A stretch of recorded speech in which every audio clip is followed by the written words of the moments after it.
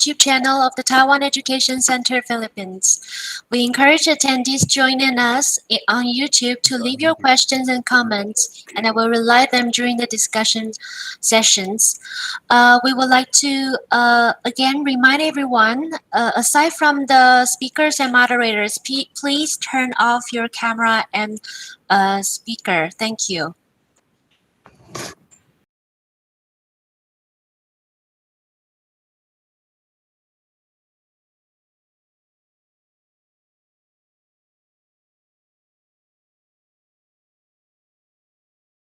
The representatives from Tekel and Mekel are all here. If you're here, please turn on your camera, please. Yeah, we are here. Thank you. Thank you. Yes, Meko is here. Thank you. Thank you.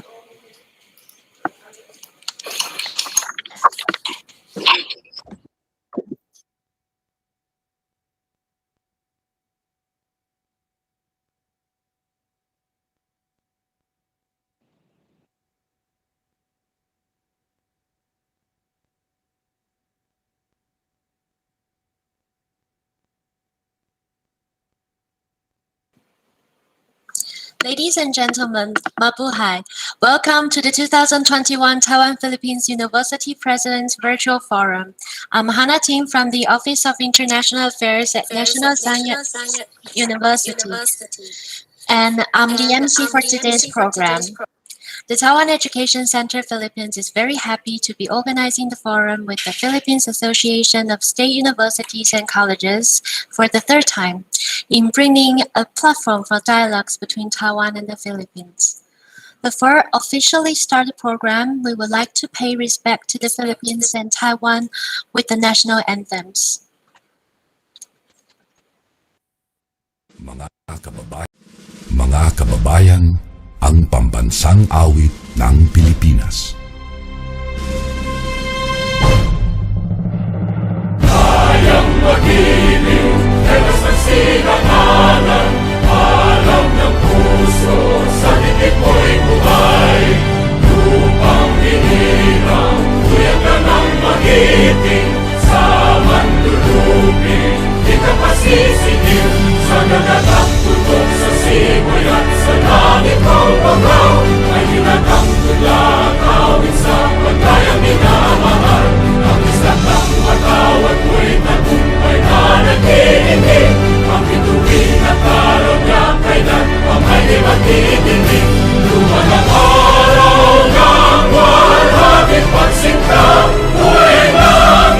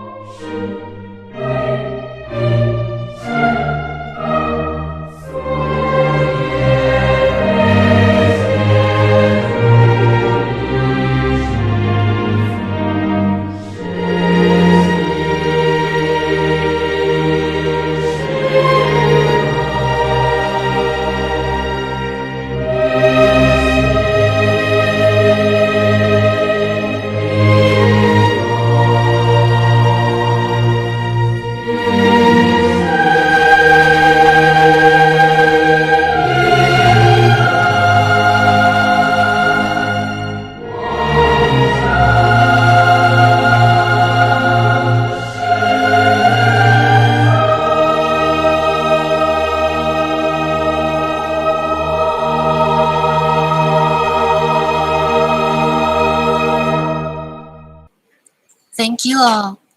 Now, please let us welcome the President of National Sun Yat-sen University, Dr. Zheng Ying-Yao, to give us a welcome remark.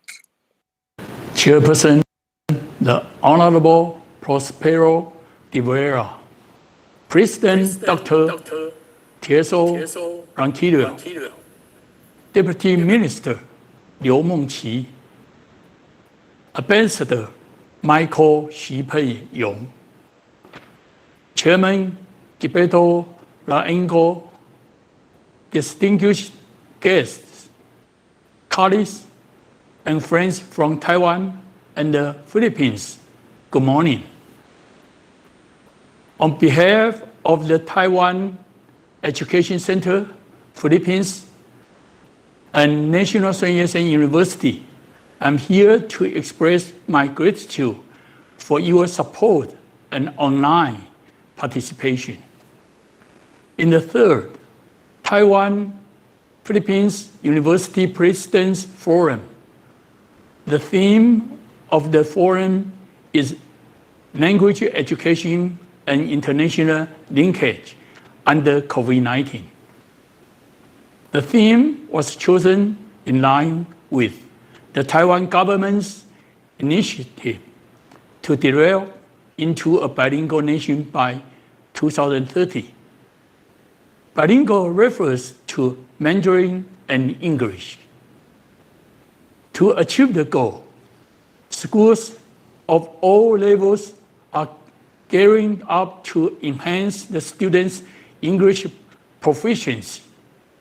In particular, while universities are improving their English environment, they are also entrusted with the responsibility to help elementary and high schools to train bilingual teachers. National Sun Yat-sen University is among the many universities in this initiative. In fact, about 2 years ago, NSYSU decided to move toward an all-English university.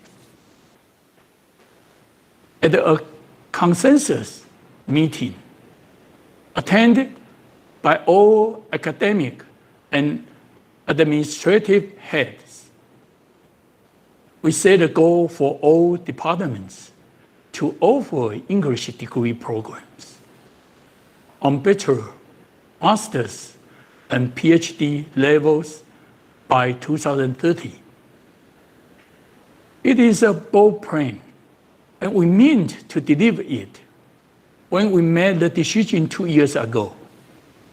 We did not expect a comprehensive bilingual education initiative from the Ministry of Education.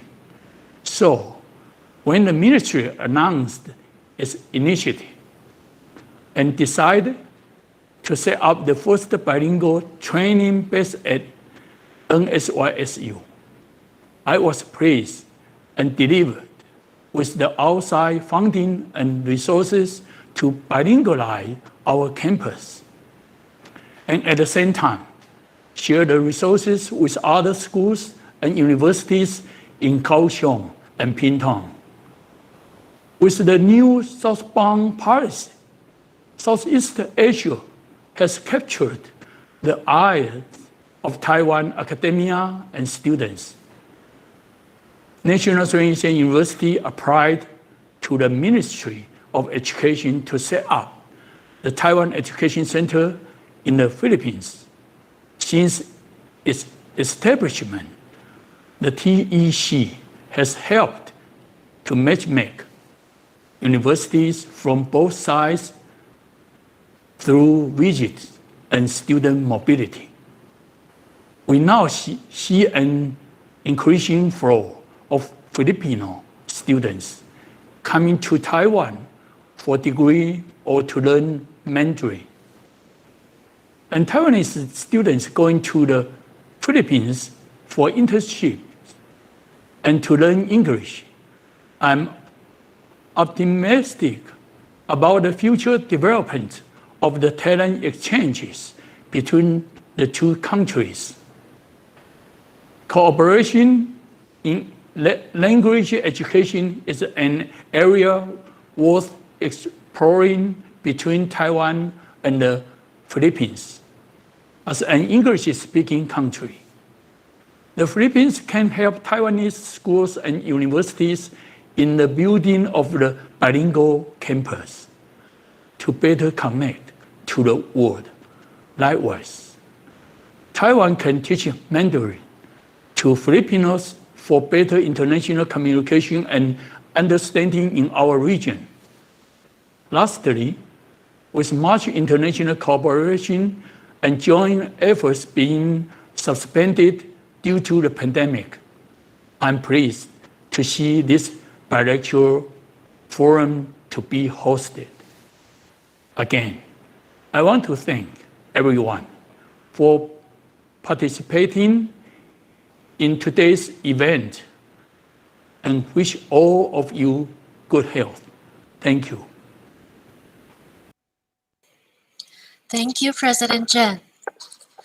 We are honored to have the President of Philippines Association of State Universities and Colleges, Dr. Tirso Ranquillo, to share a few words with us.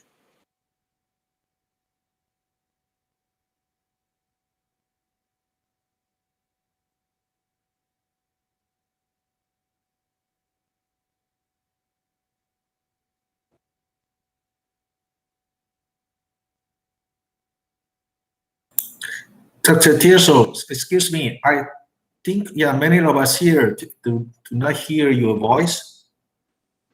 Hello, can you hear me now? Yeah, it's okay now. Yeah, sorry. Honorable Michael Peyong Shu, Ambassador, Taipei Economic and Cultural Office in the Philippines. Honorable J. Prospera E. De Verde III, Chairman, Commission on Higher Education. Dr. Mon Silio, Political Deputy Minister, Minister of Education, Taiwan. Attorney Gilberto Launho, Chairman and President, Representative, Manila Economic and Cultural Office. Our partner, Dr. Ying Yao Sheng, President and of the host university, National Sun Yat-sen University. Dr. Chi Wenko, Vice President for International Affairs, National Sun Yat-sen University and Director, Taiwan Education Center, Philippines.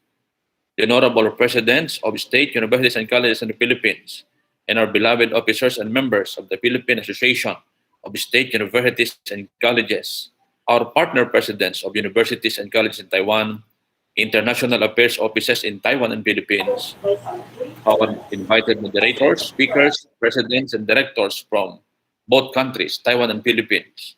Good morning to all of us. It is my great pleasure to welcome all of you who are joining us here today. To all our educational managers and leaders in the academy who are championing higher education from Taiwan and the Philippines. Greetings of excellence from the Philippine Association of State Universities and Colleges.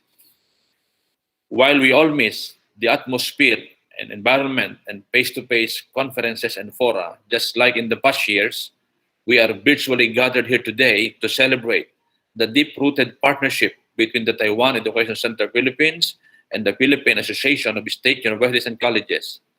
Now, more than ever, the best time to tower ourselves above the global health crisis that continues to impose problems not only in our pursuit of higher education excellence, but in the general welfare and lives of our people as well. This pandemic rendered us a picture of the reality and the summons that we need to address in order to provide quality and first-class education to our communities. By that, solutions we planned and implemented and continuously being kept an eye on for improvements and further developments to boost the maximization of at-home learning without compromising the learning outcomes of our students and teaching expertise of our educators. Language education and international linkage under COVID-19 as our theme for this year's Taiwan-Philippines University Presidents Virtual Forum is a fitting response to the fast-paced advancements of technology or mass digitization. It is high time that we connect to the rest of the world by using all the available channels and resources in the most effective way of communication possible. That is through the ceaseless and constant drive to educate and learn with appropriate and suitable use of language. Communities and linkages are best established and time-honored through learning language.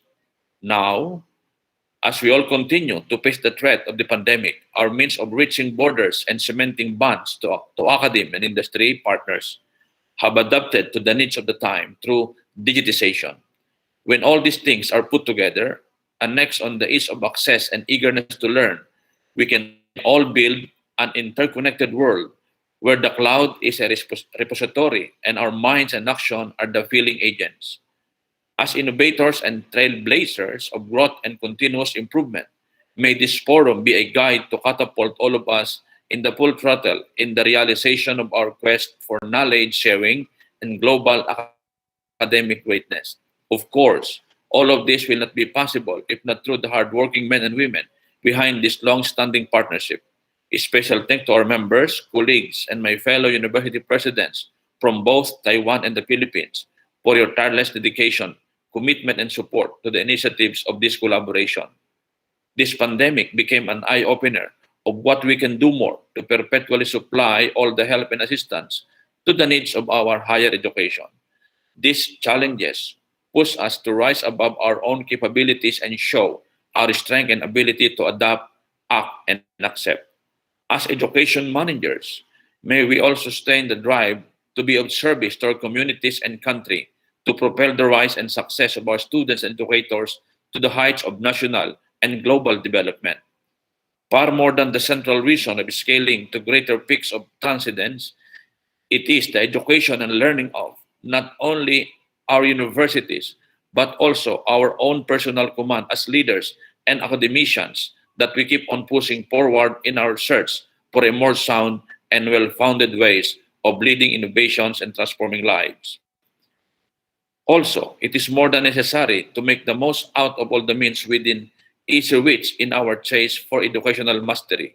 The internet and other emerging technologies serve as powerful instruments to carry on what we started to discover ways on how to be more proactive and perceptive to the demands of our fast-moving educational environment. It is with high hopes that this virtual forum would create avenues of understanding, renewed sense of culture, and broader networks, not only to our partnership, but also with the changing world. May this become a higher stage of progress and breakthrough in building international partnerships and linkages through successful language education. Once again, good morning and have a great day to all of us and be safe always. Thank you very much. Thank you, Dr. Ronquillo. The establishment of Taiwan Education Center Philippines is only possible with the support of the Taiwan Ministry of Education. We are happy to have the Political Deputy Minister here today. Please let us welcome Dr. Liu Mengqi to share his remark.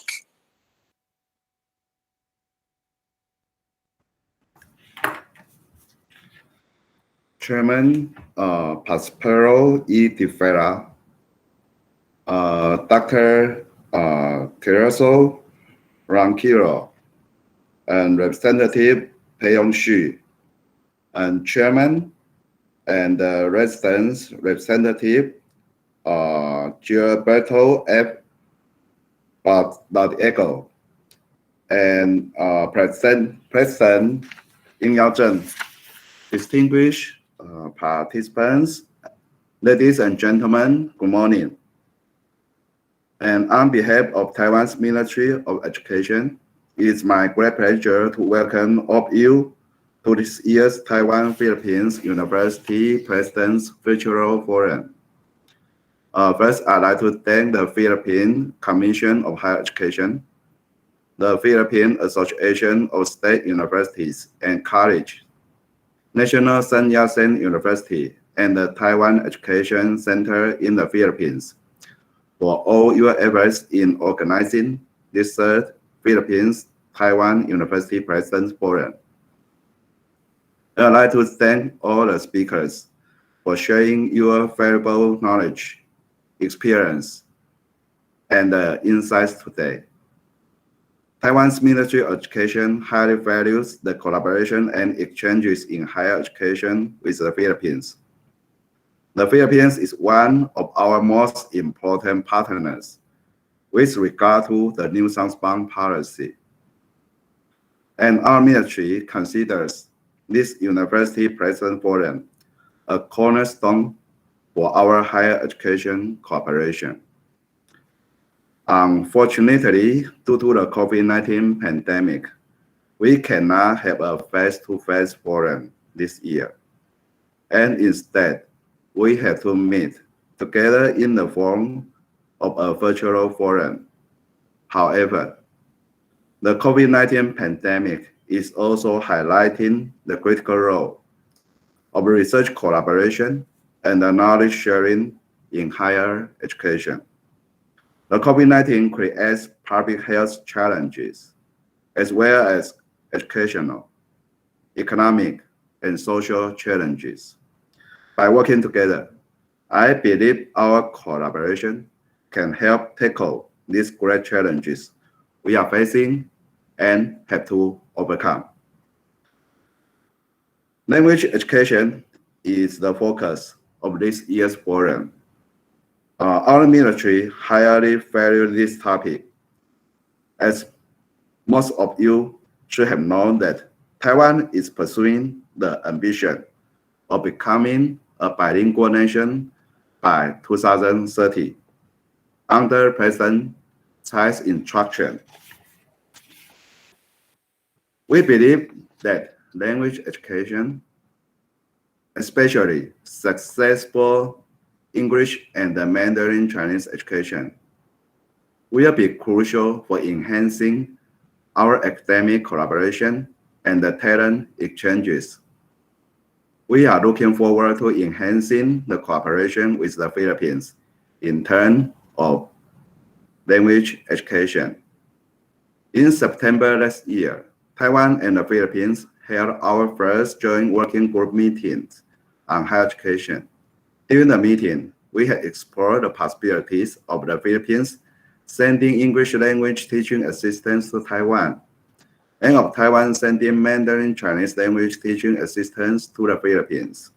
We also discussed preliminary plans for selected primary and secondary school English teachers to undertake intensive English teaching training at the university in the Philippines. We believe that university in Taiwan will also be willing to offer training for Mandarin Chinese teachers in the Philippines. Currently, this initiative is on hold because of the pandemic, but we look forward to formulating and implementing this initiative as soon as conditions permit. However, in today's forum, I believe we could still share our experience, learn from each other's innovative approaches with regard to language education, and explore more opportunities in higher education cooperation between Taiwan and the Philippines. Finally, I wish today's President Forum every success. I hope it gives all the participants a better understanding of each other and of how we can work together to improve our higher education. I believe today's discussions will be very fruitful. Thank you. Thank you, Deputy Mr. Liu. Before we introduce the next speaker, we would like to remind everyone, the participants, please turn off your camera and speakers. Beside the speakers and moderators, please turn off your camera and your microphone. Thank you. Now, we would like to also thank the Taipei Economic and Cultural Office in the Philippines for their support. Please welcome Ambassador Michael Pei Yong-Xu to share a few words with us. Honorable Dr. J. Prospero de Vera, Chairman of the Commission on Higher Education of the Philippines. Honorable Dr. Liu Mengqi, Deputy Minister, Ministry of Education, Republic of China, Taiwan. Honorable Gilberto Lejuanco, Vice Chairman and Resident Representative, Manila Economic and Cultural Office. Dr. Terso Ronquillo, President of Philippine Association of State University and Colleges. Dr. Zheng Yinyao, President of National Sun Yat-sen University. Officials from the Ministry of Education, the Commission on Higher Education, and the Manila Economic and Cultural Office. Ladies and gentlemen, good morning. 大家早安, magandang umaga sa inyong lahat. I'm absolutely delighted to witness another milestone in the higher education of both Taiwan and the Philippines.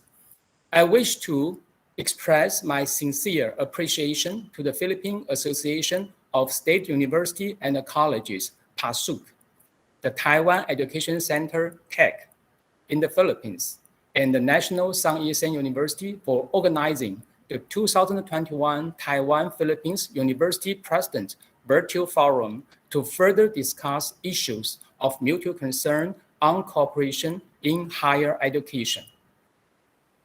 I would also like to thank today's keynote speaker, Honorable Chairman Dr. De Vera, who will generously share with us his personal perspectives and insights on how universities and institutions in the Philippines have managed the impact of the COVID-19 pandemic to maintain good quality education. The COVID-19 pandemic has completely changed the world, but it cannot change our determination to further strengthen the important partnership and the close friendship between Taiwan and the Philippines. Moreover, the 2021 Taiwan-Philippines Higher Education Fair will be held virtually in mid-September 2021 to serve the growing number of Filipino students who choose Taiwan as a destination for higher education. I hope that the presidents from PASUC could encourage their students to participate in this event to learn about the advantages which Taiwan can offer. I would also like to thank Dr. Guo Zhiwen 副校长, and his great team at the TEC in the Philippines for their endless efforts to promote Mandarin learning and advance cooperation in the field of higher education. To achieve the goal of Taiwan becoming a bilingual country by 2030, we sincerely hope that Taiwanese English teachers could be trained in Philippine universities. Likewise, we wish to enhance the administrative leadership capacity and the internationalization of the candidates of future presidents of Philippine universities. With the support of the Commission on Higher Education, my office is ready to organize a presidential leadership program in Taiwan for Filipino higher education executives in the near future. More importantly, we are working on the Taiwan Experience Education Program, TEEP, to encourage more Filipino students to participate in professional and research internship programs organized by Taiwanese universities to experience Taiwan's quality higher education and make personal connections in the Asian job market. Furthermore, with assistance from Taiwan's Ministry of Education, we have established the Elite Lecturer Scholarship Program to encourage Filipino lecturers to pursue a doctoral program in Taiwan. Those programs have opened more doors for both students and the faculties and will empower young talents both in Taiwan and in the Philippines. Finally, I congratulate each and every one of you on this successful event, and please stay safe in these trying times caused by the COVID-19 pandemic. Thank you. 谢谢大家. Maraming salamat po at mabuhay. Thank you, Ambassador Xu. We are very honored to have the Chairman and Resident Representative of Manila Economic and Cultural Office, Attorney Gilberto Lawenco, to share his welcome remark. Please, Chairman Lawenco. Thank you very much. To Dr. Liu Monchi, Deputy Minister, Ministry of Education, Your Excellency. To the Honorable Prospero E. De Vera, Chairman, Commission on Higher Education. To my good friend, Honorable Michael Peng-Shi, to Dr. Tirso Ronquillo, President, Philippine Association of the State University and Colleges, to Dr. Cheng Ying Yao, to Dr. Ko Chi Wen, and to all the other presidents and officers of the Taiwan and Philippine universities, all our Laopans and Kuaipins. A pleasant chawaan, tachahao, magandang umaga po sa inyong lahat. And like they say in my hometown of Antipolo, good morning everybody. Okay. I am Gilbert Loenco, the resident representative of the Manila Economic Cultural Office, or the Philippine Representative Office here in Taiwan. Philippine Panshushu. First of all, I would like to say thank you for all of you who have invited me to attend and speak here, and to congratulate all the organizers of the 2021 Taiwan-Philippines University Presidents Virtual Forum.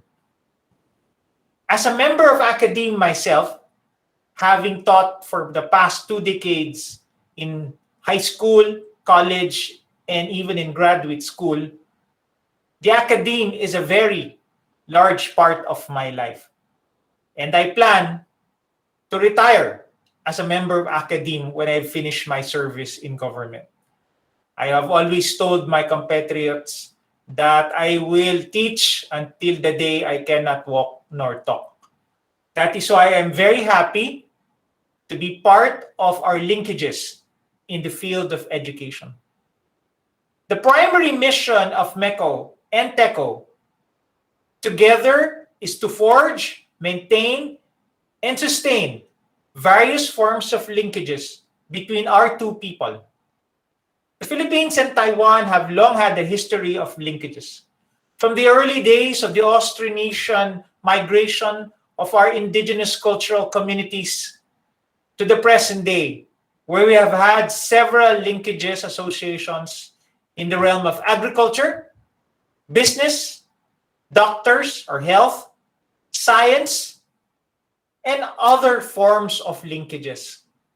But I believe it is in the form of education where we have established a firm level of linkages, and which I believe is the most important aspect of our linkage community. Why? Because it involves our youth. If we train, introduce, and sustain linkages between our youth, between the Philippines and Taiwan, we feel that the friendships we have established will remain strong no matter what happens. And that, for me, is the most important aspect of this linkage. In the south of Taiwan, there is a hotel called Kindness. In that hotel, there is a cafe. It's called the University Cafe. And for the Filipinos here, you will be surprised to note, for those of you who have not been there, that there is a picture of the oblation of the University of the Philippines there. And so many trinkets and things to remind you of the University of the Philippines. It is, for me, the symbol of how the linkages between the state universities have evolved. Through EduConnect and through other connections, through exchanges of students. And of course, I would like to thank the government of Taiwan for allowing our Filipino students to enter Taiwan now. Thank you very much. We hope that this will again start the ongoing linkages between our people in the realm of education. This forum today, I feel, will be an important continuation of strengthening this aspect of our linkages. And for that, I would like to thank all the organizers and to wish them luck. I fully commit MECO, whatever resources we can, to support all these endeavors related to educational linkages. With that, again, I would like to say thank you and congratulations. 谢谢你. Thank you, Chairman Lawenko. The next program is our keynote speech.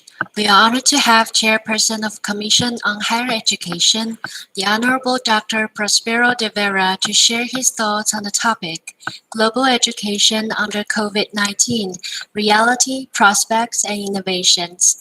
Dr. de Vera, please.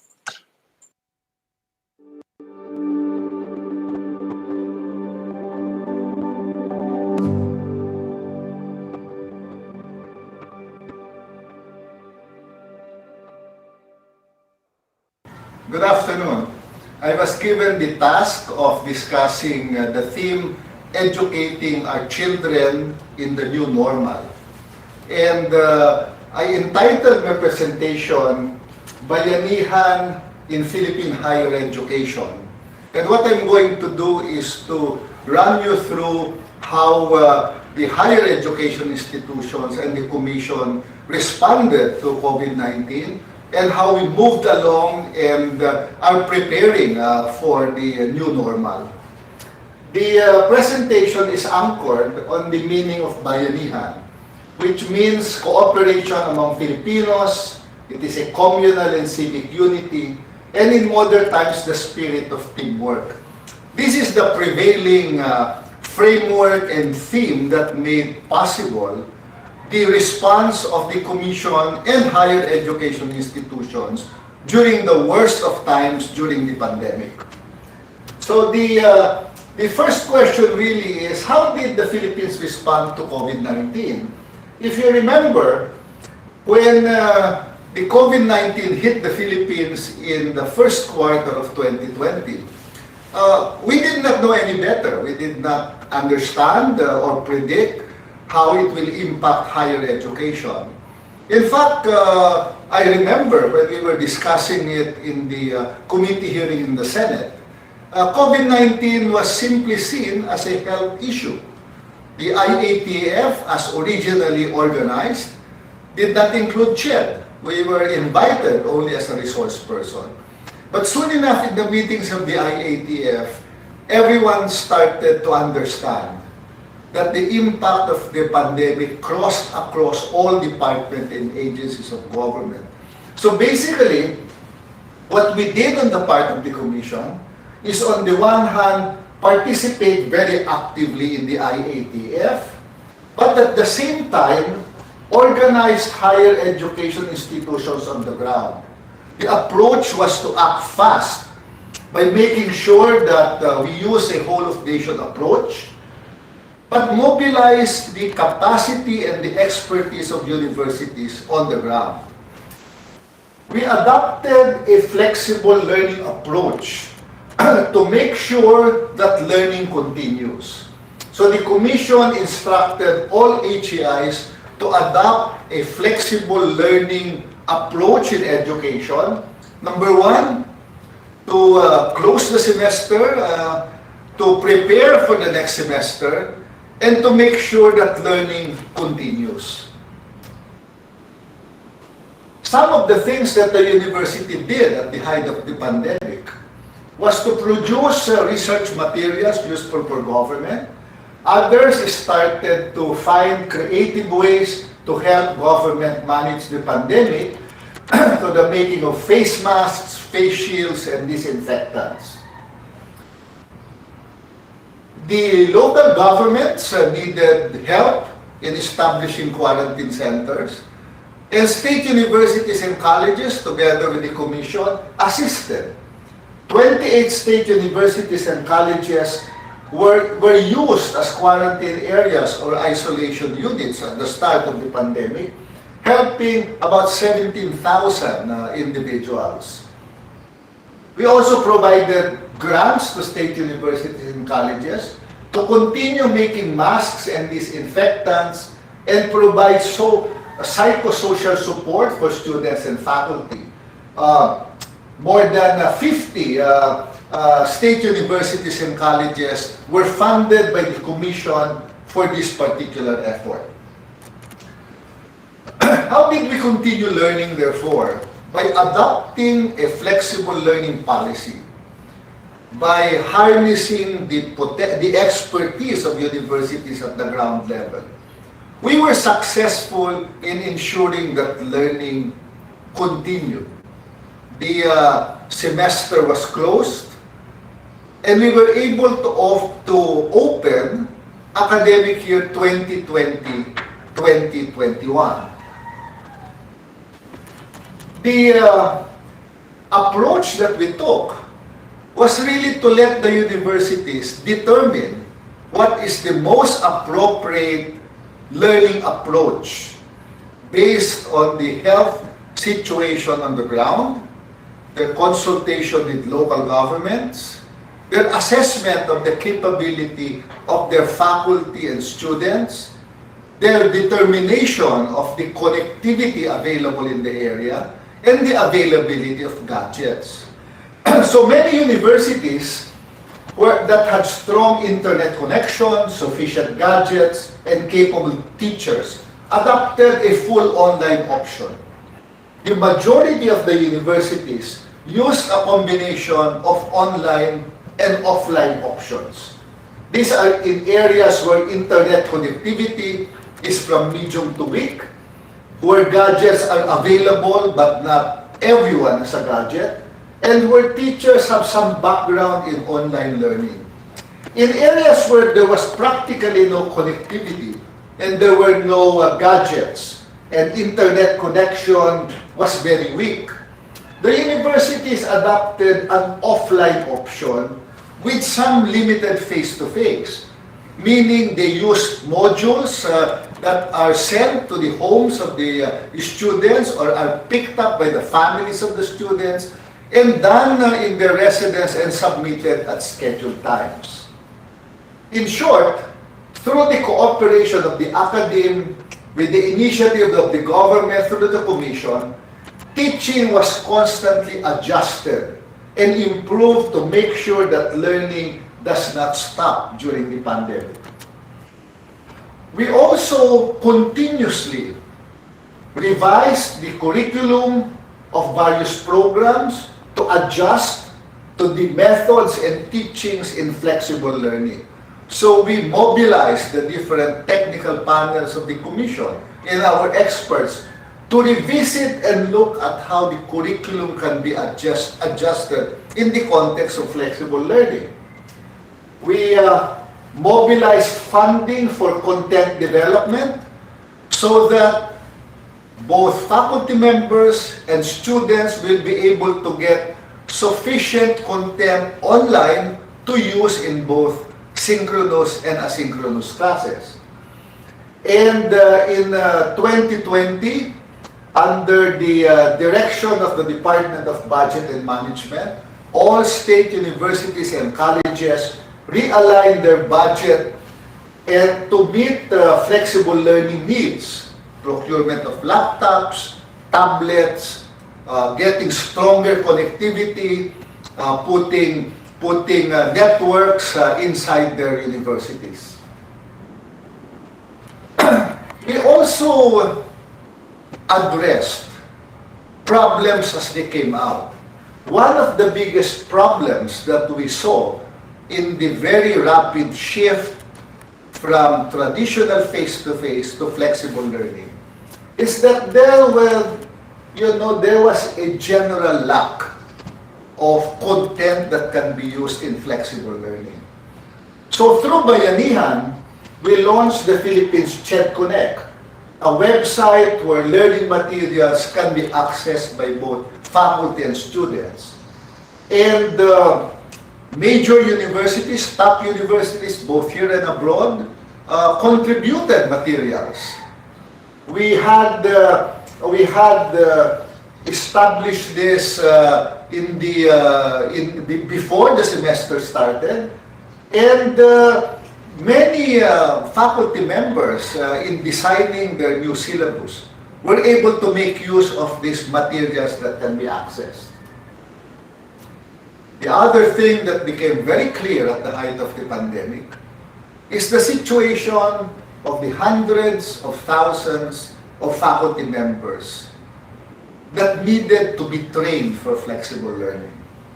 We launched the CHED Higher Education Bayanihan, which was a combination of universities training their own faculty, of universities training the faculty of other higher education institutions funded by CHED, and top universities offering to CHED to train other universities free of charge. We were particularly concerned with the faculty of the smaller private universities. We knew that the faculty of the top universities were already capable, but we were concerned about the more than 1,000 small private universities, and we specifically targeted them to make sure that they are able to develop expertise in doing presentations, management of the virtual classroom, managing learning management system, designing modules and systems. We trained at the onset in 2020 about 189,000 faculty members in different universities on flexible learning. We are happy that our universities abroad that the Commission has worked on, some of the top universities like Dalhousie, Carnegie Mellon, and the other top universities also did capacity building for Philippine universities. And of course, some of the problems of flexible learning are not within the jurisdiction of the Commission, particularly connectivity and the availability of the internet infrastructure inside the campuses. We are happy that Congress responded to the call, and we were able to get 3 billion pesos from Congress for the development of smart campuses across the country. 600 million for subsidies for students and faculty members that were affected by the pandemic. The next problem that we now saw is even with the best flexible learning delivery system, there were courses or there were subjects that simply cannot be taught online. We knew from the start, as early as July in 2020, we went to the IATF and adopted a policy to slowly allow some limited face-to-face in certain geographic areas and certain degree programs. And so from July 2020 all the way to January, we worked and finally got approval from the President to allow limited face-to-face classes in medical and allied health programs, in MDCQ areas and HEIs that have students that are serving in COVID-19 hospitals. We were able to get approval for limited face-to-face in medicine, nursing, medical technology, physical therapy, dentistry, and the others. It took us about half a year to develop the guidelines, to inspect retrofitted universities, to work with local governments so that the implementation will be in cooperation with local governments, and to work with universities and the Department of Health to come up with a very comprehensive guidelines adopted by the CHED and the Department of Health. The limited face-to-face, of course, is not mandatory. Students and their families are free to choose whether they would want to do it or not. And it was to be applied for by universities that wanted to do some face-to-face.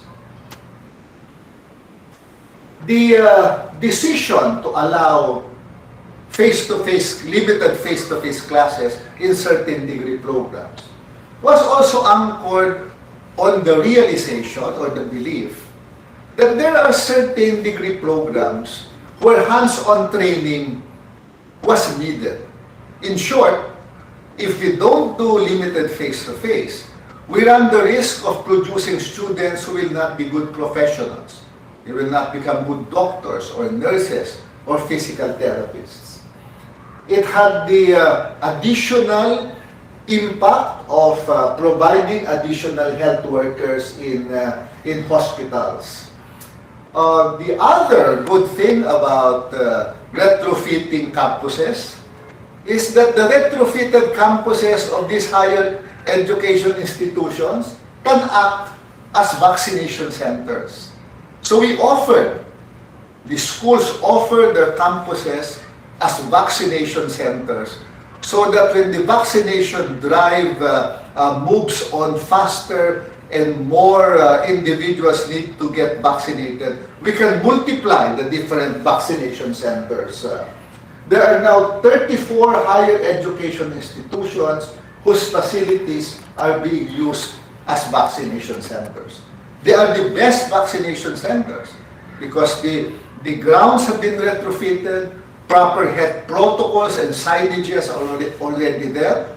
And of course, the universities have very good facilities, gymnasiums that can be used for vaccination, waiting rooms that can be used by doctors and health professionals, and the other individuals managing the vaccination center. Now, how do we make sure that learning in higher education will continue to be safe in the coming months? Last April 15, I fought very hard in the IATF to increase or to upgrade the category of the frontline educational workers from B1 to E4. I thank the IATF for agreeing and believing in my lobbying to increase them.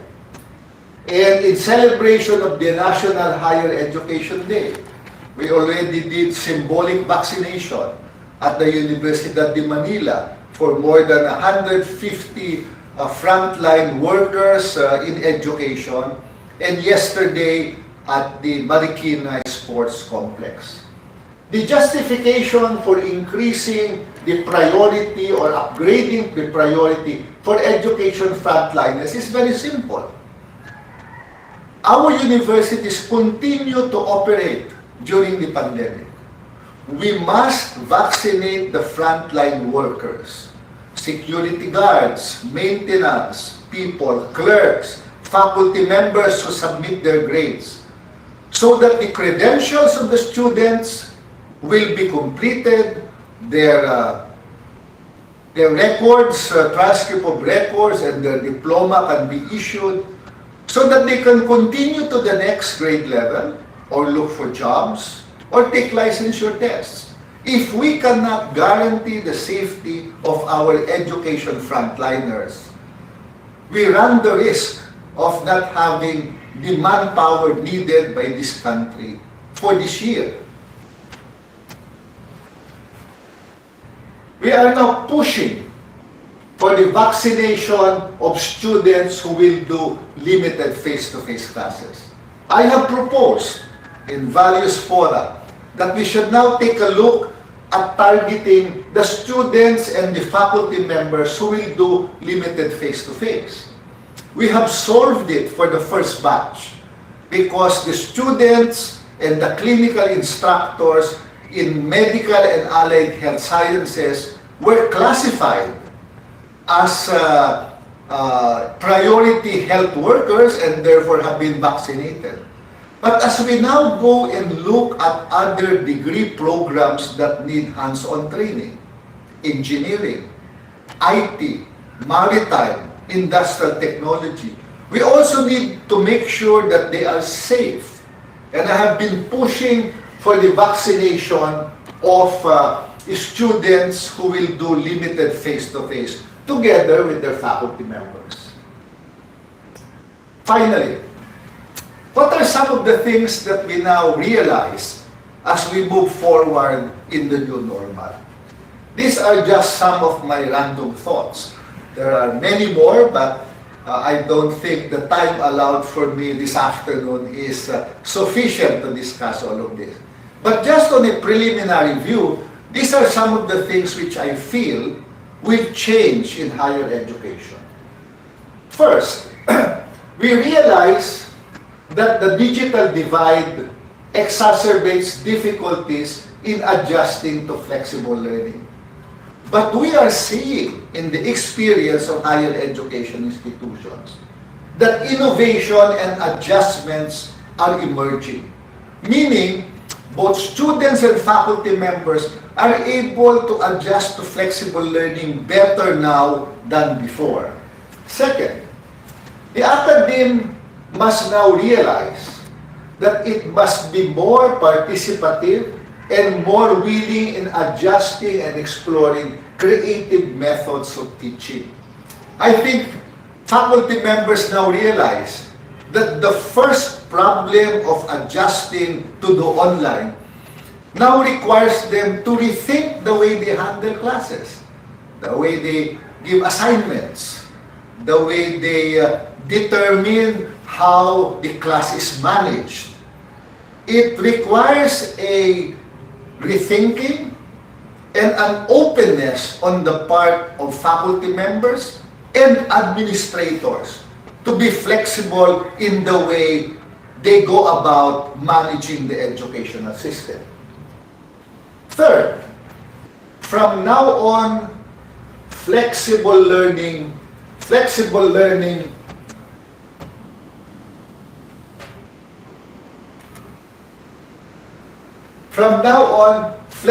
learning will be the norm.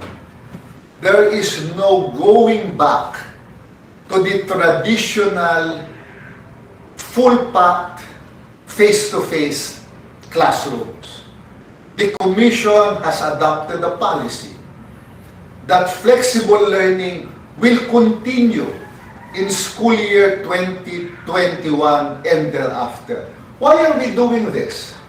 Because if we go back to the traditional face-to-face classroom, number one, we run the risk of exposing our educational stakeholders to the same risks if another pandemic comes in. But more important, if we go back to the traditional face-to-face, we would have wasted all the investments in technology, in teacher training, in the retrofitting of our facilities. What is required in moving to face-to-face will be a realization that the old paradigm of face-to-face versus online will now disappear. What will happen is a flexible system where universities will mix and match flexible learning methods appropriate to their situation. Some of them, the more prepared universities, will continue investing and moving ahead using online platform. Others will be allowing some of their students to come back at specific periods and do more synchronous versus asynchronous learning. What else should we expect? Teachers must now realize that the old norms are gone and they must adjust to new standards. That means an openness to engage and spend time with students and use of new technology that will make conversations better and deeper. Teachers must now regularly modify their syllabus and adopt new methodologies. We will see a transition from the exam-based system that depends on knowledge creation to group work and project or task-based systems, particularly in determining how we grade our students. And textbooks will no longer be the sole source of knowledge. These are some of my thoughts on what we expect in the new normal. As I said, it is not as comprehensive as we would want it in the interest of time. But I thank the organizers of this conference for giving me the opportunity to give my thoughts on how higher education will look under the new normal. Thank you very much. We thank Chairman De Vera for sharing his thoughts on the topic. Our feature presentation is focused on the recent development and exchanges in higher education between Taiwan and the Philippines. Please let us welcome Dr. Zhiwen Guo, the Vice President for International Affairs from the National Sun Yat-sen University. Dr. Guo is also the Director of the Taiwan Education Center, Philippines. Please, Dr. Guo. Okay, good morning. Honorable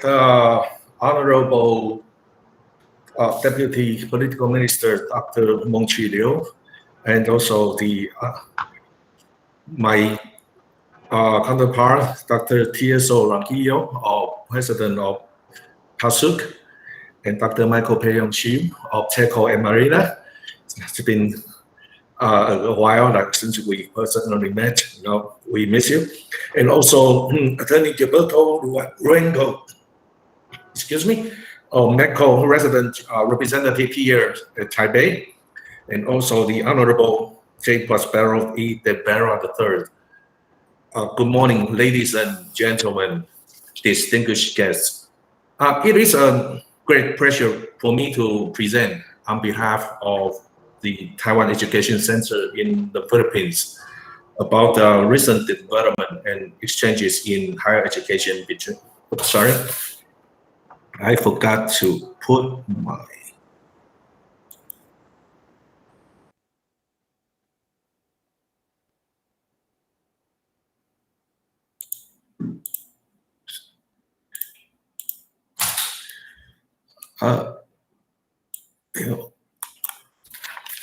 I'm sorry, some technical issue. Let me resolve this. Since we had of time a little bit, so yeah, and then I started to mess around.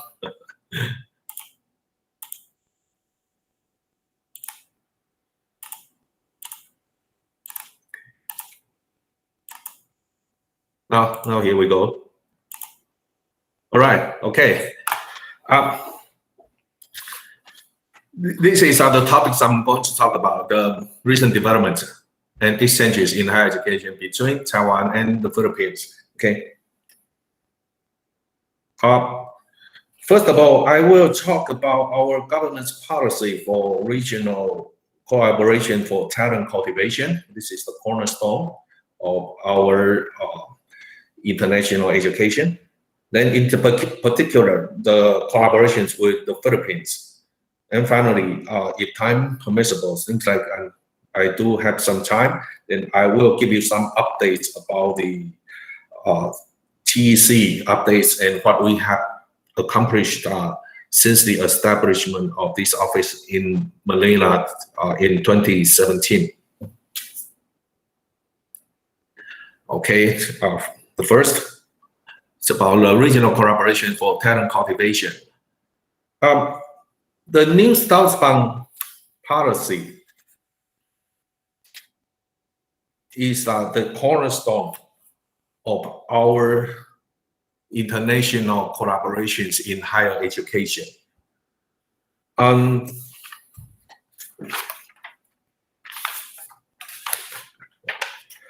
Our Ministry of Education established platforms for bilateral educational collaboration to achieve the goal of talent cultivation and talent exchange.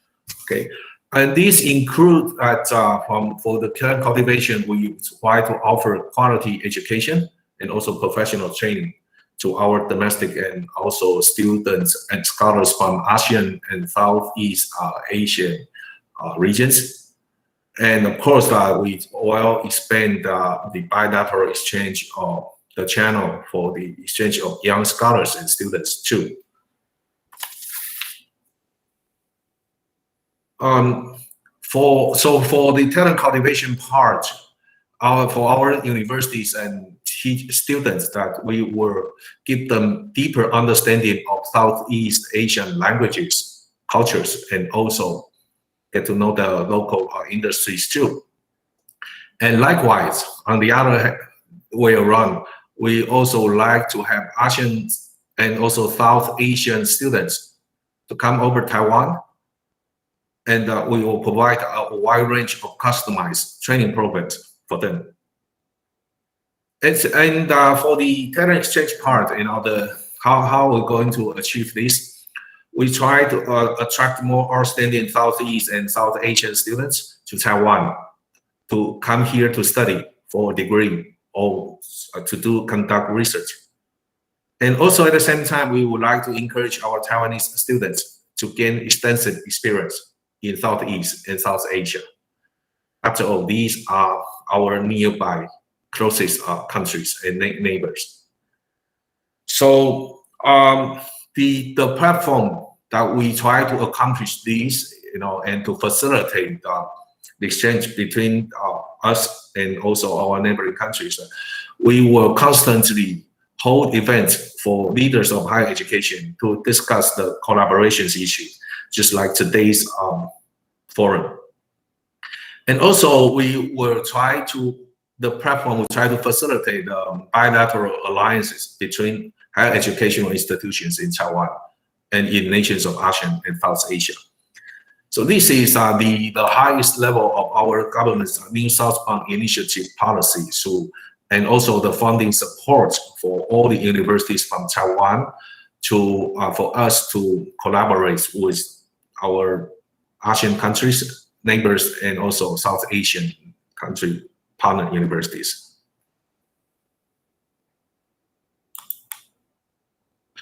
Okay, in particular, because today's we have a lot of leaders of higher education from both Taiwan and the Philippines, and so I will talk about some of the initiatives in the New Southbound Talent Development Programs, in particular related to the great countries of Philippines.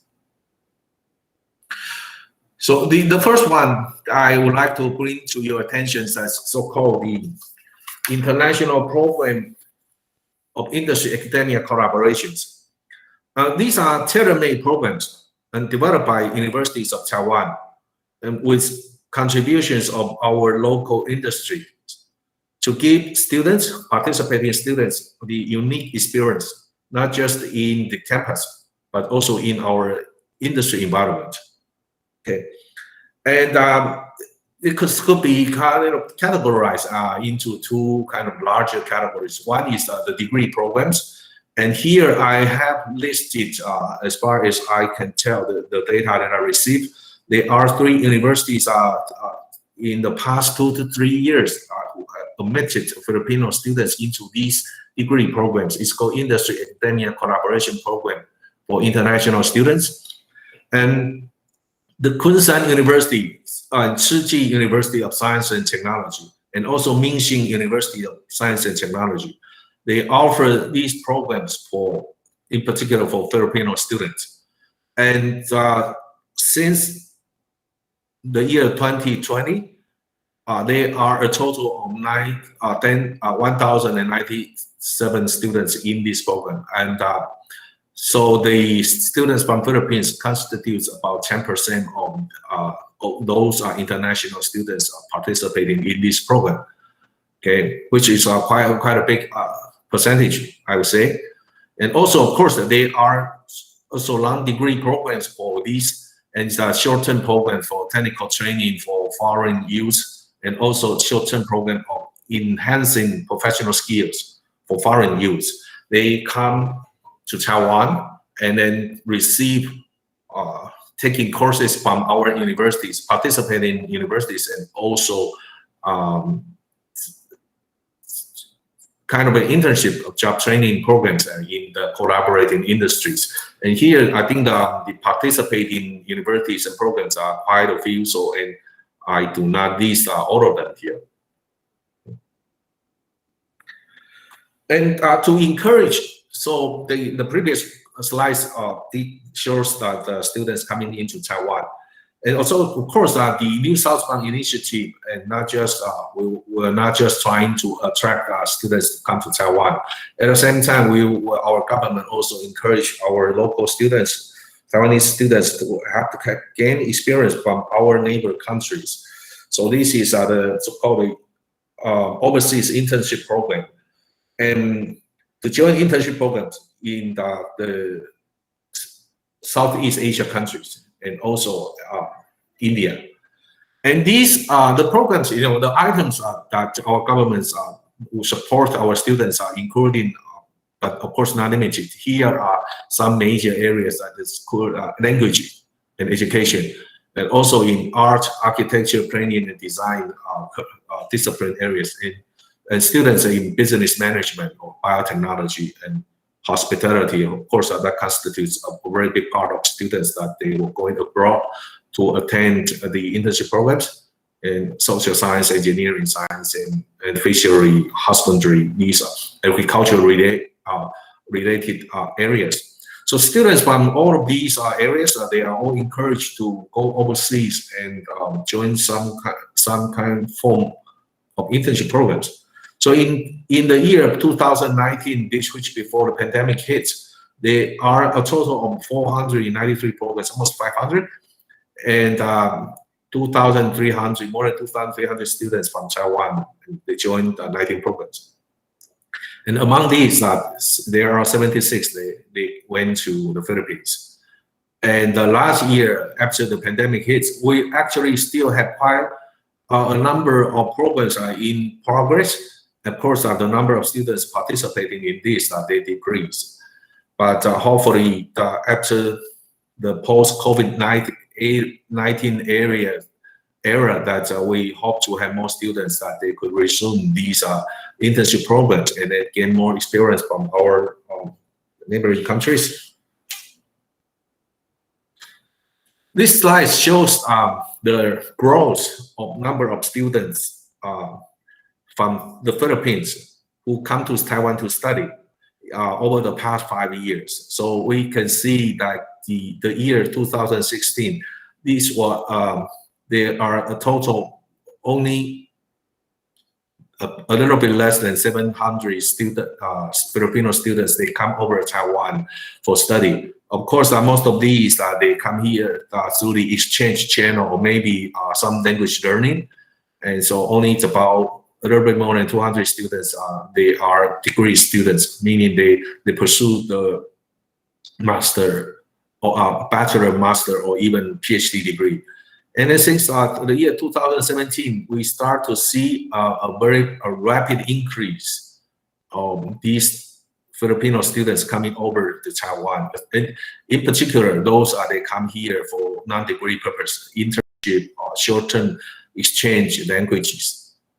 And so, of course, we hope that after even like last year, during the COVID time, that we still have the growth of students from Philippines to come over to Taiwan to study.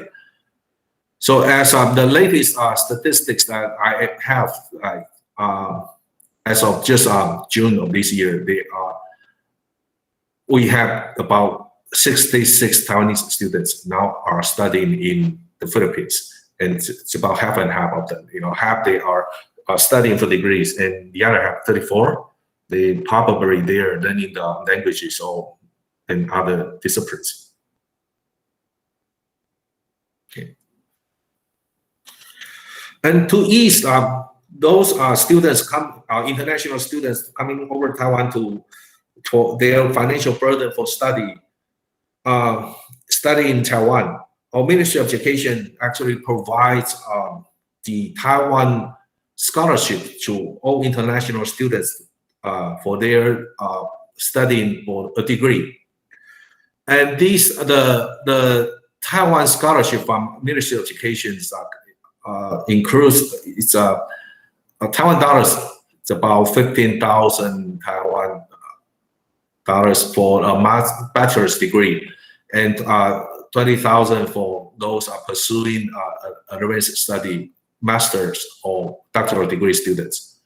And in addition of these, they would receive about 40,000 Taiwan dollars each semester to cover part of their tuition and also other miscellaneous expenses. Of course, other than this is provided by our Ministry of Education. And individual universities from Taiwan, they also offer comparative scholarships to all the international students. And the statistics that I have so far is that in last year, we have 18 Filipino students. They are granted the Taiwan scholarship by our Ministry of Education. Of course, the number of Filipino students receive scholarships in general, also from the universities, the number of these are much higher there. And also, besides the Taiwan scholarship, there's another scholarship called the Huayu Enrichment Scholarship. This is for students studying the Mandarin Chinese languages. Okay, and it is the money is it's a monthly stipend of Taiwan dollars 25,000, and for the durations of at least 2 months, and they could receive this scholarship up to 1 year. Okay, so they come over to Taiwan just for the purpose of studying the Mandarin languages. If they are qualified, they could receive this scholarship. And so for the moment that we have 9 Filipino students that receive this scholarship for the duration of 1 year.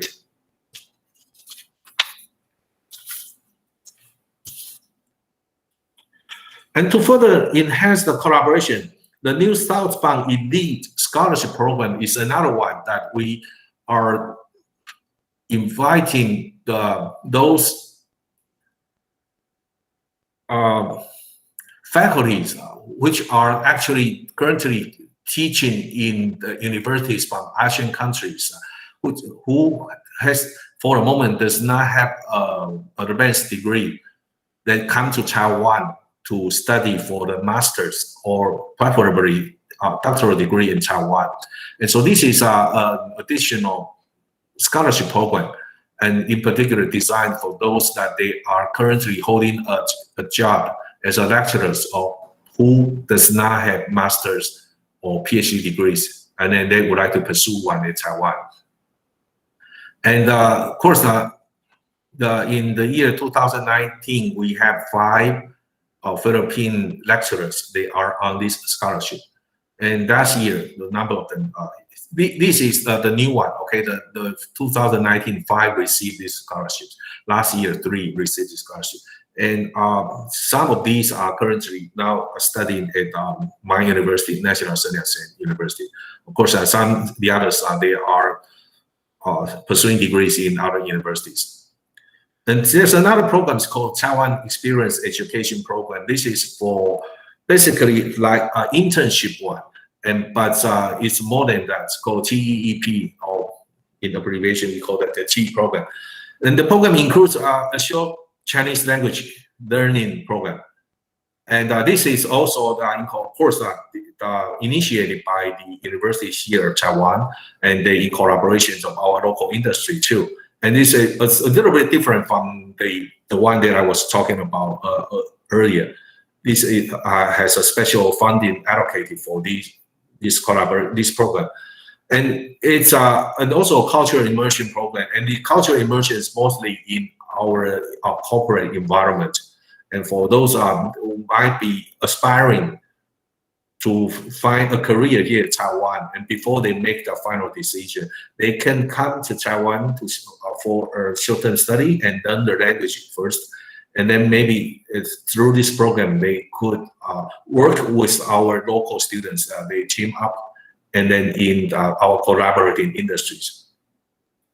And the area of the practice for these international students, it is a very wide ranging from technology in the ICT technology, Internet of Things, semiconductors, or fifth generation communication, to advanced manufacturing with the machinery and so on, and maybe logistics management, molecular biology, smart healthcare, etc., etc. And these are all in the past, these are all on offer for students from various international partners or other universities.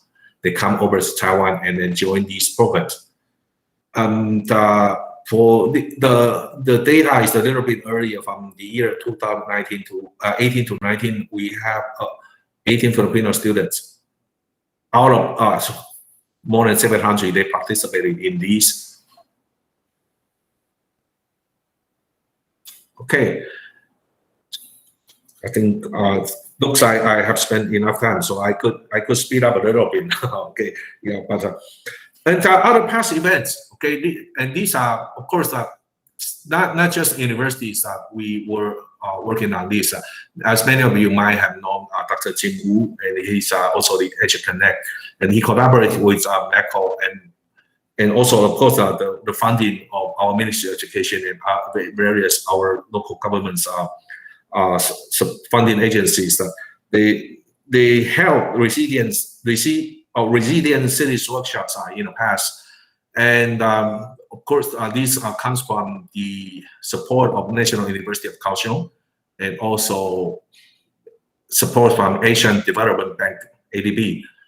And the two programs that they held in before is that one is called the Training Hubs for Asian Inclusive Education and Development.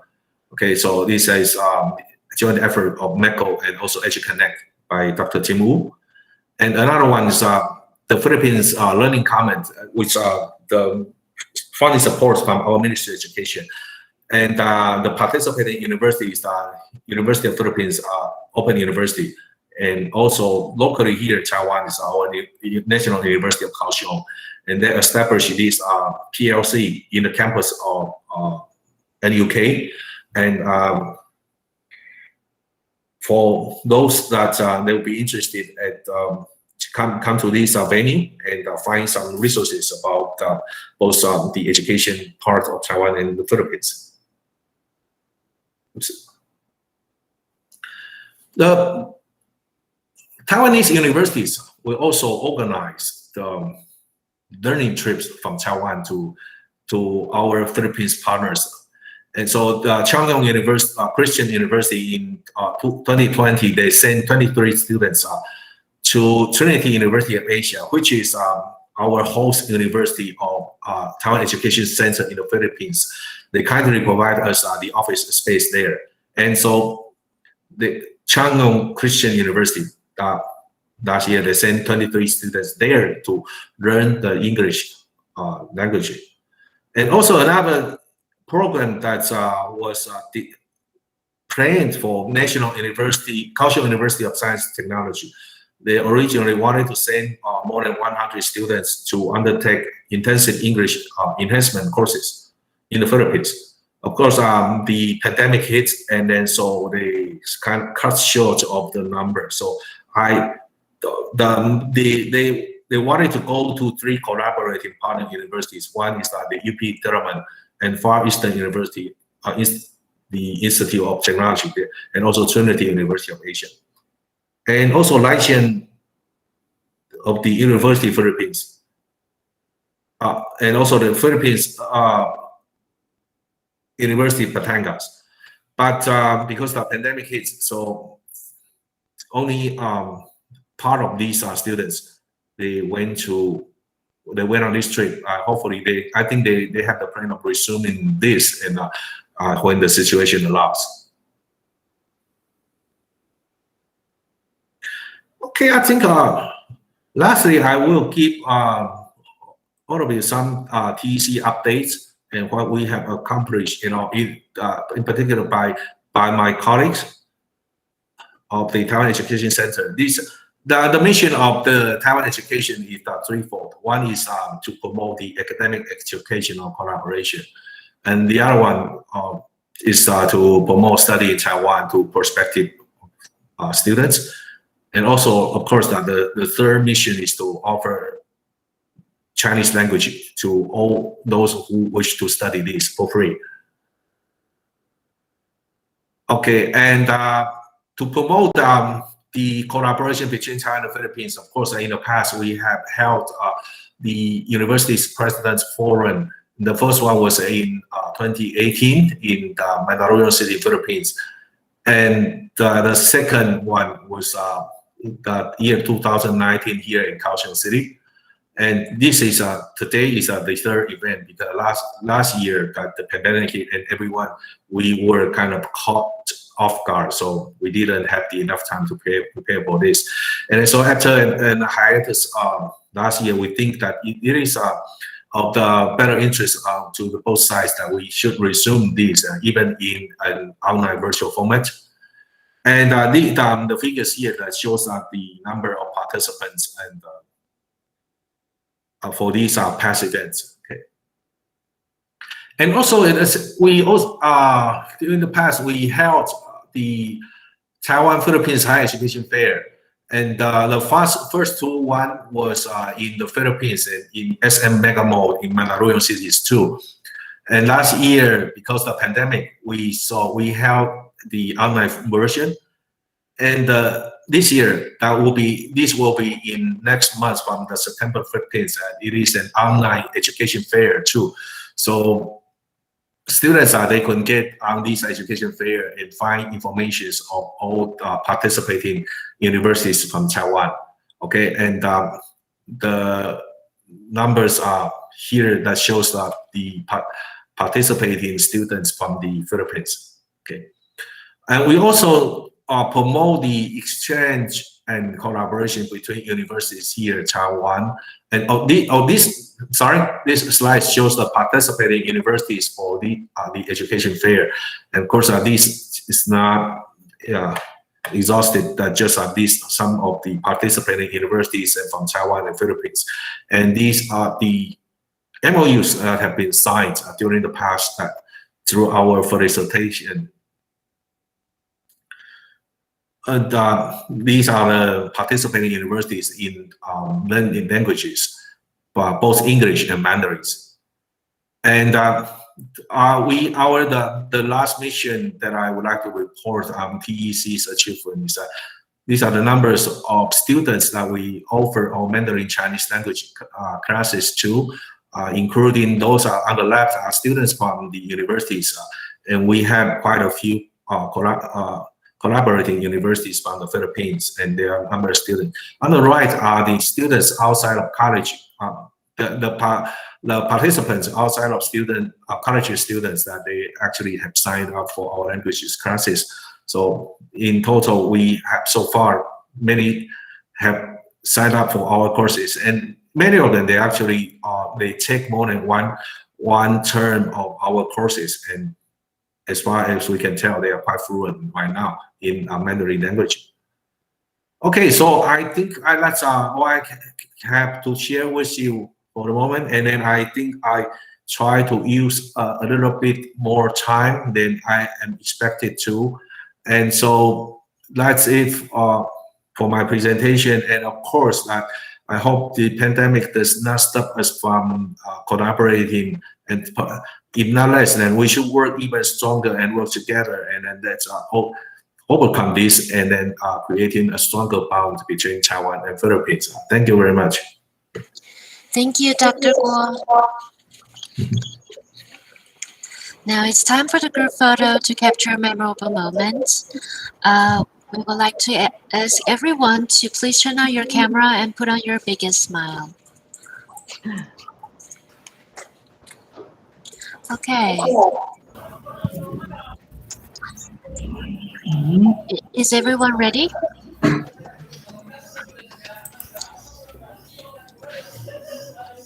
We can hear that some.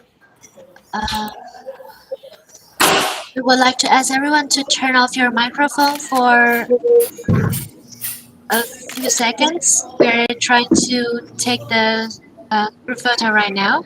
Please turn off your microphone. Thank you. Okay. On my count, 3, 2, 1, smile. Okay, we're having another one, a bigger smile.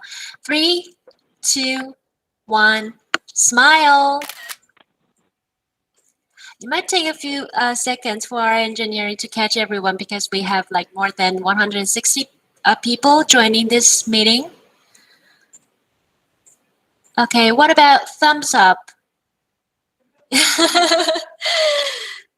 Okay, let's try the thumbs up. Okay, one more. 3, 2, 1, smile.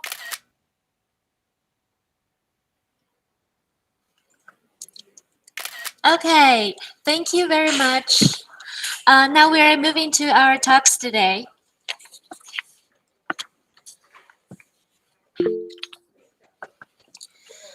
The topic of our first talk will be Innovative Framework on Sharing Language Education Resources. The speakers are the Executive Vice President from National Taiwan University, Dr. Jia Beizhou, and the Vice President for Academics of Philippine Normal University, Dr. Jenny Huxen. Please welcome our moderator for the first talk, the Vice President for International and Cross-Strait Affairs from Shijian University, Dr. Tony Guo. Please, Dr. Guo.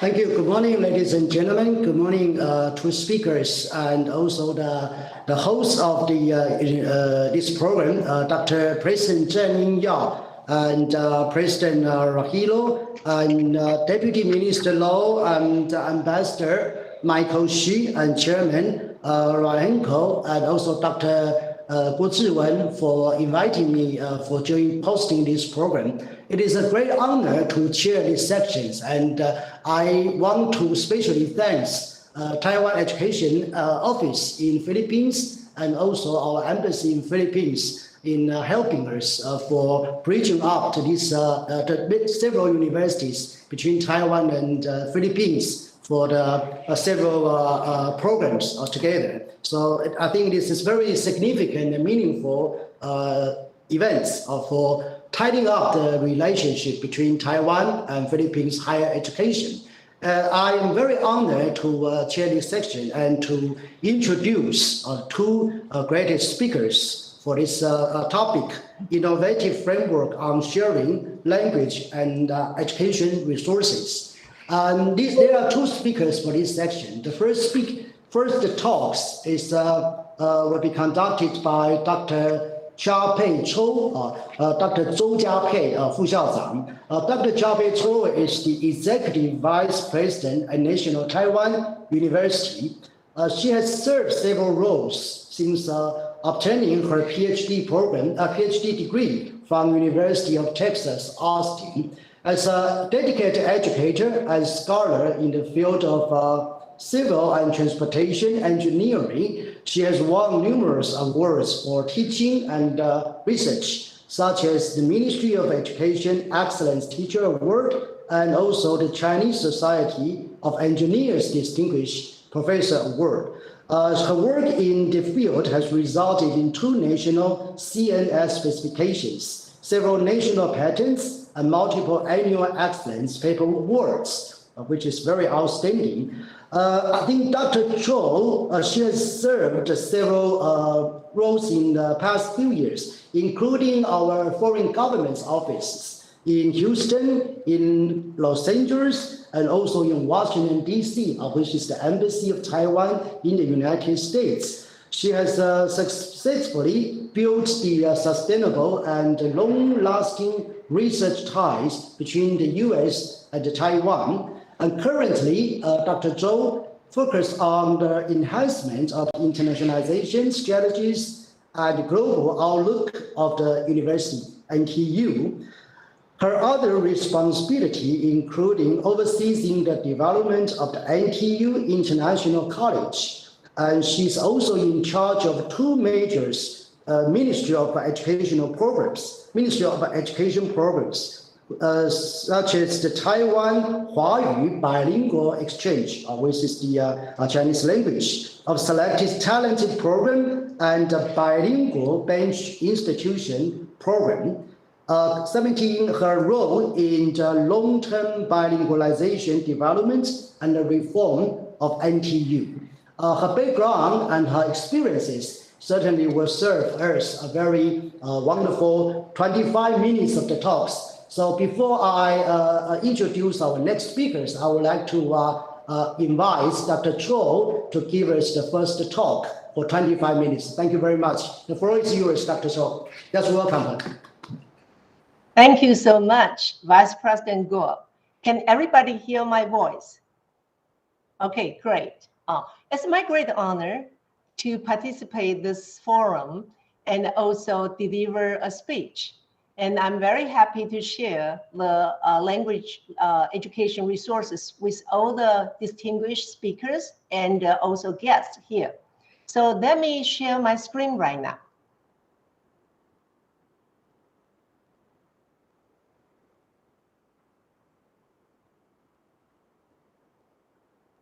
Can everybody see my screen? Because I cannot hear any voice. Can somebody just say yes? No, not yet. Not yet. I'm sorry. Let me redo it again.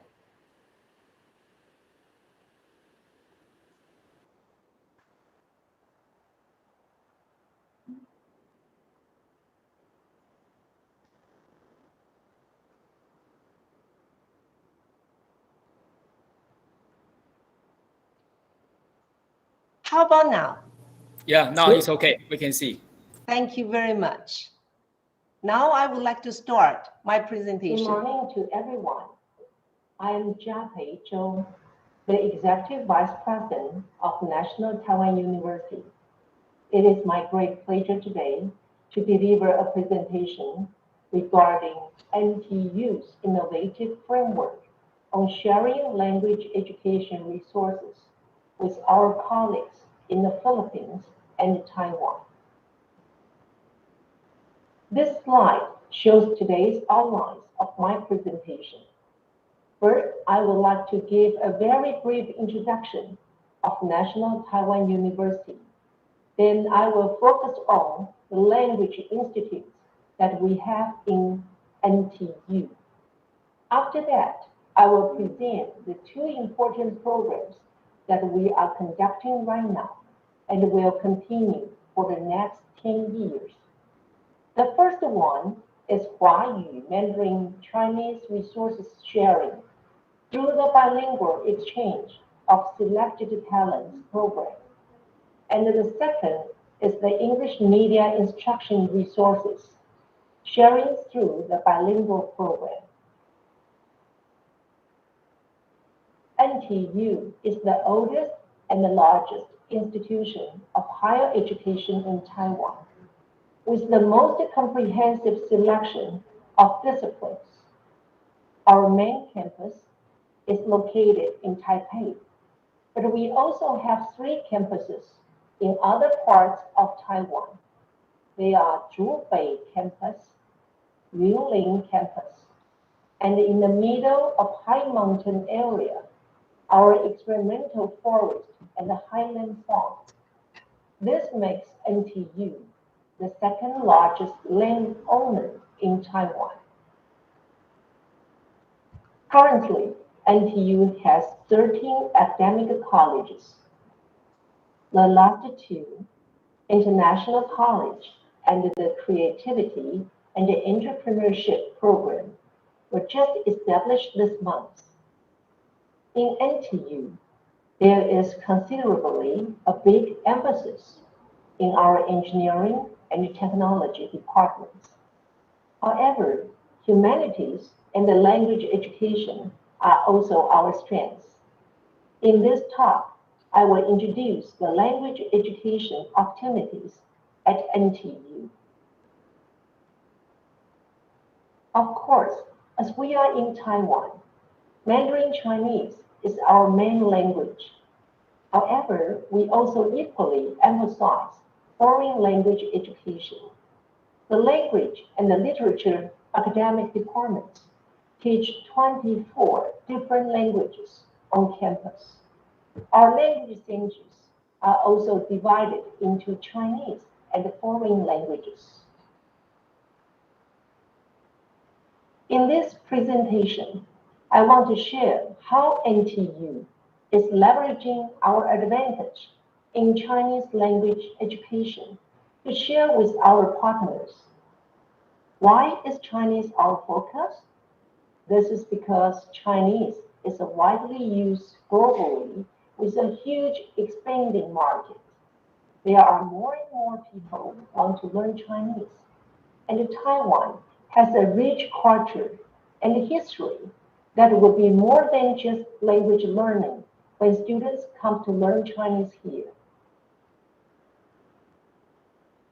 Now I would like to share with you about the Chinese language learning resources at NTU. There are 4 major learning resources: the Chinese Language Division, CLD, the International Chinese Language Program, ICLP, the NTU Plus Academy, and the specialized undergraduate program in Chinese literature for international students. First is the CLD, part of the NTU Language Center. It was established in 1984, initially as a research center, but later began to teach Chinese courses due to increased demand. Now, it is famous for not only its Chinese courses, but also Taiwanese language courses, which is not so common to find in other language institutes, and also a popular teacher training course that is open to the public. Chinese Language Division offers language courses for all levels, and the class size is small to medium. Generally, the exchange students to NTU take their first Chinese courses with CLD. The second one is the International Chinese Language Program, ICLP. It is a world-renowned language institute, and its former name was Stanford Center, that was established in 1962. Compared with CLD, it is targeted toward students who want to study Chinese as a profession or career, such as diplomats and translators. The class size is very small, as you can see here, with many one-to-one practice sessions. Naturally, their contact hours per week is also very intensive. The courses offered at ICLP include some high advanced courses, such as classical Chinese, ancient literature, ancient poetry, and critical news reading. It is not common to find such high-level courses in other language programs. That's why ICLP is suitable for those with career aspirations related to Chinese. It also has a special program called the Gap Year Program for students who come from overseas and want to dedicate a whole year to advance their Chinese to a very high level. Both CLD and ICLP are quarter-long language learning options. Here, NTU Plus Academy offers short but intensive courses, about 4 to 6 weeks. It is for foreign students and are not just in Chinese, but also natural sciences, engineering, social sciences, etc. The goal NTU Plus is to give the students the opportunity to not just learn courses in their field, but also to know Taiwan. There are 3 levels, C1 to C3. C1 is a purely Chinese language course with some cultural components. All levels are welcome, and the students take the placement test at the beginning according to their levels.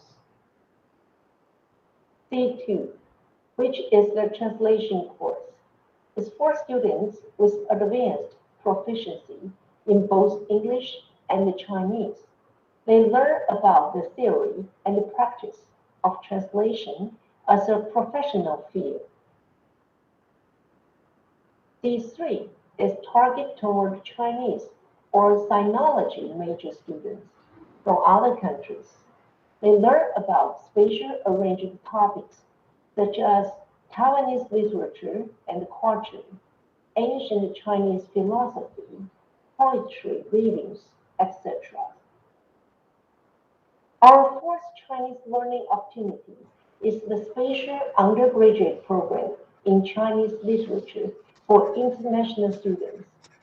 Unlike the previous options, this is a 4-year bachelor's degree program in Chinese literature, but tailored for international students. The core courses in their program are tailored to suit the needs of Chinese learning opportunity is the special undergraduate program in Chinese literature for international students. Unlike the previous options, this is a 4-year bachelor's degree program in Chinese literature, but tailored for international students. The core courses in their program are tailored to suit the needs of international students who come from many different learning systems and cultures. However, students share elective courses with the regular domestic Chinese major students. For now, most of the students in this program are from East Asia, such as Japan and Korea. We hope to see more and more enrollments from other parts of the world, especially from Philippines. For the next part, I want to talk about how we are sharing our Chinese language education resources through a special program called the Huayu Bilingual Exchange of Selected Talents Program, also called as the BEST program. The BEST program has 5 components. First is to recruit the international students to NTU through scholarships to learn Chinese. Second, to send our Chinese teaching instructors to partner institutions abroad. Third, to create a virtual international learning buddy program. Fourth, is to organize the academic symposiums on Chinese education. And lastly, to establish the NTU overseas office in our partner institutions. These are not easy to achieve and requires a lot of negotiations and support from our partner institutions. Due to the COVID-19 in the last 1.5 years, most of our discussions are done online. We are very happy to achieve a great collaboration for the program so far, and I will introduce them one by one to you. The first component is to offer scholarships for excellent students from our partner universities. They will enroll at either CLD or ICLP, which I have introduced earlier. They can also take other credit courses at NTU during their time here.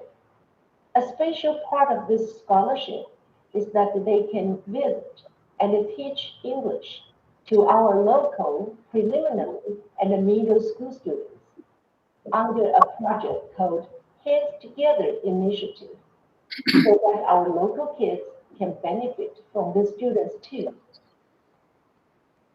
The second part of the BEST program is sending our Chinese teaching talents abroad.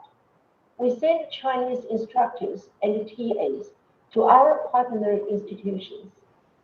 They will teach in their Chinese departments, share their wonderful talents with our partners, and bring back great experience to enrich NTU in return. The faculty and TA candidates are selected from our talent pool at CLD and ICLP, and our graduate program in teaching Chinese as a second language. Another innovative idea we came up with is to create a virtual learning buddy program.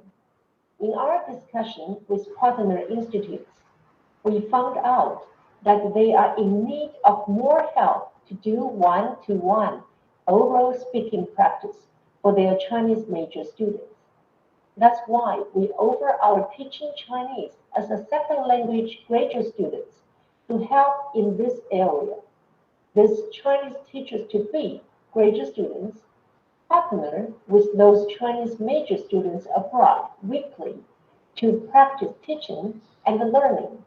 This is a win-win situation, as our graduate students can get internship credits and practical experience, while the Chinese major students abroad get to improve their speaking ability by this kind of practice. We also plan to organize academic symposiums on Chinese teaching pedagogy among our partner institutions. Our Chinese teachers can share their knowledge and also build connections. Ultimately, our goal is to create a hub for Chinese teaching resources, with NTU as a key player. Finally, under the BEST program, we will establish an NTU liaison office at our partner institution, the Indiana University in America. The office will promote academic collaborations, organize Chinese and cultural activities there, promote NTU opportunities overseas, support our NTU Chinese teachers and TAs there, and also conduct more research on Taiwan partnership abroad. We are very happy and excited that Indiana University is so supportive of this collaboration. These are our efforts to share Chinese language education resources with our international partners. We hope our efforts will help promote Taiwan's role in Chinese education in the world and advance the field of Chinese teaching and learning overall. In my next few slides, I would like to talk about how NTU shares our English education resources. The previous slides, it was about the BEST program for Chinese. Now, for English, it is called the Bilingual Benchmark University Program. In 2018, my government announced a new blueprint to develop Taiwan into a bilingual nation in 2030, meaning both Chinese and English as the main working language by then. One of the projects is to establish a regional English media instruction center for higher education institutions. EMI basically means delivering university courses in English in addition to Chinese, which is the main language for now. NTU has an important part to play in this project. NTU is a potentially designated EMI resource center for Northern Taiwan. The main purpose of this center is to distribute bilingualization resources across the region uniformly. There are a few ways to do it, including to organize workshops for faculty and TAs to help convert their courses into English, to enhance and share the English tutor courses for all the universities, and to expand and share opportunities for more students. The goal of such a center is to achieve a general and uniform bilingualization level in higher education. Of course, more of such centers are planned for the other parts of Taiwan in the future, and I will present the major contents of the regional EMI center in the next few slides. The first duty of the resource center is to provide workshops on bilingualization. Faculty and TAs need training to be able to offer great English tutor courses. NTU has a successful classroom observation service program in which experts observe classroom teaching conditions to help instructors to improve their teaching performance. We plan to expand it to include other institutions in this program as one of the important tasks of the EMI Resource Center. The second way is to select and upgrade high-quality English tutor courses for recording and digitization By doing so, they can be shared on online platforms such as NTU MOOCs. This will open up possibilities to share with other regional institutions, whether as cross-registration credit courses or as reference resources for faculty and students. NTU has a selection of excellent courses taught in English, such as the courses at NTU International College, which is a fully in English college.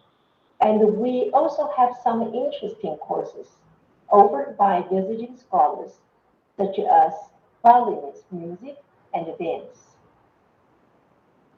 The Resource Center will also enrich the support of bilingual opportunities for students in this region. For example, our resources from helping students in core requirement courses, such as freshman English, calculus, general physics, etc., can be shared with other institutions. NTU student opportunities in English, such as 3-minute thesis competition, the International Study Group, and the Model United Nations, can be expanded to work with more university students too. These are some pictures of practicing English opportunities, competitions, and events for our students. Now I would like to take this opportunity to look at our current connection with the Philippines. NTU currently has 6 partners in the Philippines, including the most recently signed MOU with Sirica. Our research output is quite fruitful, with most concentrating in the sciences and engineering. When I look at our Filipino student population, we found that there is a great space to grow. With today's presentation, I hope to invite more explorations to collaborate in language-related partnerships with our colleagues in the Philippines. Thank you very much for having me today, and I look forward to your thoughts and questions. Thank you so much. Thank you, Dr. Zhou, Vice President Zhou, for sharing with us that how National Taiwan University has prepared for the higher education ties with the Philippines. I think Dr. Zhou's talks demonstrates the very good example that how ambitious and Taiwan's government's willing to promote the higher education between Taiwan and Philippines and the other countries. And National Taiwan University is one of the leading universities in Taiwan. So Dr. Zhou's talks has already shown us that how completely our policy wants to try to deliver. And however, I would like to remind our friends to share with all our friends in Philippines and all other participants that other than National Taiwan University, all universities in Taiwan, including National Sun Yat-sen University and all the participants universities here, all willing to share or whatever Dr. Zhou mentioned to you, including the scholarship, including the Hanyu education or bilingual research connection. So I think this is a very good successful example of how government joint educational institutions efforts can achieve. So we're looking forward to see the collaboration with our friends in Philippines to see how we can work on the very beneficial educational outcome for two scholars from two sides of the universities, countries, and also how the students can benefit from each other. I'm sure you all will have questions for Dr. Zhou, but please allow me to hold Dr. Zhou's Q&A section till I introduce, we invite the next speakers talk, right? So after the two talks, we will have the Q&A section altogether. Thank you very much once again, Dr. Zhou. It's very, very insightful sharing. The next speakers will be Dr. Jenny V. Johnson. I hope I pronounce your last name right. If I don't, please apologize me. Dr. Jenny V. Johnson is currently the Vice President for Academics of the Philippine Normal University, PNU, which is the country's national center for teachers' education. Dr. Johnson has held the position of the Deputy Director at the Philippine National Research Center for Teachers' Quality, a DFAT, Australian aid-funded research center based on the Philippines Normal University. She had led the national high-impact research aimed at improving teachers' quality in the country of Philippines. She currently holds the Vanasio Vandiola Professional Chair in Literature, PNU, and PUP Professional Chair in Literature. And for all her work on literature curriculum, she is also a UNESCO consultant on assessment and has worked with several countries, including Uzbekistan, Bhutan, Myanmar, Mongolian Ministry of Education, to develop assessment tools to assess teachers' competencies against the ICT competency for teachers. Dr. Johnson received has a postdoctoral in research from the University of New England, Australia, and her PhD in literature and an MA in English. So we can see from her background, she is a language and literature expert.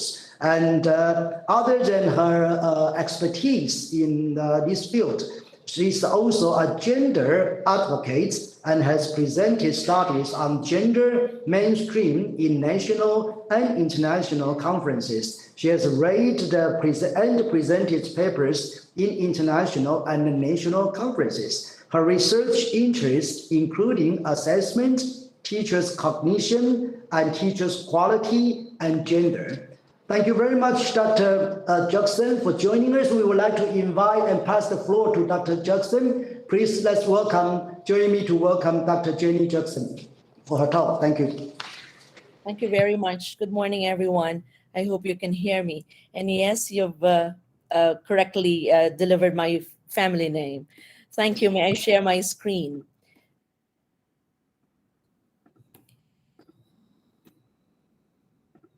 Right. My talk is a bit different from how my distinguished colleague delivered her sharing, because the Philippine Normal University is a teacher training institution. And when we shift and we do our resources and our presence online, we do it for the whole teacher education sector and bringing together the languages, the sciences, the mathematics, and all of these shifts. I hope you can see my slides. Can someone please tell me? Yes. Right. Thank you very much. Thank you. Thank you. So my presentation is titled the way the conversation in the conference is titled, The Innovative Framework in Sharing Language Education Resources, although I begin with a caveat that all of my sharings are focused on teacher education, and we bring together language formation and innovations along the way.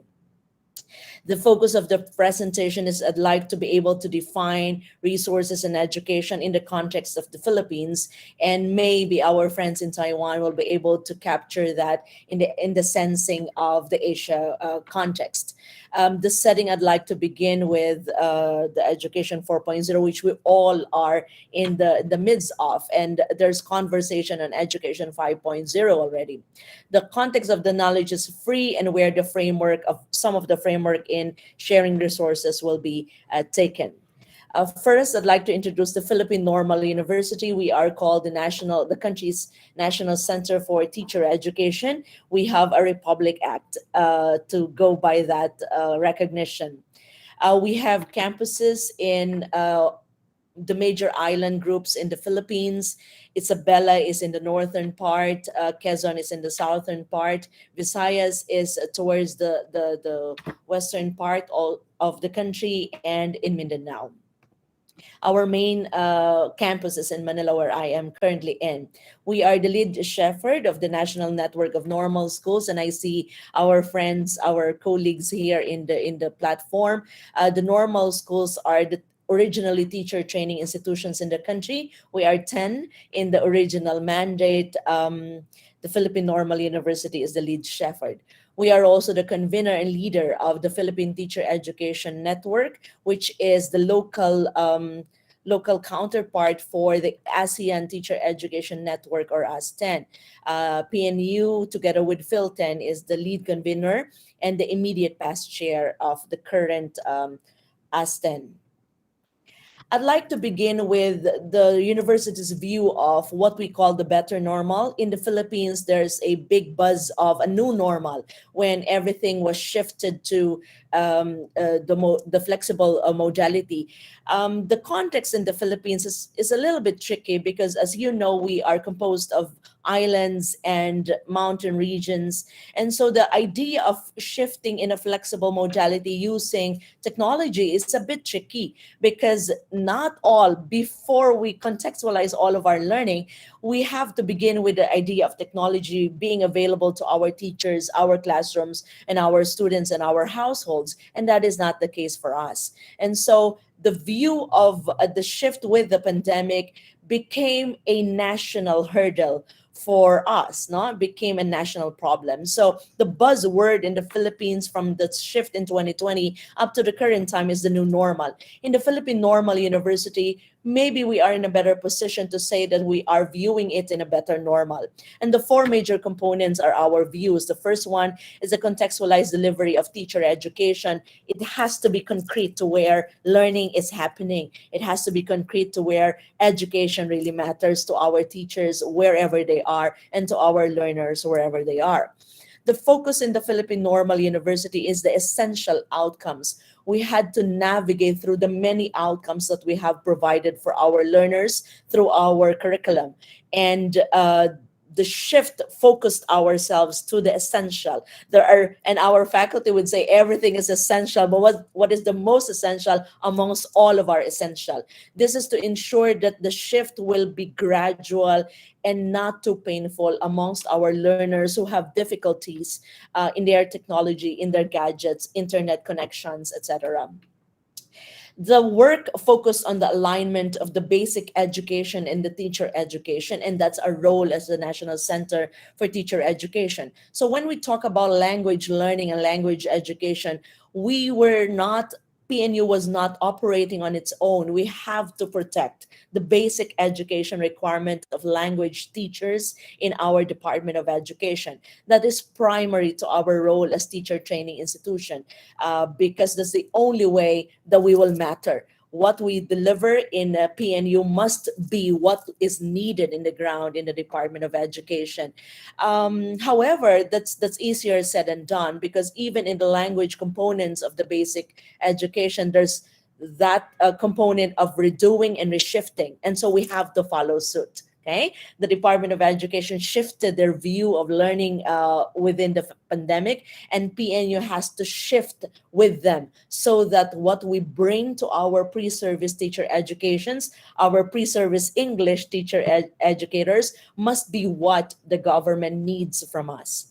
Finally, PNU's view of the better normal looks at mobility, heavier on mobility, even in our internal stakeholders, because we are operating on the 5 campuses across the country, and even mobility across our campuses was difficult, was challenging in the face-to-face world because we have to travel from one institution to the other. And some of our faculty members who we would like to bring to another campus in exchange may have difficulty moving physically to that area. And so the better normal allowed us for that concrete seamless mobility amongst our teachers and definitely amongst our students. And so in the view of language learning, because we are operating in a bilingual country also in the Philippines, the Filipino and our multilingual languages, multilingual education in the country, our view of language is that of the multilingual setting.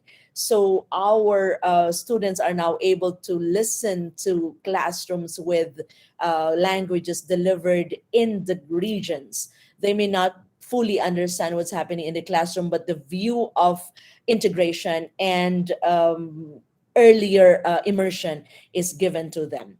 The exchanges of ideas is definitely more diversified now that we have our faculty members from other campuses in Mindanao coming to Manila virtually. And this became also true amongst our partners in the ASEAN region and internationally. Briefly, I'd like to discuss our shift to flexible learning and where the language is connected and how well we have responded to the needs of our stakeholders. However, the view for PNU is that internally, the focus is to be able to shift all of what we have so that we can share that with our external partners. The migration focused on the curriculum, the activities, and the assessment design to be able to be redesigned. This may come very new and surprising to our friends in Taiwan. But again, the Philippine setup is quite different because ours is full face-to-face. If we did have a flexible context in our curriculum, it is because it's an internal decision and PNU is included in that internal decision. But overall in the country, we have a full face-to-face program. And so in the earlier conversation with Chair De Vera of the Commission on Higher Education in the Philippines, he noted that extreme shift from the full face-to-face to a blended modality to a full online, but the concerns of coming back or going back to the face-to-face may be a difficulty for the country, not only because of the pandemic, but because it allowed us now to view a different normal, a better normal again. And so the redesign pedagogical assessment direction and recalibration of our course tracking was necessary. And this model is what we brought to our partners in the Philippines who needed our help in 2020 coming to 2021. The technology support in the university we are in a better position, primarily because we are smaller than most of our colleagues who are maybe in this platform. So what we brought to our partners is the extended curriculum that we have had in the last decade. The outcome-based teacher education curriculum allowed us to shift quickly, seamlessly, less painful. I say less painful because it is still painful. It was still difficult for our faculty and our internal stakeholders. We had to assist our students along the way. The flexible learning activities is already embedded in the outcome-based teacher education curriculum. So for example, in our language classes, our students are already doing certain immersion within our partners locally and abroad.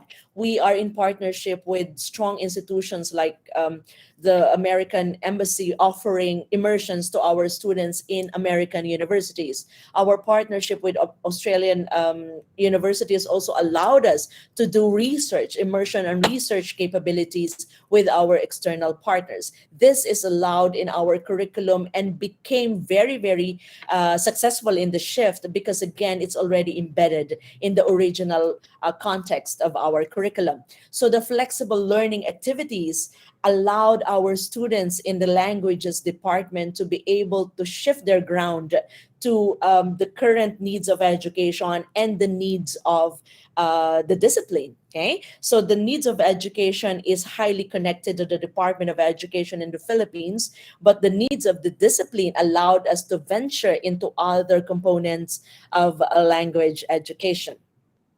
Our online presence also made the shift very quick and easy. We have our own learning management system and the PNU Online Commons where we share our resources or the open education resources available to our local and external partners. Philippine Normal's University's strength is on our materials, our research, and our policy advice, documents that supports internal and hopefully local and hopefully international partners. So this is our online presence, quite baby steps, no? If you compare it to our partners in Taiwan, and again primarily because the education system is fully face-to-face in the country. I'd like to shift my gear now to sort of remind our partners in the Philippines, and maybe if our partners from Taiwan would learn from this, the context of resources that assist the delivery of learning. We tend to, in the shift, our experience in the Philippines is that in the shift to the new normal in the course of the pandemic, everybody was like looking at technology as the main source of the shift, and therefore the main agenda, not the main focus, to be able to say, hey, we have really adapted to the needs of the pandemic. But we have been forgetting that maybe our education, the biggest of our education resources, are all our human resources, and that's our faculty. Technology would assist, but our faculty would be able to be there. Another component that we learned at PNU is that the shift was difficult because we did not prepare way ahead of time. For PNU, we've prepared bits and pieces of our curriculum to be able to make the shift again a little bit easier compared to our colleagues nationally. Therefore, the idea of the future being now available now or viewed now is a difficult learning, now that we learned the very hard way in the Philippines. So an education 4.0, this is very briefly on the context of where we are at PNU, the context of the VUCA world, the complexity of where we are is shifting our gear to the accomplishment of 4 major skills. This is actually from the source, as you can see in the slide, are all leadership skills. However, in the teacher training institution, these are necessary skills in the current perspective of the university moving forward. So if you are a teacher, a language educator, we expect a collaborative capacity skill that we developed amongst you. We expect a perspective coordination where we are in terms of where we want to bring our students. We bring to our English teachers, to our language teachers, the capacity to teach theoretically. But if their students in the future do not have books, do not have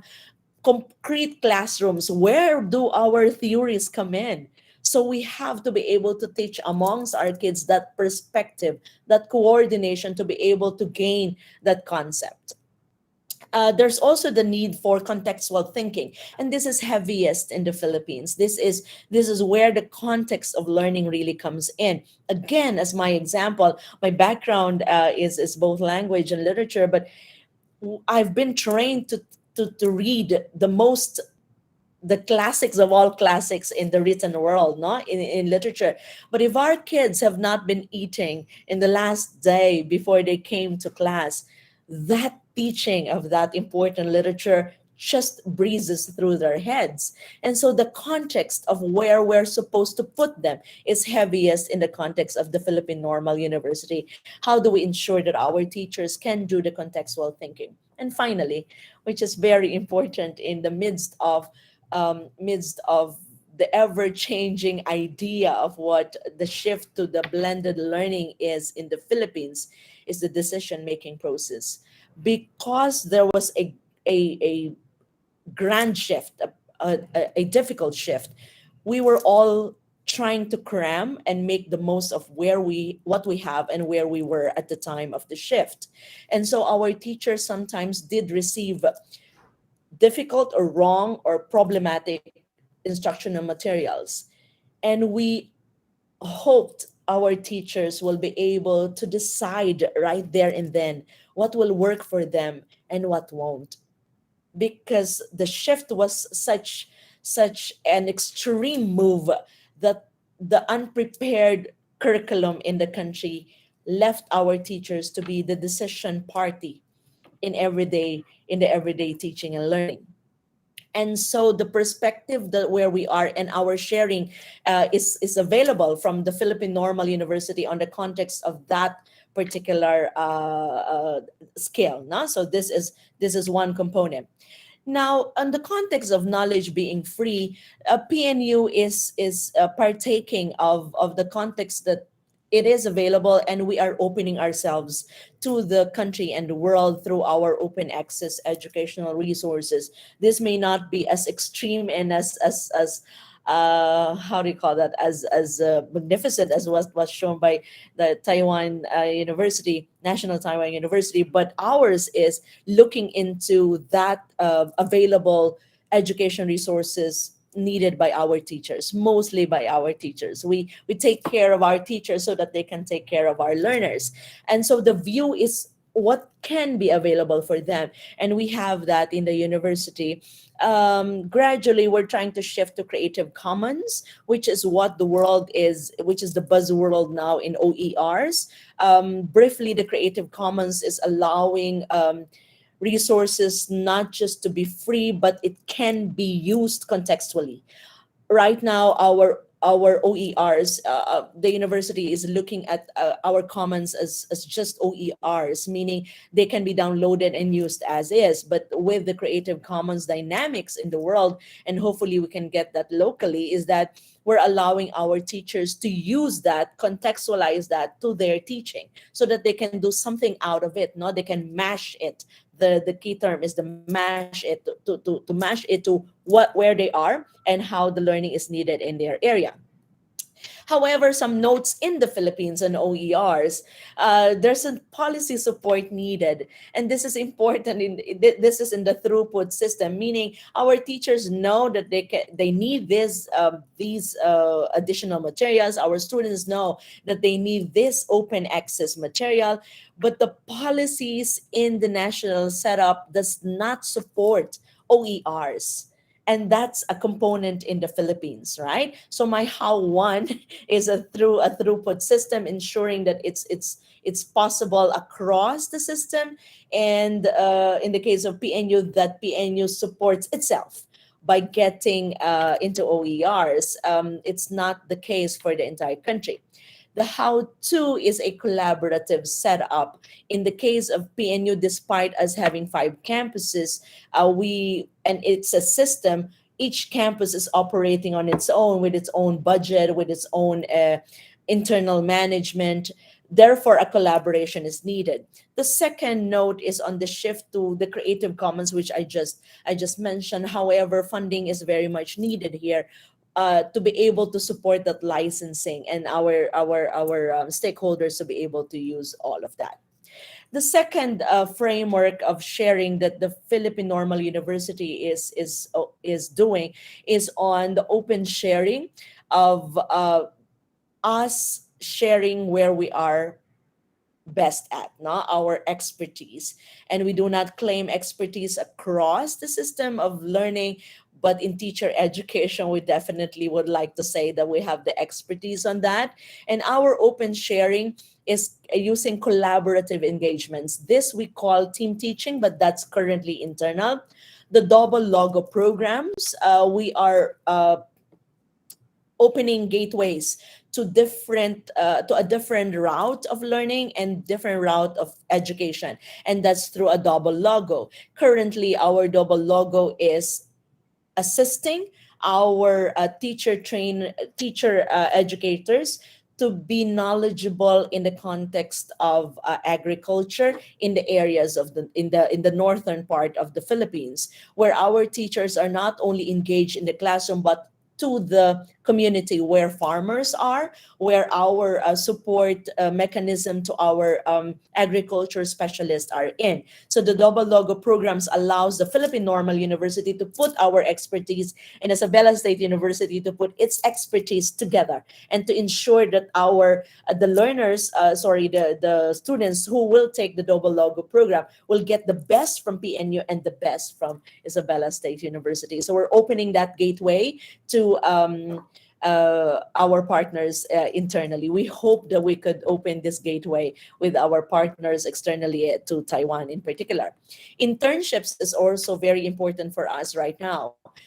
Because of the pandemic, we could not do our our usual internship where our students go to schools or partner institutions and community. That we could not do, and so that important trigger to internship is heavy. We invite our partners in Taiwan to also collaborate with us in terms of our internship, our language experts to come to you, our students learning STEM, be able to do internships in our Taiwan University.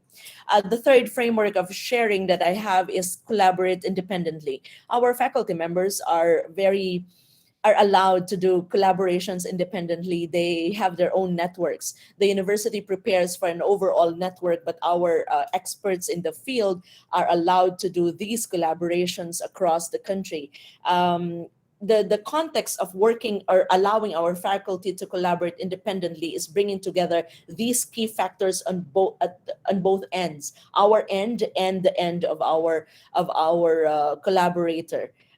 Through recognition of our expertise, affirmation that we need one another, the opportunities to share locally and internationally, and the growth of our faculty to be able to get to that component of hearing more or hearing a different dimension of context, okay, which is crucial for a teacher training institution. Otherwise, if we don't do this, our concept of language education, for example, will always be dependent on our expertise when we took our PhDs or our graduate school, not learning from our other perspectives. And so this is framework 3, which is independent collaboration.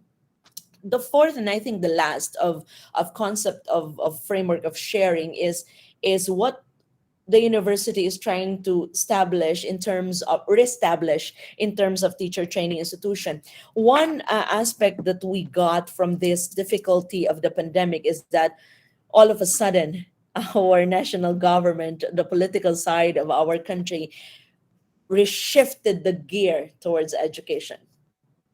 That every day the conversation is how to assist our teachers. Why are we doing this way? Why are we lagging behind?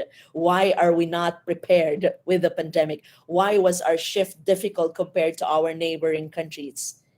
Finally, or beautifully, our country has shifted to let's focus on education again. And PNU, being the teacher training institution and the national center for that matter, is always in the center of the conversation, and we always account for this kind of responsive education to identify where the problem is needed, to innovate in that context, to manage that kind of innovation, and to continuously improve. It's not a one-shot deal, but a continuous process. And in the light of innovation, I am quoting this particular framework, which is a business framework, but the way education is viewed now, not as a product of a business for learning and a business to offer that kind of learning to our kids, ultimately to our students. So what I'd like to focus in this framework, and I have the source there, is that the idea of preparing to configure everything that we have before we can even offer it. And from the experience, you build upon that offering. This is where the center of innovation is coming in the Philippine higher education. Finally, the context of, again, from the same source, the context of innovation, there are 4 levels of discussions of innovations in the world, and technology is present, ever present in these innovations. We cannot escape that. And so again, in the Philippines, with the reality that our teachers and learners are not up there in the context of technology, this is something easily discernible via paper, but very difficult to accomplish in the ground. Briefly, the sustaining innovation is that improvement of the product that aims to a particular position, and this is where PNU is right now, sustaining our presence in the teacher education space in the Philippines. There's disruptive technology of new business model, and this is the pandemic for us. The incremental is the gradual continuous improvement of our existing product, of our existing teacher education focus. and the radical, this is technology, a breakthrough that transforms industries. The radical is something that we hope we could do. Sustaining it is a little bit tricky, as mentioned. Has always been my favorite presentation of how the shift is. The shift allows us to view where we are and the strength that where we are all in, but also the weakness. But I hope that I hope that all of us would be able to assist one another via that person towards your left offering a solution. But some of us, and it still is a tricky part back here, to be able to listen to these new things is always difficult and always challenging. As we say in the Philippines, marami pong salamat. Thank you very much. Thank you very much, Dr. Jackson. This is very, very enjoyable and informative. I personally inspire a lot. As we just mentioned, Taiwan's government is promoting the bilingual education, and many universities in Taiwan, including National Taiwan University, we are all searching for the partnership around the world to work together with us to boost our bilingual education. And I think before, Dr. Jackson, you just proved me that why getting more and more students in Taiwan are willing to learn English in the Philippines instead of going to the traditional native speaking countries. And I'm sure in the future you will receive a lot of invitation from Taiwan universities to work closely with you or give us more talks. I think this is a very, very inspiring. Thank you very much once again. So I would like to now open the floor for questions. We would like to invite Dr. Zhou,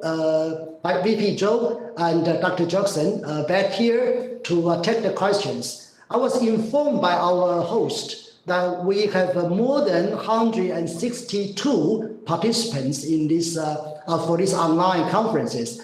Other than these participants, we do open for the YouTubes, okay? We open on these events for the YouTubes. So we might expect to hear some question from the audience on the YouTube as well, right? So I'm sure we all are very, very used to of the getting familiar of the online conferences or virtual protocol. So everybody, those who like to ask the questions, please keep your questions short, though everyone will have the opportunities to ask the question to the two speakers, right? So we have about 20 minutes for the QA. My job is to keep the time on time, so I might cut any people who ask the questions if you take too long or taking too much time from this section. So I would like to now open the floor for the QA. Anyone? You have to sign the hands, raise your hands up, so I see your name and may call you to ask the questions.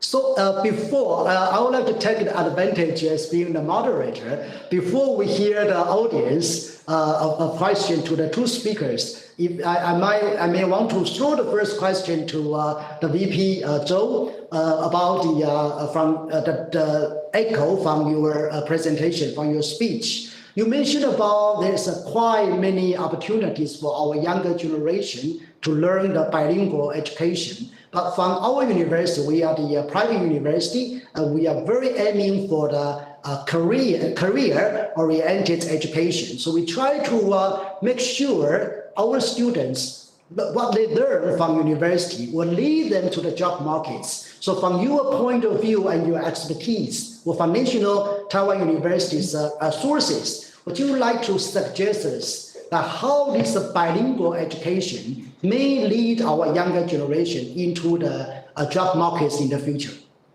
Okay, thank you for your question. I have 2 points to address your question.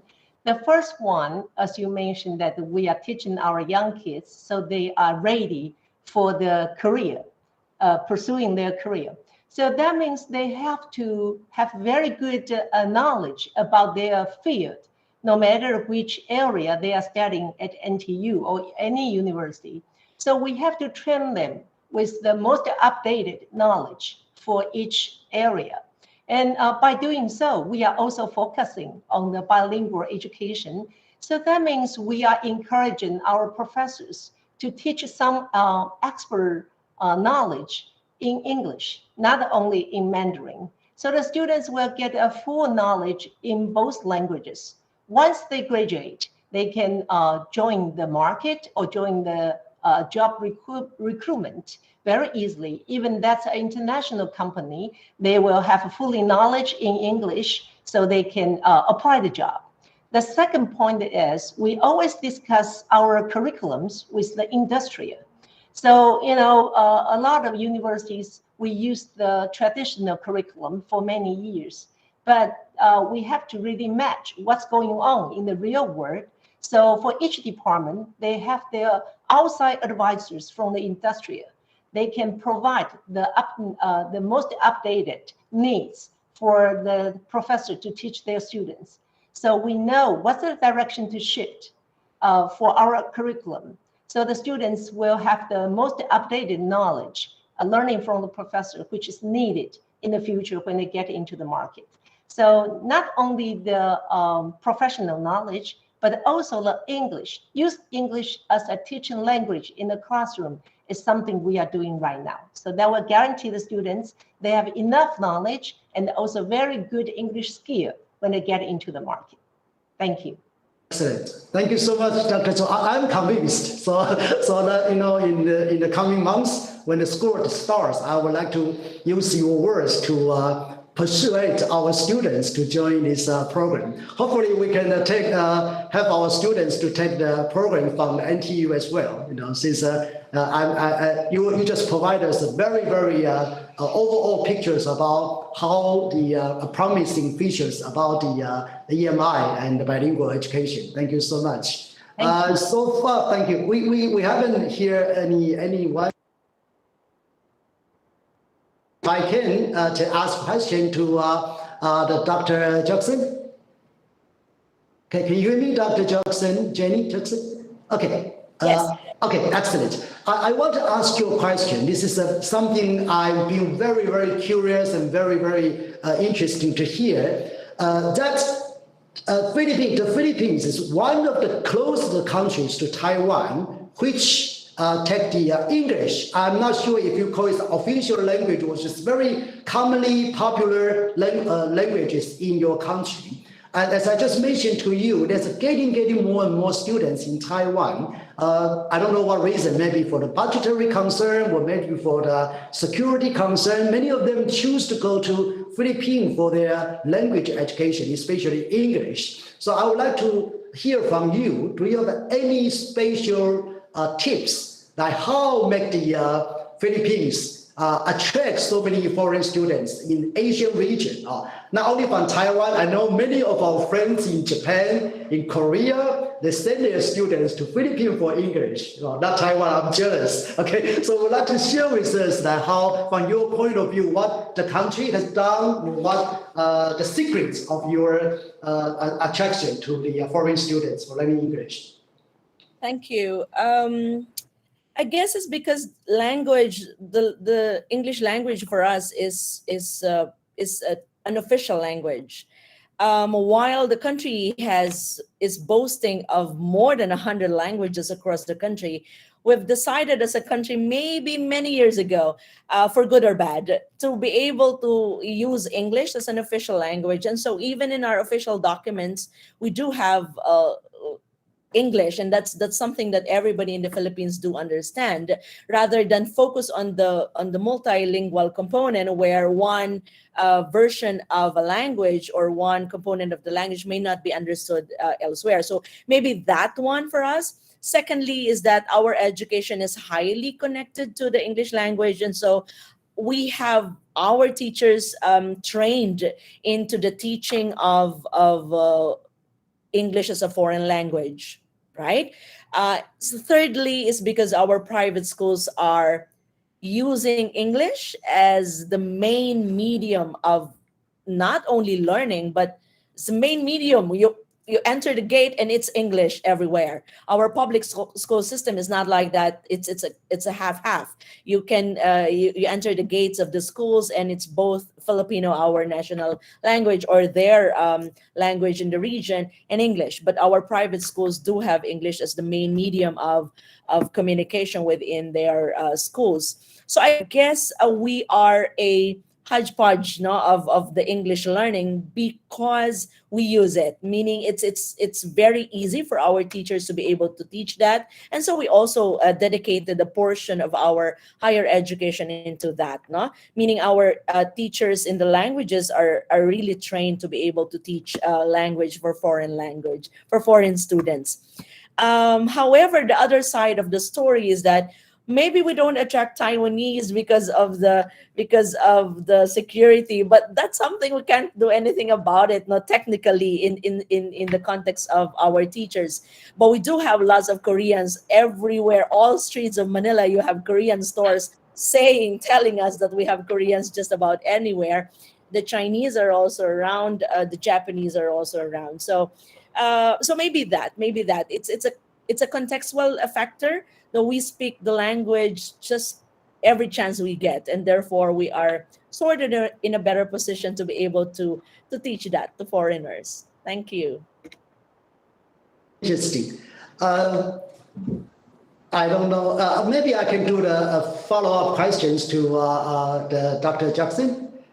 I think in Taiwan, I read some reports from Taiwan's media, newspapers, or some journals saying that there's declining the numbers of the teachers, teaching jobs are declining in Taiwan. Maybe because of the virtual conferences, education is getting popular. So the younger generation or teachers seems to be quite difficult to get a job in Taiwan. I don't know if that's also the same situation in Philippines as well, that the declining of the teaching job opportunities.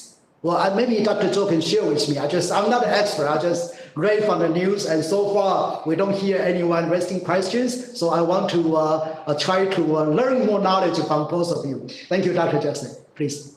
Thank you.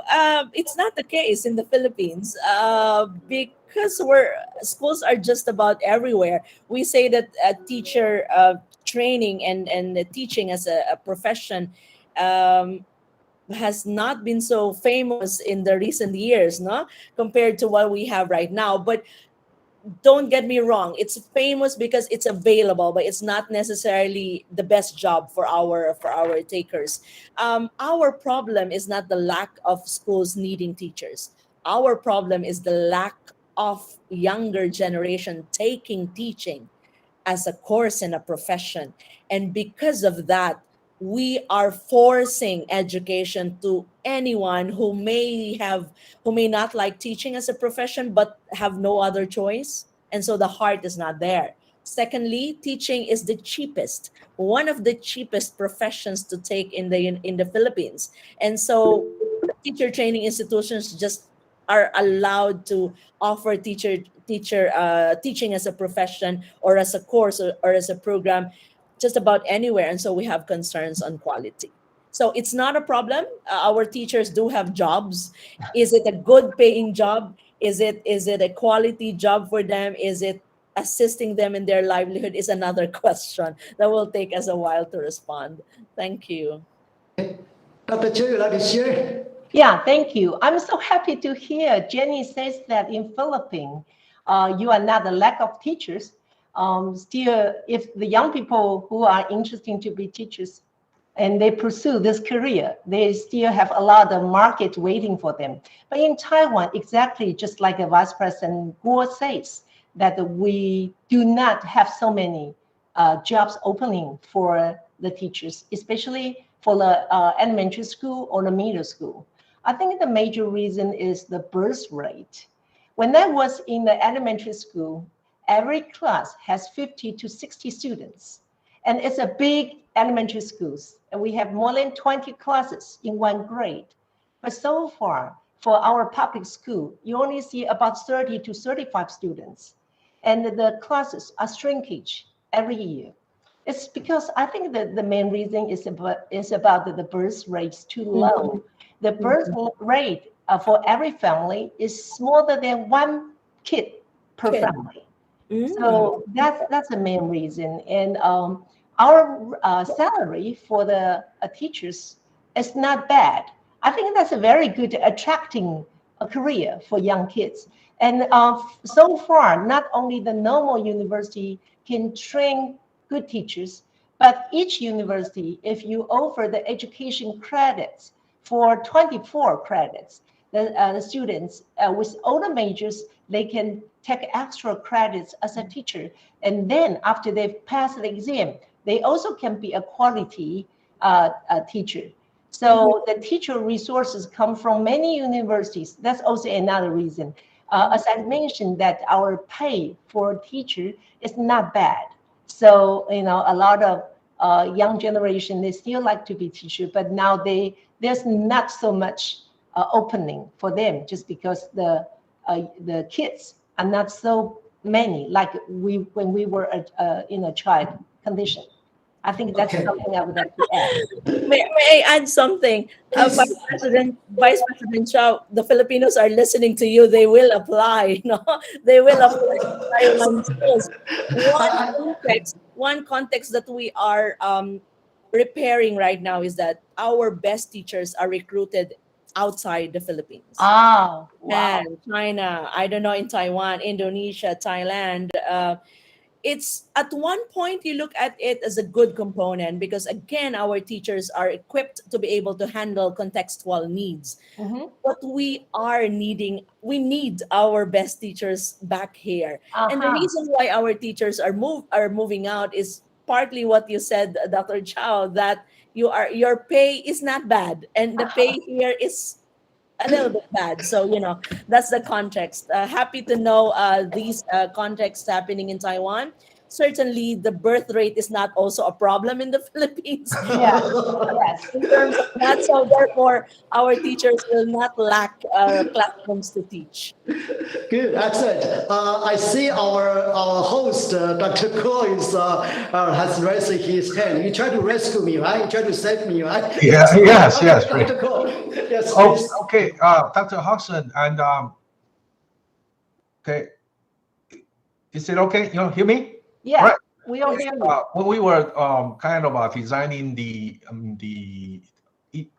kind of a theme of each sessions, and we're talking about the language share resource, education resource sharing, and so that's I think that's what we have in mind too, because it's I think the moderator was just saying that earlier that there are a lot of nearby country students that go to the Philippines to learn the English language because most of your education you use the English, so obviously that's a very big attraction, and it has been very successful for not just Taiwanese students and Koreans and Japanese students. They don't necessarily need to go to like Australia or go to the UK or the US to learn that, you know, which I said just a nearby.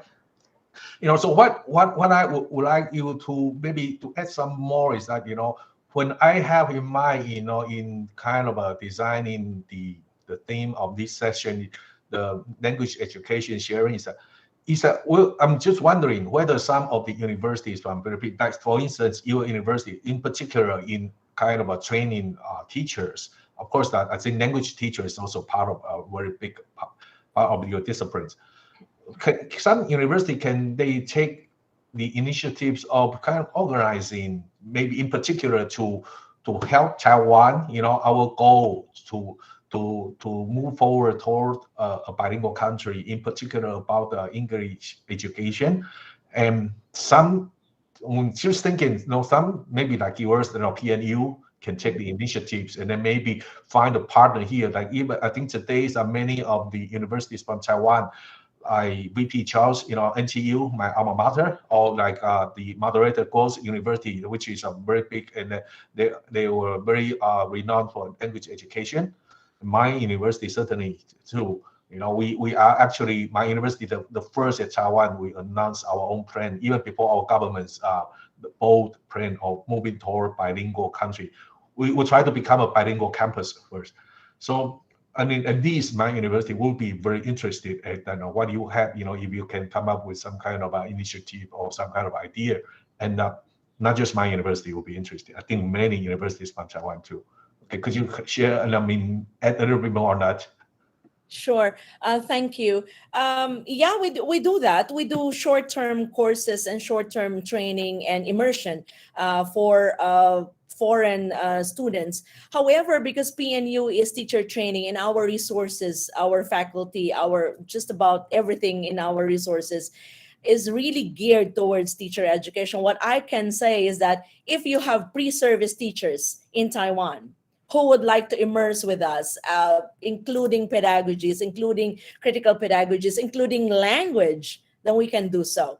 But other institutions in the Philippines, I see the president of Bicol University and Leyte Normal University in the platform. They can certainly offer more to your students, even in the undergraduate, because they are more comprehensive than the Philippine Normal University. So if you have pre-service teacher educators, bring them to us, to PNU. Other undergraduate bachelor's degree programs, maybe bring them to LNU. I see Dr. Aguirre opening her camera there, or other institutions who are more flexible than the university, than PNU. Thank you. Dr. Cho, you have something to say? Oh, no. Okay. All right. Thank you very much. Do we have any other questions? I think it's about time. My job is to make sure everyone will be enjoy this. Not only just enjoy this section, but also have enough time to enjoy your lunch. Okay, so I'm sorry. I know this is very wonderful discussion, but I personally would like to conclude by saying that we found a very good new collaborative points that we can send our students to Philippines for more language education, or as an internship to work with your students together for the education. And from our side, we can welcome more Filipino teachers coming here to join us for the bilingual education. As Dr. Kuo and Dr. Cho mentioned, now many universities are promoting the bilingual education. We do not just only need teachers, we also need the TA, teaching assistants. So your student, your teacher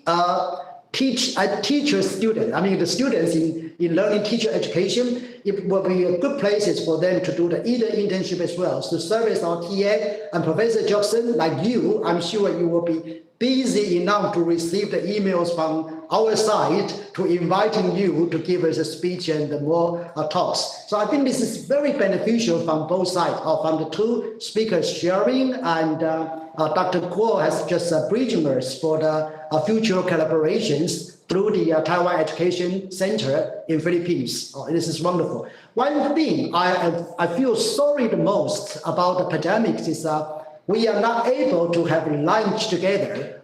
Back to our normal time, I think everybody will be very excited to hear the lunch hour, so we can have face-to-face, talk and more sharing for whatever you say. And also we can demonstrate the most hospitality of Taiwan. We are very proud of that.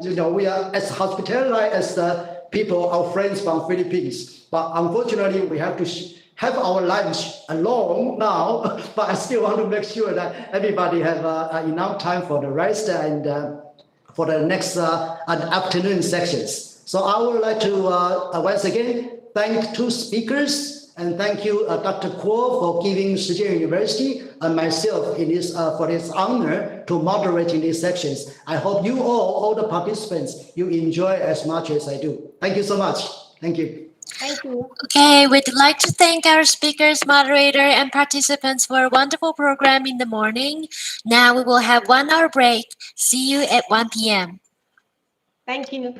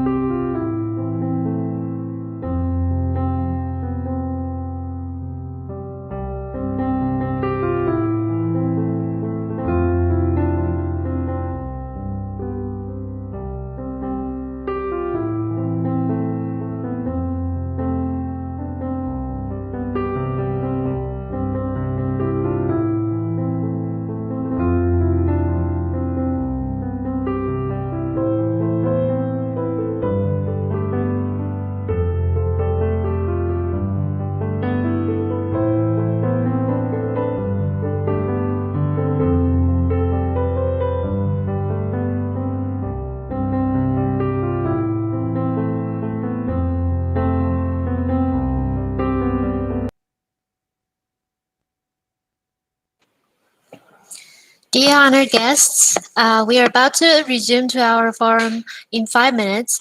Again, to ensure a smooth flow of the online forum, please make sure that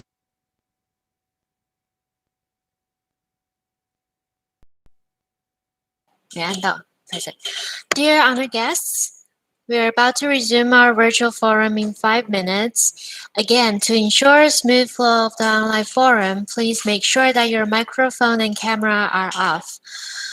For speakers and moderators of the afternoon sessions, please turn on your cameras. Thank you.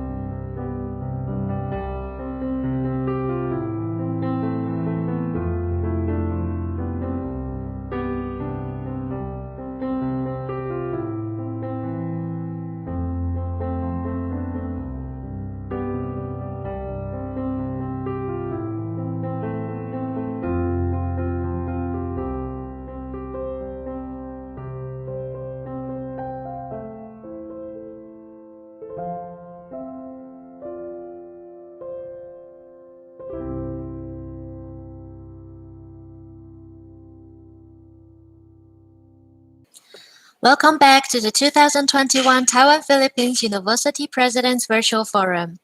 We are having our second talk of today, Teaching Languages Through Connected Learning, Building Linkages and Community.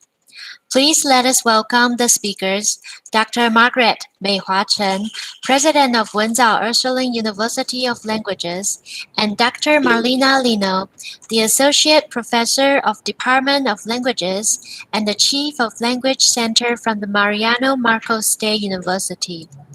The talk will be moderated by the President of Philippine Normal University, Dr. Bert Tuga. Please, Dr. Tuga. Thank you, Hannah. Good afternoon, Dajahao, ladies and gentlemen. Welcome to talk number 2. I hope you had a good lunch and a quick screen break. Our first session this afternoon focuses on teaching languages through connected learning, building linkages and community. Connected learning combines personal interests, supportive relationships, and opportunities.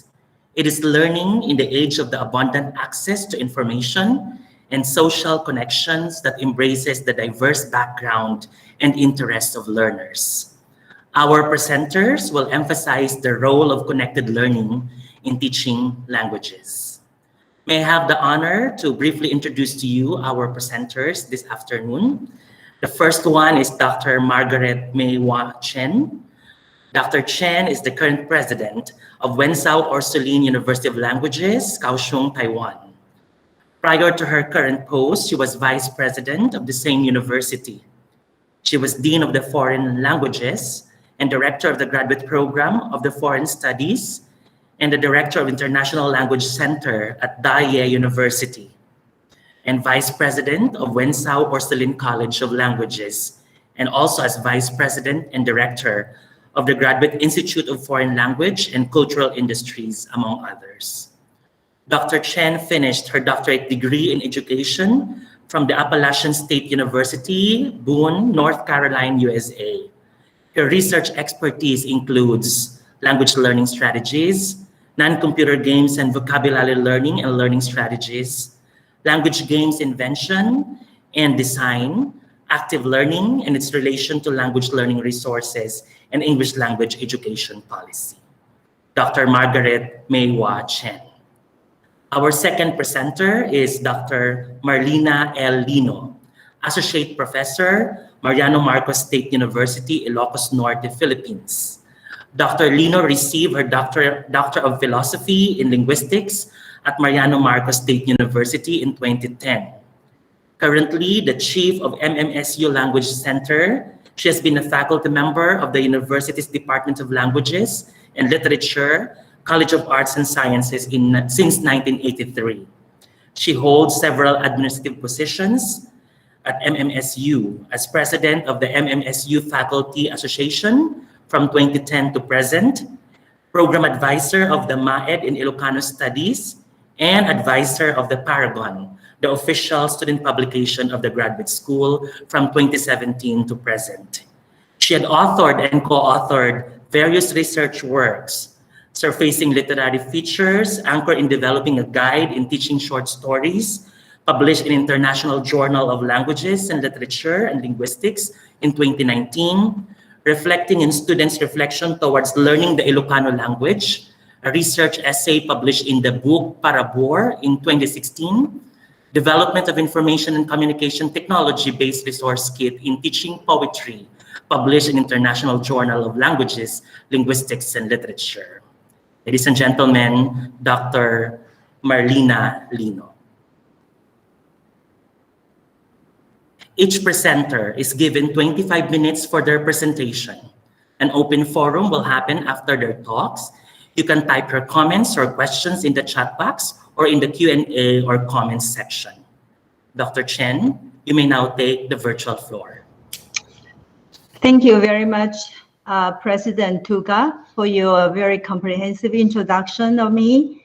And I would like to start my sharing of the topic. So let me switch the screen to my PPT.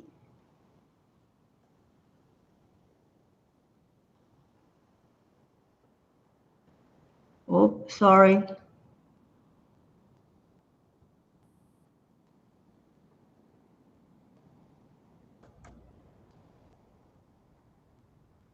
Seems I have problem. Open it.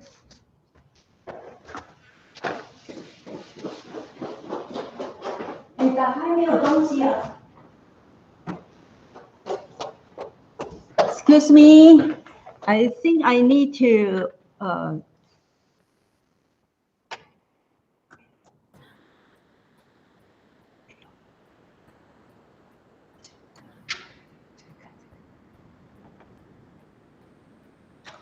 Can you see now? We cannot still see it, Dr. Chen. Can you see my PPT? Not yet, Dr. Chen.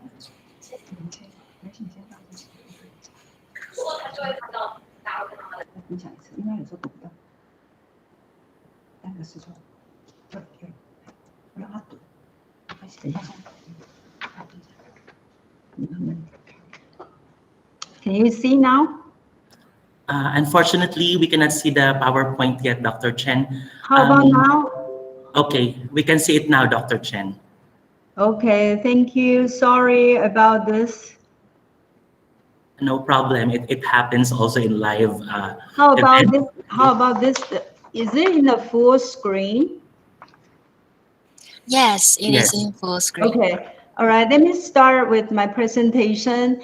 And I was thinking before I will share this some issues with you. I was just thinking that it's almost like I feel like a novice surgery doctor talking to a group of experienced doctors in terms of language learning, especially the whole English approach to teaching. Because in your country, I think in most of the distinguished scholars and participants today, I don't think that conducting all the courses through English is a challenge for all of you. So in front of you, I'm talking about this, how to build this linkage and community through connected learning, spatial teaching languages. I found that it's almost like a novice talking to experienced doctors. Okay, and I would like to start with simply with the national policy and challenges, solutions that we are facing. Most of you here probably already noticed that 2 years ago, our executive yuan trying to emphasize both languages, one in Chinese, the other is in English, so that we would be able to enhance our investments and be able to invite more international talents, and also that we can make more efforts for outbound resources, like emphasizing our foreign affairs and trade and business negotiation in our technology export and voluntary or other services that we can offer to other countries. And as for the short-term plan, I don't think this is our focus for this national bilingual policy. Why I'm saying this is only because maybe 15 years ago, 20 years ago, we have been trying to create a language-friendly environment with bilingual signs, document, and announcement. But because of the limitation to the access to many of the residents here, and I don't know whether the signs or the documents are effective with regard to using English as a sole communicative language for people as the whole Taiwanese people. And communication in English, I think that what we have to focus is to have more people to contact with our government employees in public sector to be able to conduct business in English. But I don't think this one is that successful. As for the long-term plans in education, I would rather say that this is more a focus that we have to look forward to all the efforts that we are going to put in the future or now. For example, if we are going to have a very successful 2030 bilingual national policy, maybe we have to start from all levels of schools, especially primary and secondary, and in teaching also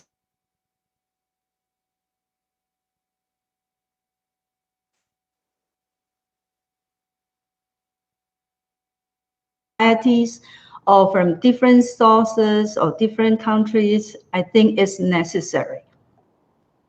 And the platforms for this long-term plans in education collaboration has to be formed, no matter it is from international societies or community or it's from the domestic.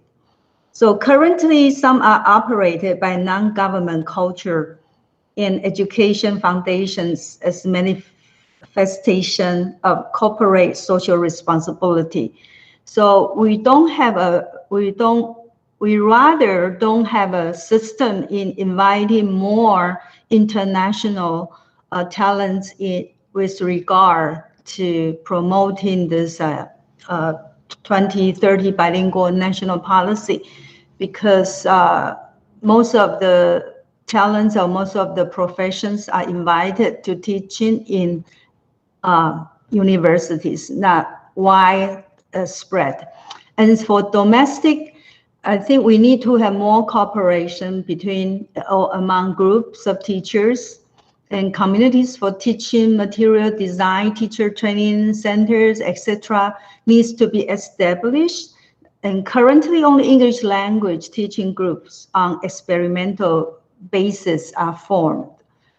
In education reform to enhance English proficiency, I think that we need to have some methodologies. We need to have specialties in language of instruction, and the curricula has to be reformed, and assessment and evaluation has to be different from before, and teaching material development. All this has to be considered in order to have a successful implementation on bilingual national policy. So a complete package in the Taiwanese context is anticipated. And then when I talk about the teachers' challenges at the educational scenes, focusing on primary and secondary education, I would say that the principles and definitions have to be clear, especially for the classroom teachers who are on the first line of teaching. And when we say to enhance students' English proficiency, what level of proficiency is expected, and how to assess for every levels of schools. These are all questions that we have to face, and maybe consequences of it could be complicated issues. And to provide learning of different subjects in bilingual approach. Well, we say bilingual approach, but from our experience, when we say bilingual approach, normally if the classroom teachers or professors are not able to conduct the courses in whole English, probably the percentage of English use in class will differ in urban area, in rural areas, even in the same schools, that different classes will have different percentage of English use. And the whole English immersive of content and language integrated learning, the CLIO, and how many of the classroom teachers understand that CLIO message or CLIO concept behind the instruction. And as for the challenges regarding language environment, monolingual is the common scene in Taiwan, Chinese as a medium of instruction. So little or lack of second foreign language application outside the class, school, unlike our friends from the Philippines. I think there's no problem for each of you to ask your students to speak English, because like Singapore, the Philippines, and also India, maybe we don't need to emphasize this all the time, maybe outside the classroom or outside your working place, maybe you continue to speak English, but this almost like limited in Taiwan because we use Chinese most of the time, no matter from which ethnic groups. So mother tongue learning versus English learning. Many of the teachers complain actually that mother tongue as 1 hour required courses like Taiwanese, Hakka, Aboriginal languages. And students sometimes are confused by different sets of phonic symbols because Chinese alphabet for English and Romanization of other languages. So students are learning through different symbols. And students' formal learning of English on campus. For example, most of our students start their learning of English at 8 years, at 8, and some probably start from 6 years old in metropolitan areas. And for the hours of learning per week, 1 hour for grade 3rd to 4th and 2 hours for grade 7 to 8th. Which is very limited in terms of learning a language. And levels of classes by grade, no placement by proficiency. So you will see that the different levels are gathered in one class. And students' performances become this way, twin peaks. And this has something to do with their family, social, and financial status. So the first one, socioeconomic status and resources in urban and rural areas, and prosperity of after-school tutoring business.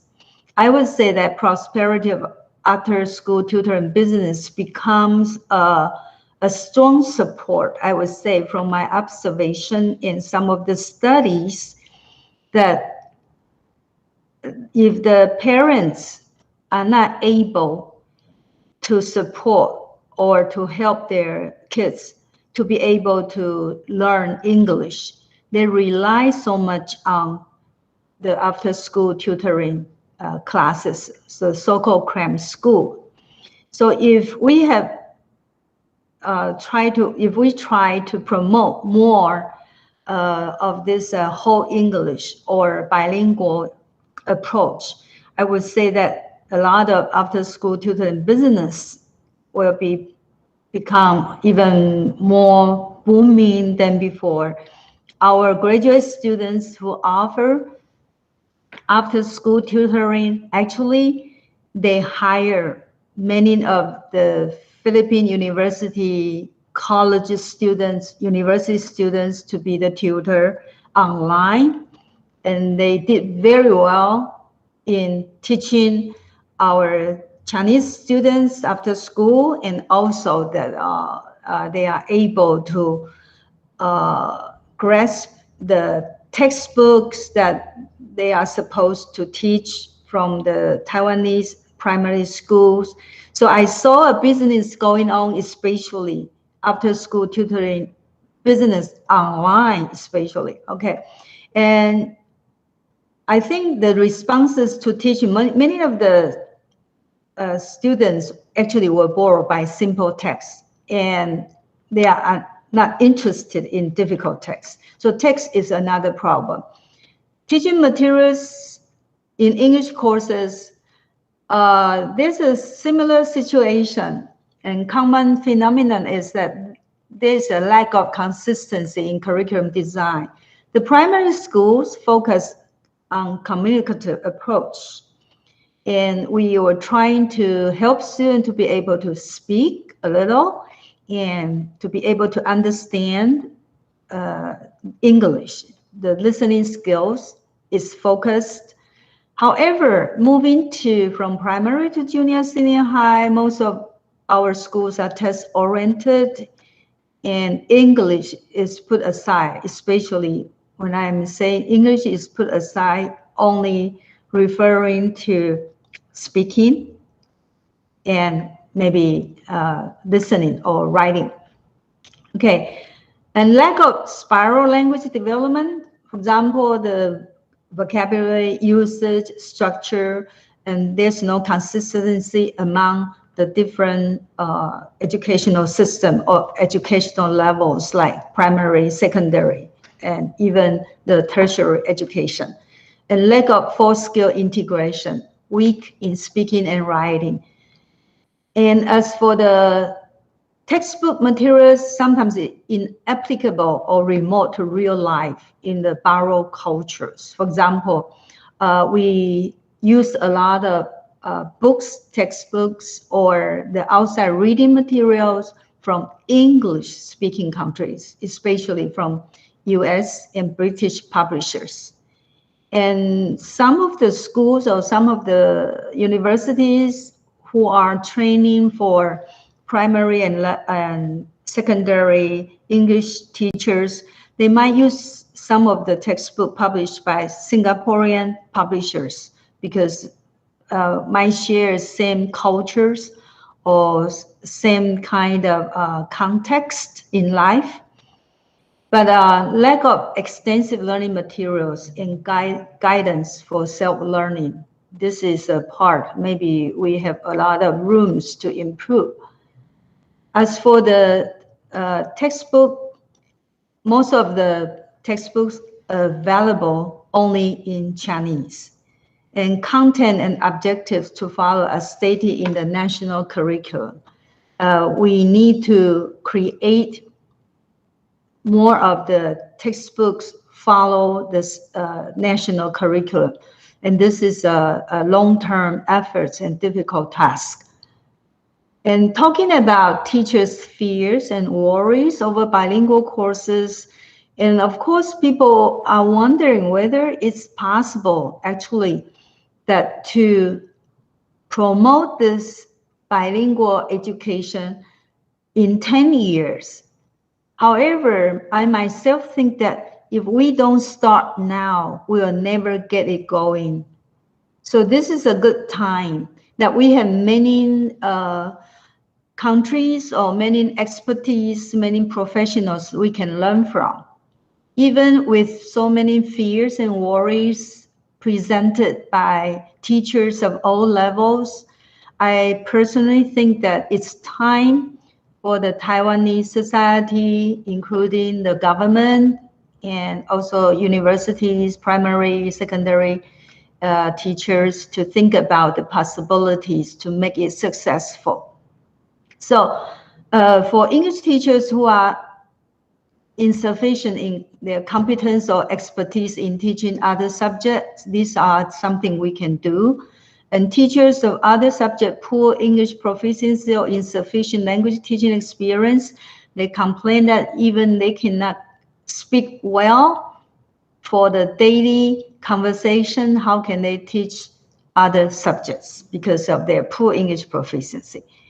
And students' learning achievement worsened by language barriers. This is another worry. Most of the professors or the teachers said that because by using the whole English, use English as the medium, then all this learning achievement will be worsened. And students' learning motivation will be decreased by language barriers. Well, if we take bilingual nation Singapore as an example, we are not able to duplicate it because there are advantages in geography and economic development. And demographically and English demographics and English aspect as a lingua franca for them.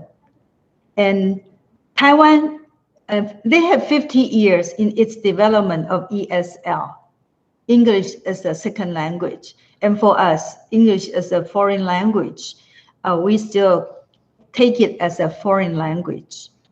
And Taiwan should develop its own approach by maximizing the current resources.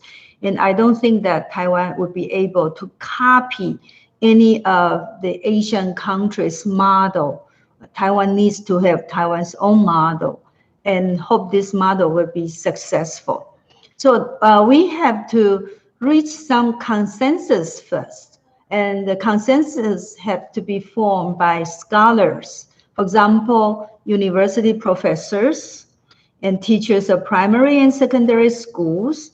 And we have to give more conferences and workshops to work on the consensus on solutions to a long-term policy. And I don't think this should be a 10-year nation policy because it won't be that successful.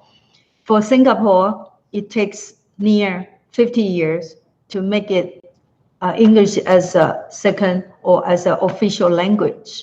And for Taiwan, I'm afraid it might take long.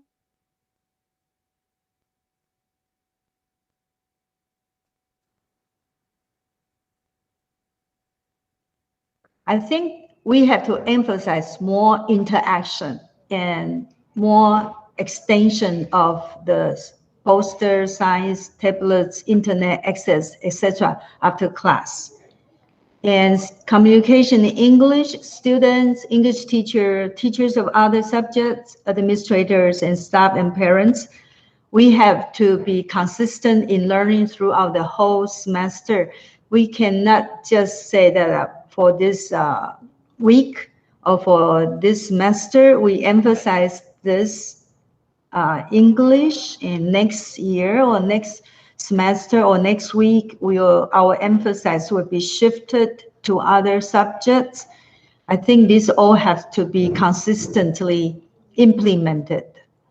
And in class strategies, motivation, I think is very important. So also that if we are going to use the two languages, some percentage of Chinese, most percentages of English, how we are going to integrate the four skills. This will be some strategies we have to think of. And competence building, Chinese for subject comprehension and English for extended activities. So how are we going to make students understand the subject through Chinese or maybe still through English? And the percentage of it is another challenge. And proficiency analysis and differentiated instruction also is something we have to think of the strategies for helping the first classroom teachers and group for collaborative learning and scaffolding learning of both English and the subjects. I think scaffolding learning of both English and the subjects is real and substantial, practical, because we cannot see the success happen overnight. We need to have the scaffolding learning in both of English and subjects. Some consensus on solutions, I would like to mention top-down guidelines and clarification. I think equal rights to education and share resources is important, and feature subject of bilingual education for different schools, and definition of bilingual English use in class has to be re-emphasized. Timeline or estimated development in bilingual education needs to be stressed. And lasting effects on identity while learning a foreign language. This has something to do with the superiority complex. And talking from Wenzao's role, because we have been here for 55 years and experience in teaching through different languages, and most of our subjects are taught in English. And our international faculty rate is comparatively high among universities, and our local faculty, almost half or more than half of them, receive education outside Taiwan, they are all able to conduct EMI courses. and having been engaged more in whole English training for primary teachers. But in the past, we trained a lot of primary or maybe secondary teachers to teach in whole English. However, experiences for EMI training for university professors, I myself consider is rather limited. We haven't been doing that much before in the past 55 years. And I think that as a role in the commitment to help the 2030 nation bilingual policy, we need to emphasize the following tasks: English proficiency enhancement, and we teachers communities for research course and teaching material design. We have to train more English language TAs, teacher training for teaching skills and research, and cross-disciplinary cooperation between or among departments, exchange program with international institutions. These are the tasks probably will help us become more successful in promoting the bilingual nation policy. And as I have mentioned, as a base, as a base, I think that working with Sun Yat-sen University, we feel honored that we are able to contribute a little bit of our past 55 years experience in teaching languages and helping most of the professors conduct their major courses in English. So we can offer more workshops and certification for bilingual teacher education. And we are offering a certificate called Teaching Through English for all subjects. And we collaborate with our alumni in various professional fields because most of our alumni who are working in the university or outside the country or maybe in Taiwan, they all are able to conduct courses in different fields. So this is the resources we can use, and collaboration with mass media, talk shows for general public and parents. This is something perhaps we can do also. So, and my conclusion is the duplication of measures or programs of other nations is not feasible, but is a variable references for Taiwan. And education resources distribution is to be taken into consideration to shorten the gap between urban and rural areas. And whole English immersion is not equivalent to bilingual education. And communication in English applies to all situations and to all stakeholders. And English teacher is not a translator, but a facilitator for learning at the right pace. Import of foreign teacher is not the best solution, but empowerment of the domestic teachers.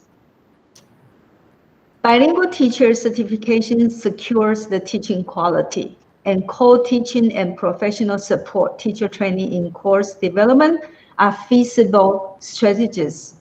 Internationalization is the ultimate goal for bilingual education to be significant. This is my sharing, and thank you very much for listening, and hope that we can have some discussion later. Thank you. Thank you very much, President Chen. Shesheni, thank you for a very comprehensive presentation on Taiwan's context, challenges, and prospects in delivering bilingual education, especially the teaching of English. To our audience, please be reminded that we will have our open forum after the second speaker. So please reserve your questions for President Chen. May I now call on Dr. Marlena Lino for her presentation. Thank you so much, Sir Bert, for that kind introduction. I feel elated being introduced by a distinguished university president as you are, sir. Thank you. May I now please share my screen with you?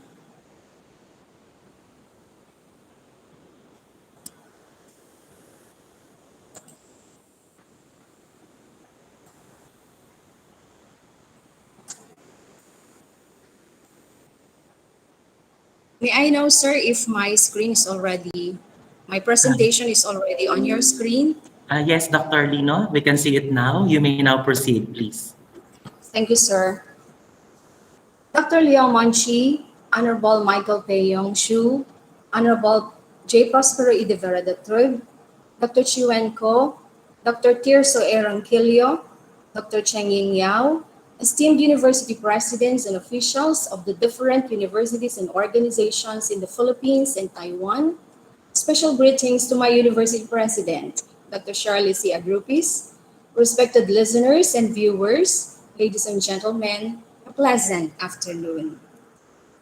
On behalf of the Mariano Marcos State University and our university president, I am honored to share with you this afternoon this unique and promising experience of MMSU as regards teaching the languages, particularly the English language, through our newly established Language Center, which is likewise considered as one of our engaging ways of building linkages and community with our multicultural and multinational partners and would-be partners. With its vision to become a premier university by 2028, MMSU is considered as a leading university in the Philippines and is recognized for its academics, research, and community engagement. Its main campus is located in a 264-hectare area at the heart of the city of Batak, a haven of loving and friendly people living harmoniously in an ecologically balanced environment, and is considered as the center of education, research, and wellness in northern Philippines. Rated with 3 QS stars, MMSU enjoys a reputation of excellence among higher education institutions in the country. It is classified as a Level 4 university in a 5-level classification system of the Philippine state universities and one of only 19 out of 111 Philippine state universities with Level 4 status. And just recently, MMSU was ranked on the 101 to 200 bracket in the Global Top Innovative Universities list released by the world's universities with real impact. With its bold, innovative strides in order to achieve its 7-point agenda, represented by the acronym ACHIEVE, specifically on the first letter E, that is expanded external linkages and partnerships, MMSU has become the destination of choice for language teaching and learning in this part of the country. In fact, our language center, with our language center, we build connections and intercultural community, and we boast competencies. Our short-term programs include conversational English, English pronunciation, oral communication, public speaking and presentation skills, reading comprehension and vocabulary development, writing skills.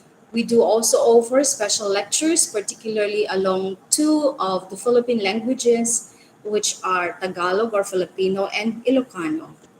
Specifically, we have a special program for foreign students that is especially designed based on the needs of the learners. What makes our program unique and interesting is that it integrates cultural immersion. We enrich the learners' learning experience through community immersion, field trips, cultural exchange, and other activities which enable them to build communication among themselves and with others through communication.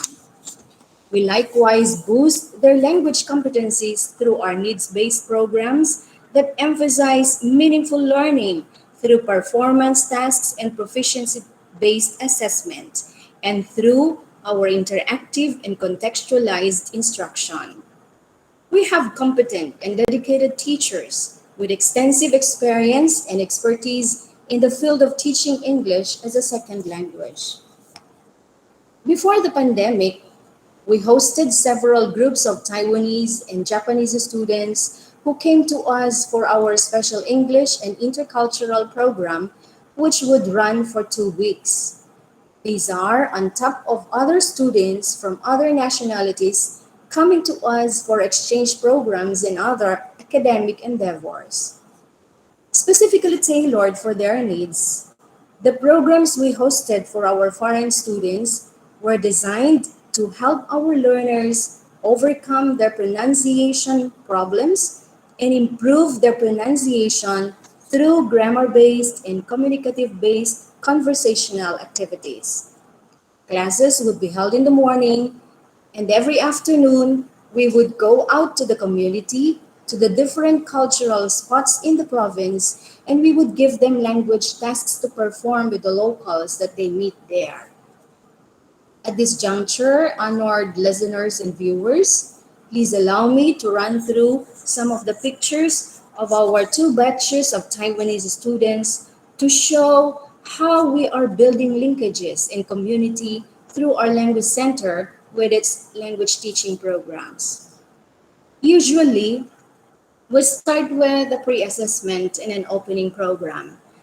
Inside the classroom, we engage our students in communicative activities. The students are made part of a vibrant, friendly community at MMSU.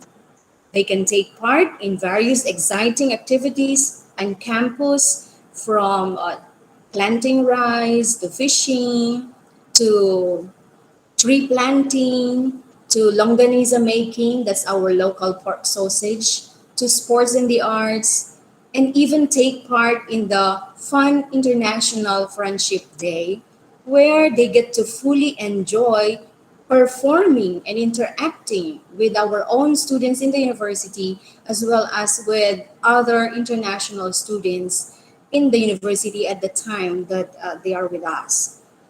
In the community, while we bring them to cultural spots and heritage sites, we provide them language tasks, as mentioned earlier, and they get to communicate with the locals in every area that we would visit. And then later on, we do processing with what they have done in terms of communicating with the locals that they got to meet in the area visited.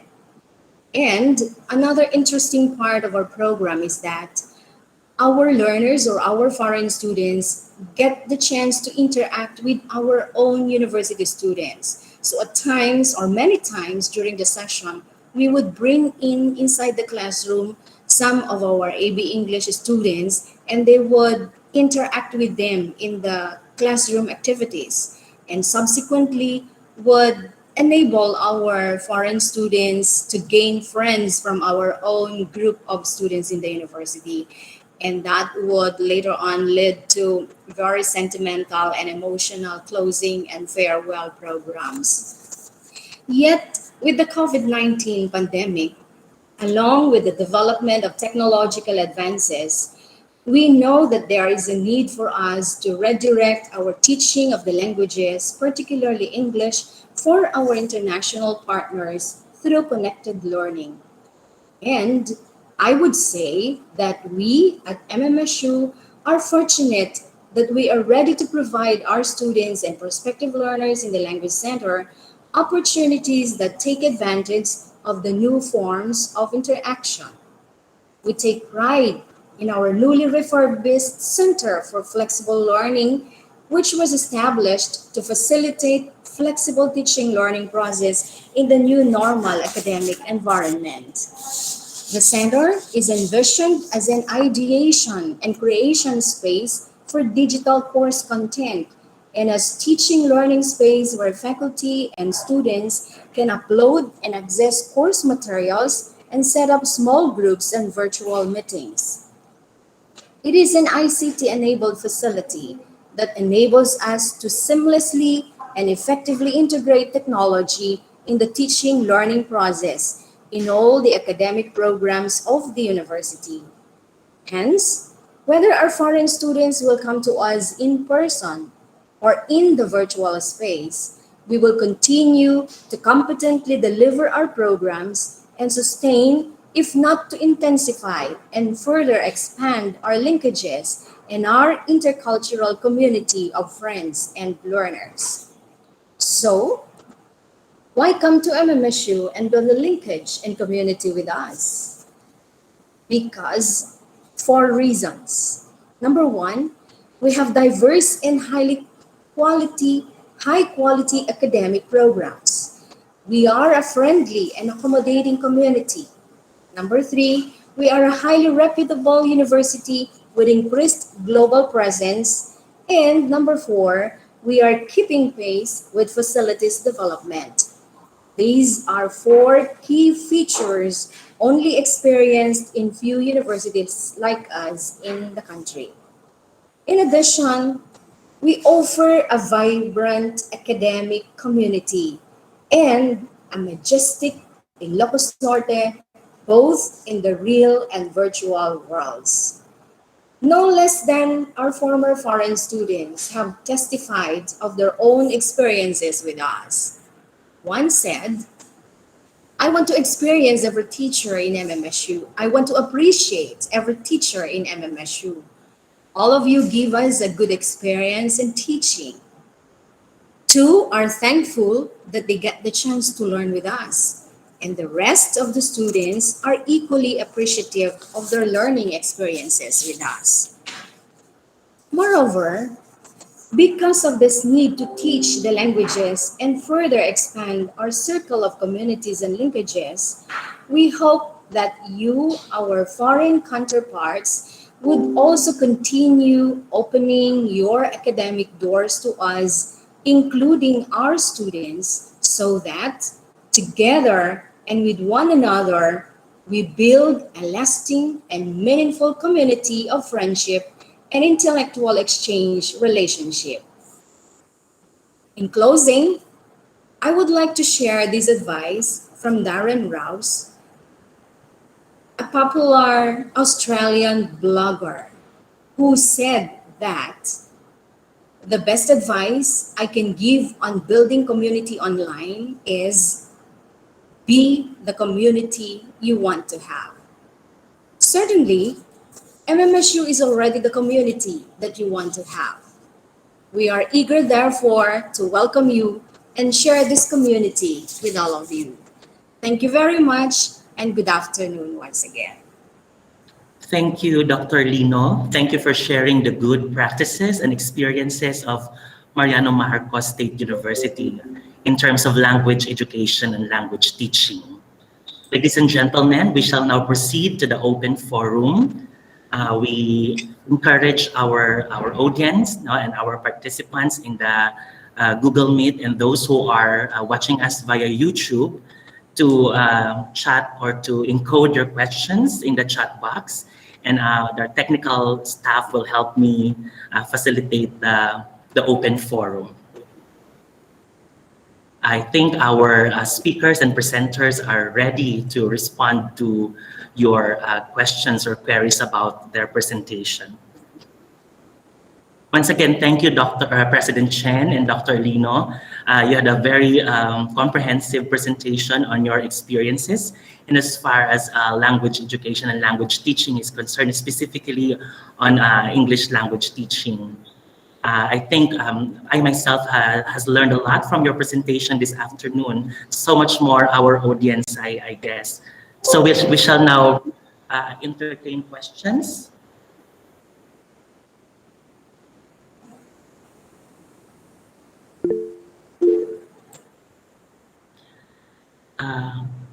Dr. Chen, you're raising your hand.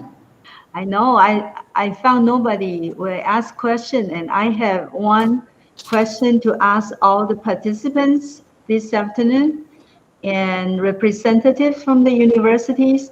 I was wondering if I think many of the Philippine universities especially have the program training for teachers, right? Teachers education. And especially those who are teaching languages, no matter it's English or other languages. Do you have internship programs that the students can go abroad and do this internship so that, for example, we might need many of the students or the on-job training teachers or the students to be teachers, if they have the internship and they can conduct their training in outside the Philippines? Okay, I think the question of Dr. Jen is addressed to all, and maybe you're interested to respond to that question. I think I saw the hand of Mr. Albert Tang.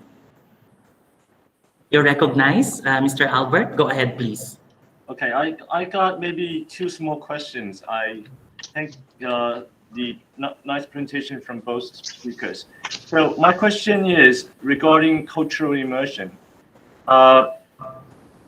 You know, from the example of Taiwan, we often introduce like Taiwanese cinemas, one of the best materials for cross-cultural communication to foreigners. So I'm wondering, Filipino cinemas, have you considered, you know, to take Filipino cinema as one of the best examples where you promote Filipino cultures, or, you know, a kind of culture from the Philippines? And is there anything like Taiwanese study program in the Philippines? So two small questions. Thank you, Mr. Albert Tang. Maybe I can ask Dr. Lino to answer the question. Yes, sir. Thank you so much. Thank you, Dr. Tang, for those questions. For the first question, sir, yes, we do make use of Philippine cinema. Actually, we have courses in college now that would make use of Philippine cinema, particularly the popular ones, where we really get to learn about the culture of the Filipinos, and other learners, we also get to learn about the culture of the Filipinos through those that are presented in the Philippine cinema. And in fact, we have specialized courses even that really focus on considering Philippine cinema as a source of vital information for educating our learners, either local or foreign, about Philippine culture. And then the second one, I guess, was about Dr. Tang. I think Chinese I lost study? it. Yeah, we do have Chinese studies in the Philippines. At MMSU, we actually have a Chinese language, Chinese center in our university library system. And we offer Mandarin courses to some of our curricular offerings in the university, actually. So we have two courses, 6 unit courses offered for the teaching of Mandarin for some identified curricular offerings in our university. And we practically celebrate Chinese culture and Chinese activities in this part of the country, as we have a lot of Chinese around Ilocos Norte, Batak, and Luwag City. And there is a very good relationship between the Ilocanos or the Filipinos in this part of the country with our Chinese counterparts who are here in our place as well. So actually, we have the Chinese the office of the Chinese consulate here in Luwag City. That's the place where we are. Thank you, sir. I hope I answered your question, sir.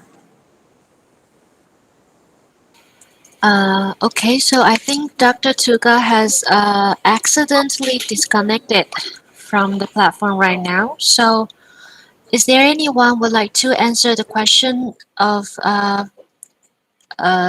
President Chan? I think President Chan has brought us a question earlier. Or if you have any other questions for the speakers, please use the hand raising button.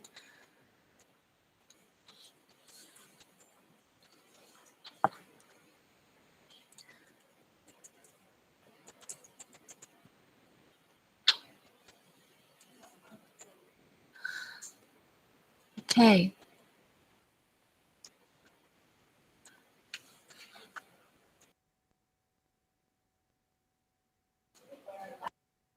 Okay, so President Tuga is I'm sorry. I'm sorry. I'm having a technical problem from my end.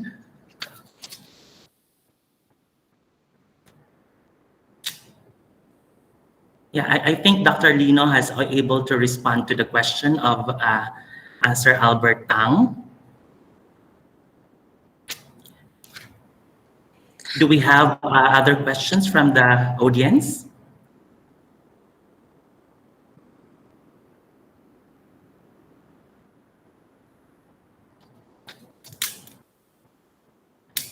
President Chen, would you allow me to ask the question as moderator?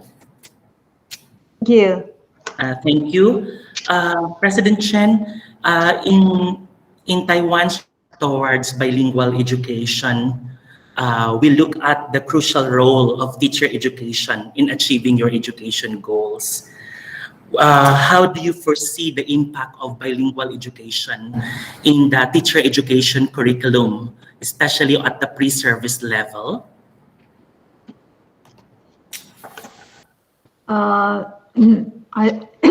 Excuse me, I don't know whether I understand your question correctly. If not, please correct me.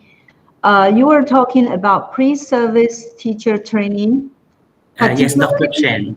Particularly for elementary level or for both elementary and secondary.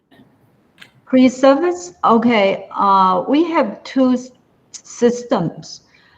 For elementary teacher training, the teachers have to be good at all subjects. That means the primary teachers have to teach all subjects. That includes natural science, social science, languages, math, and all things have to be included, including to be the classroom, the homeroom teachers. As for the secondary, if the student choose to become the secondary teachers, they only choose the particular subjects to teach. And not necessarily the primary teachers will be trained to conduct all the courses in English. All the courses are conducted in Chinese, especially the secondary too, because they teach the certain subjects unless they teach English. And of course, their English proficiency and also their professional background has to be strong. But it's very interesting, unlike the education system in the States, that when you get a higher degree, you also, if your focus is on primary, then even you get a doctoral degree, you go back to the primary education to teach. And if you get your focus is on secondary, then you go back to the secondary to teach. So you have more professional training.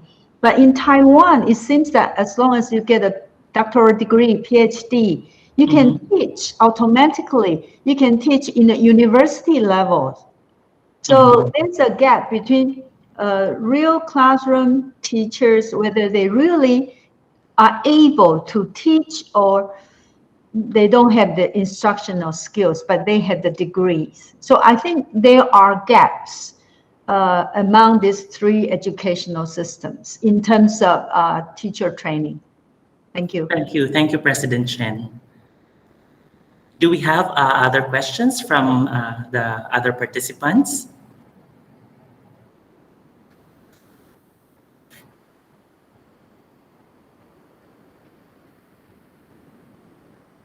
It seems that they have understood well your presentation. I think there are no more questions from the audience, and I will interpret that as they have already they have understood well and they have appreciated your presentation this afternoon. So I thank you, President Chen and Dr. Lino for giving time for your presentation this afternoon. Thank you everyone for your active participation in this session. Let me say it in Taiwanese language. Dajia bao zhong zaijian. 再见. Thank you. Thank you. Magandang hapon. Good afternoon. Thank you, everyone.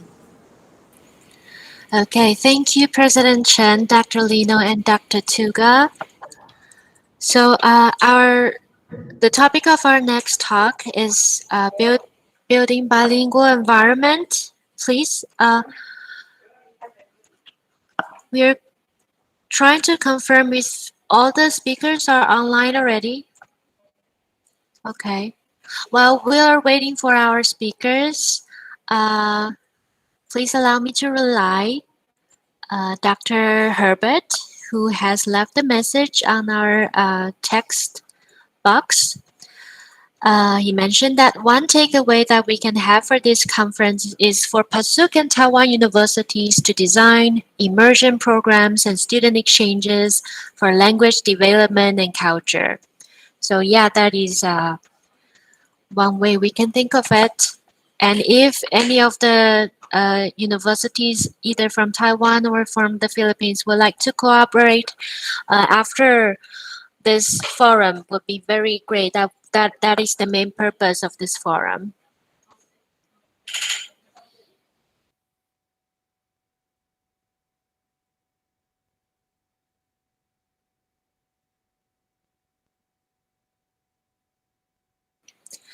Okay, so now our speakers are all online now. Please let us welcome the speakers of this talk 3. The Executive Vice President of National Taiwan Normal University, Dr. Frank Yongxiang-Ying, and Professor of College of Education, Bicol University, Dr. Angela Lorenzana. The moderator of this session is Dr. Lourdes Genera Lau, President of the University of Southeastern Philippines. Please, Dr. Genera Lau. Yes, thank you so much, Professor Hannah Teng, for the introduction. My warmest greetings and wishes of good health to every one of us. First of all, I really would like to thank the organizers of this webinar entitled Language Education and International Linkage under COVID-19. Just a few notes before I will introduce to you our two experts or speakers. There is a rising interest in bilingual education in both international education and national education in a variety of forms. For the most part, this means introducing English earlier in non-English speaking areas. But this is not the only new iteration of bilingual programs. While this is a positive step forward in recognizing that education does not need to be monolingual, it is important to consider what the desired outcomes are for any program calling itself bilingual. So in this session, my colleagues and friends, we have two important speakers. I would like to introduce our first speaker, Executive Vice President of the National Taiwan Normal University, Taipei, Taiwan, Professor Frank Yongxiang-Ying. It's easier for me to call Professor Frank. Professor Yongxiang Frank Ying received his PhD in economics at the University of Kentucky in 1998. His research interests include international finance, macroeconomics, political economics, and health economics. After teaching a year in Colgate University in the USA, he returned to Taiwan and became a faculty of National Sun Yat-sen University in Kaohsiung in 1999. In 2012, Prof. Ying joined National Taiwan Normal University in Taipei. In addition to being an academic, Professor Ying has also served various administrative positions. That includes Department Chair, Director of the NSYSU Paul Center, and Vice President for International Affairs at NSYSU, Executive Member of the Taiwan Assessment and Evaluation Association, Board Member of the Asia Pacific Association for International Education, and the Dean of the College of Management at NTNU. He is currently an Executive Vice President of NTNU, where he oversees university fundraising, public relations, and global alumni relations. Frank Ying's research is published in many well-respected international academic journals, including the Journal of International Money and Finance, Comparative Economics, China Economics Review, Health Economics, Accident Analysis and Prevention, Drug and Alcohol Dependence, and BMC Medical Informatics and Decision Making. Throughout Frank Ying's career, he has promoted university internationalization through advocating for studying abroad, engaging faculty members in multi-country research projects, and hosting symposia with partner universities. He has traveled throughout the world as a visiting scholar at several institutions, including Harvard University in the USA, Sciences Po Leon in France, Xiamen University in China, Akira International University, Japan, and University of Lodz, Poland. That's for Professor Frank's curriculum vitae. For our second speaker in this session, we have Dr. Angela E. Lorenzana, Associate Professor, Bicol University, Albay, Philippines. Dr. Angela Esquivel Lorenzana, I hope I pronounced your first name, ma'am, correctly, appointed Commissioner representing the Bicol language on January 6, 2020, in the Commission on the Filipino Language, Malacanang, Manila. Is a faculty member of the Bicol University College of Education and Graduate School. She finished her doctorate in liberal arts in the field of linguistics at the University of Warsaw, Poland. Took up her Master of Arts and Education major in English at the Bicol University Graduate School and graduated magna cum laude from the Bicol University College of Education, Bachelor of Secondary Education, major in English. She has done research extension work on Bicol and teaches linguistics and English subjects. She once taught English to students of varied nationalities at the Academia de la Lengua at the heart of the city in Warsaw, Poland. She studied the Polish language as a required subject in her doctorate at the Polonicum. A campus journalist, she was editor-in-chief of her college and high school papers. She was also the associate editor of Anbang Rao, the Legazpi diocesan paper from 2010 to 2014. She served as director of the Bicol University Language Center, and currently she is the department chairperson of the Bicol University College of Education, Language, Arts, and Literature. Ladies and gentlemen, these are our two speakers. And now I'm giving the virtual floor to Vice President, Professor Frank Yo Xiang, for his lecture. Professor Frank, the virtual floor is yours.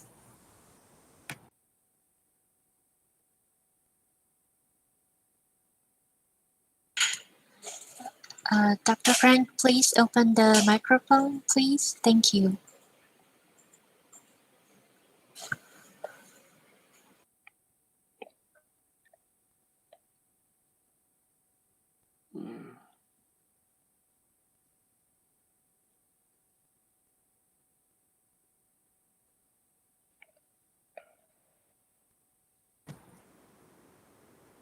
Yeah, okay. Okay. Once again, thank you for the moderator's warm introductions. Dear participants, as moderator's introductions, this session is introducing the building the bilingual environment in the universities. Today's my presentation will be proceed in three different categories. The first is the bilingual policy in Taiwan. The second is internationalizing NTNU. The third is building bilingual environment in NTNU through the EMI courses in my university. Listen to the presenters this morning. I believe all the participants have the clear understanding why Taiwan has the bilingual nations goals reaching to the 2030s. I would like to add another information to the participants. If we think of why we will have this bilingual nations by 2030, there's one important information behind this goal. If we think of the U.S.-China trade dispute starting from the middle of year 2018, the dispute escalating since then. And the other reason behind this goals, last year we have a COVID-19 hit the global economy, and suddenly the supply chains roles for Taiwan in the global market has been changed. Lots of suppliers came to Taiwan, starting to discuss the specification, designing idea with our engineers, with our designers in the last year. If we take a look at the historical high record exporting volume last year, it reached to $345 billion last year. It grew up almost 5.5% in a single year. This is something we never seen before. And suddenly lots of people, they work from home. There's huge demand for the microchips, for their computers, for their device of their iPhone, and the shortage of the microchip on the car manufacturing. That all give the lots of pressures and also the opportunity to Taiwan. I believe that's one of the very important reasons why we push this goals quite quickly. And all the participants of Taiwanese University this morning, they are all competing with the MOE, Ministry of Education's we call BEST programs. And the result will be announced very shortly, maybe in this week. Then we will start to push this bilingual education in Taiwanese universities sometimes around September. So it's upcoming event, and this is an important goal for the Taiwanese university. So I would like to add this background for the participants for the bilingual nations by year 2030s. So the second part I like to talk about internationalizing NTNU. This is the university missions, same as the greatest university in the world, such as Harvard, Oxford, or Cambridge, and many others. We believe the primary reason the university existing in our modern society is to innovate, disseminate, and preserve knowledges.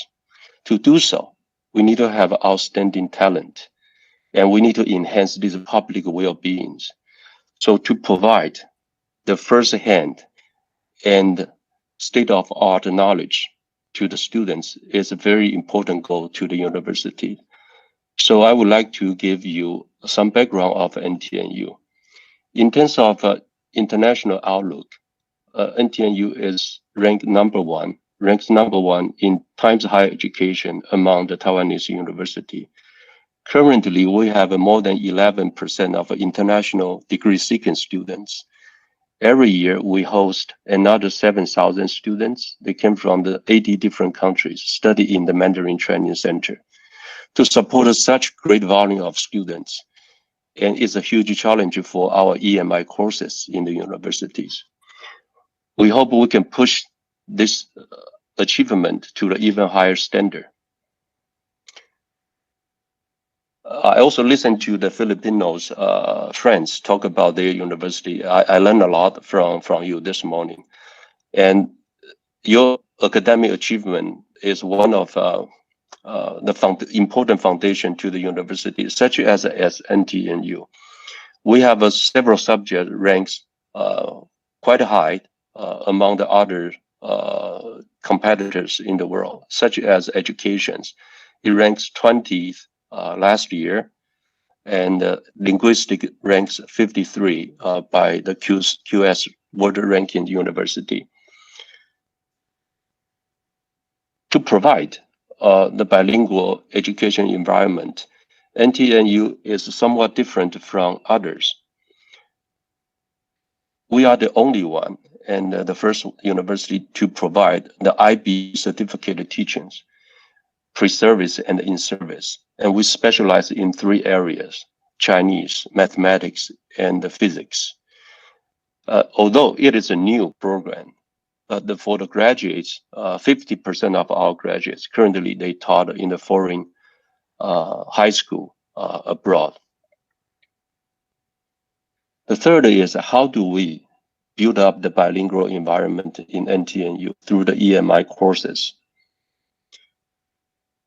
And we think of these issues for years, and we also learned this experience from our partners. So I would like to talk about from institution, teachers, courses, students, and collaboration.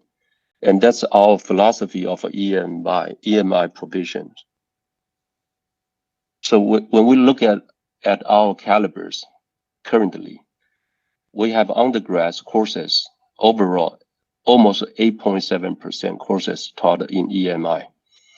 And in master program, about 11.12%. In doctoral degree programs, a bit higher, about 12%. But can we push this achievement to the higher level? So this is a university strategic plan we launched last year. For this 6 years university strategic plan, that's our goal. We plan in the year 2025, and we have international degree seeking students for greater than 15%. And we will have a foreign faculty 10%. The incoming students, exchange students, 1,500. And we hope we will have 25% of students, when they graduate, they all have international exchange experience. And this is the big fortunes for us. So the MOE announced the best programs for bilingual nation 2030.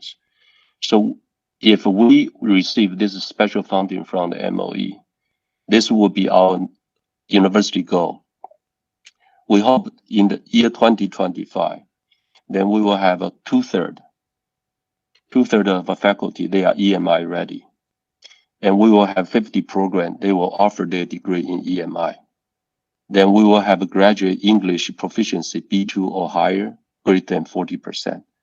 For the older sophomore, they will have 20% of them. This is a MOE's KPI. But for the university, we shoot for even higher. We plan to have 30% of a sophomore, they will have their EMI credit. And for master, 35%. It's clearly university goal with the help from MOE, we can reach to the higher bar than the expectation of the MOE. So for the university, how can we achieve this high bar and higher achievement? And we discussed quite a long time. We need to have a dedicated office we call Office of Bilingual Education. And it has a special goals for this OBE we call Office of Bilingual Education. The OBE need to integrate the resources from academic units, administrations units, through the Center of Academic Literacy. And let me elaborate what is the CAL functions later on. And also through the College of Teacher of Education and Bilingual Education Research Center, and also the flagship of Mandarin Training Center. Through these 4 different institutional organizations to help integration of all the resources from the different areas of the universities.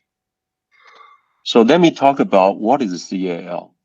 So by the research, the students, they have the several different obstacles they need to conquer.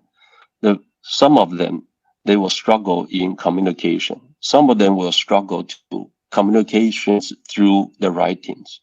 So for the CAL, we need to develop the students' academic literacy abilities, how to write the good argument paper, term paper, even when we have the request from the faculty, when they submitted their papers, sometimes they also needed this support. So English consultants and the tutors are needed resources for the CAL, Center of Academic Literacy. In next 5 years, we plan to hire 18 the dedicated professors. They will work in this office and help the academic units to establish their EMI through steps by steps, and provide consultation service to faculties. And they will hold an English writing workshop and seminars for students and the faculties. Of course, the short-term English writing courses are important for the flexible schedules for the faculty and students. So how do we help the teachers? I think that's a very exciting part. We accumulate quite a few experience in the past. This is the structures built in the NTNU. We have 3 steps. The first is introductory lectures. So for the EMI, I would say the beginner of the EMI teachers. And in the middle level, and we have a lot of expertise we rely on from British Council and also from Cambridge Assessment. And the third is once the faculties, they reach in the middle level, how do we keep them in a community? And community of practice is the third level. We would like to keep them in a small group. They will exchange their ideas from time to time. And let me show you, this is 2 faculties. They from the College of Art and also College of Liberal Arts. And Professor Lin is very famous and popular recently for the bilingual education in high school. And they have quite a few experience to help the beginner to establish their EMI courses. This is another professor, Professor Liao. He is specialized in EMI courses offers in university. So they are quite popular in our community of practice and also in the introductory level to help our beginners and also experts. And when we have those programs, and we can see when the faculty, they participate in the EMI courses, they are not only the fresh or the young professors. And I like to show the 2 senior professor. Professor Liu, he was the former vice president of international affairs. He's a physics professor, and he takes a year and a half to train himself to be an EMI ready teacher. And this is the other, I just mentioned Professor Lin. He is also the expert in the EMI, and he's not only the seat professor, but he is also the speakers of the program. So this is background information for the participants to see. Professors are quite enthusiastic to participate. We have almost 50% of the faculties, they receive their degree and also teaching experience in the foreign nations. And in the very short period of time, I will say this is a year and a half in the past. Almost 9% of our faculty participate this EMI training program.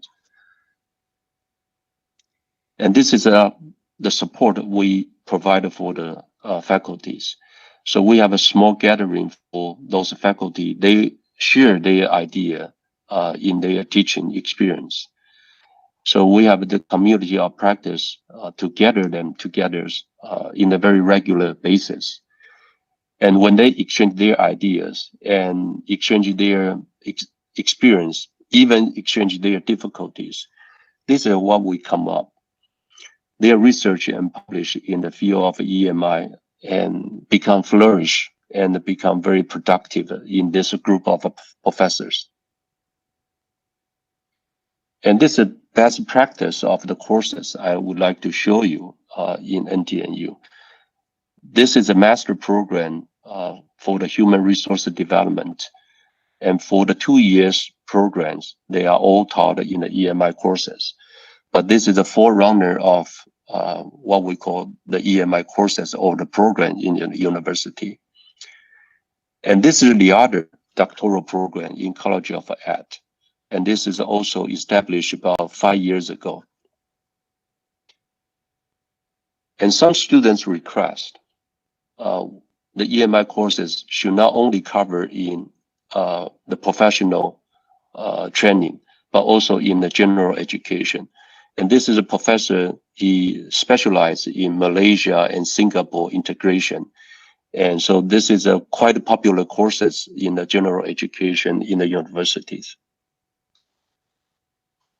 And when we have this kind of EMI to proceed, the quality assurance is the key. So all the new courses, they need to pass through the different committees to discuss their contents and also their training goals. And once the course is started, we hold at least 2 exchange events every year for the faculties. They can exchange their ideas and they can learn from each other. And of course, we need to track the performance of the students once they take the EMI courses to compare with the student who didn't take it and what is the learning difference between the 2 groups of students.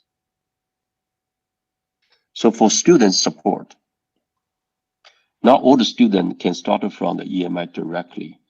So once students, they get into the university for the right evaluation and placement, starting from the, we call English general purpose, English special purpose, and through the EMI. So they have a ladder to climb up. The resources to support the student climb up the ladders, they can take the online EMI self-directed learning, and also they can sign up for English tutoring system. And then they can start from the beginner EGP, general purpose courses and workshop.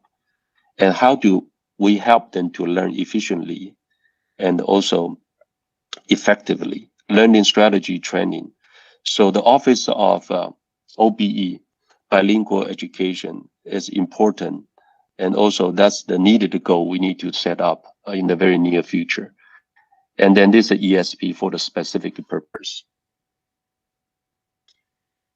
And we also hope they are not only learning in the classroom, but they also learning in their life.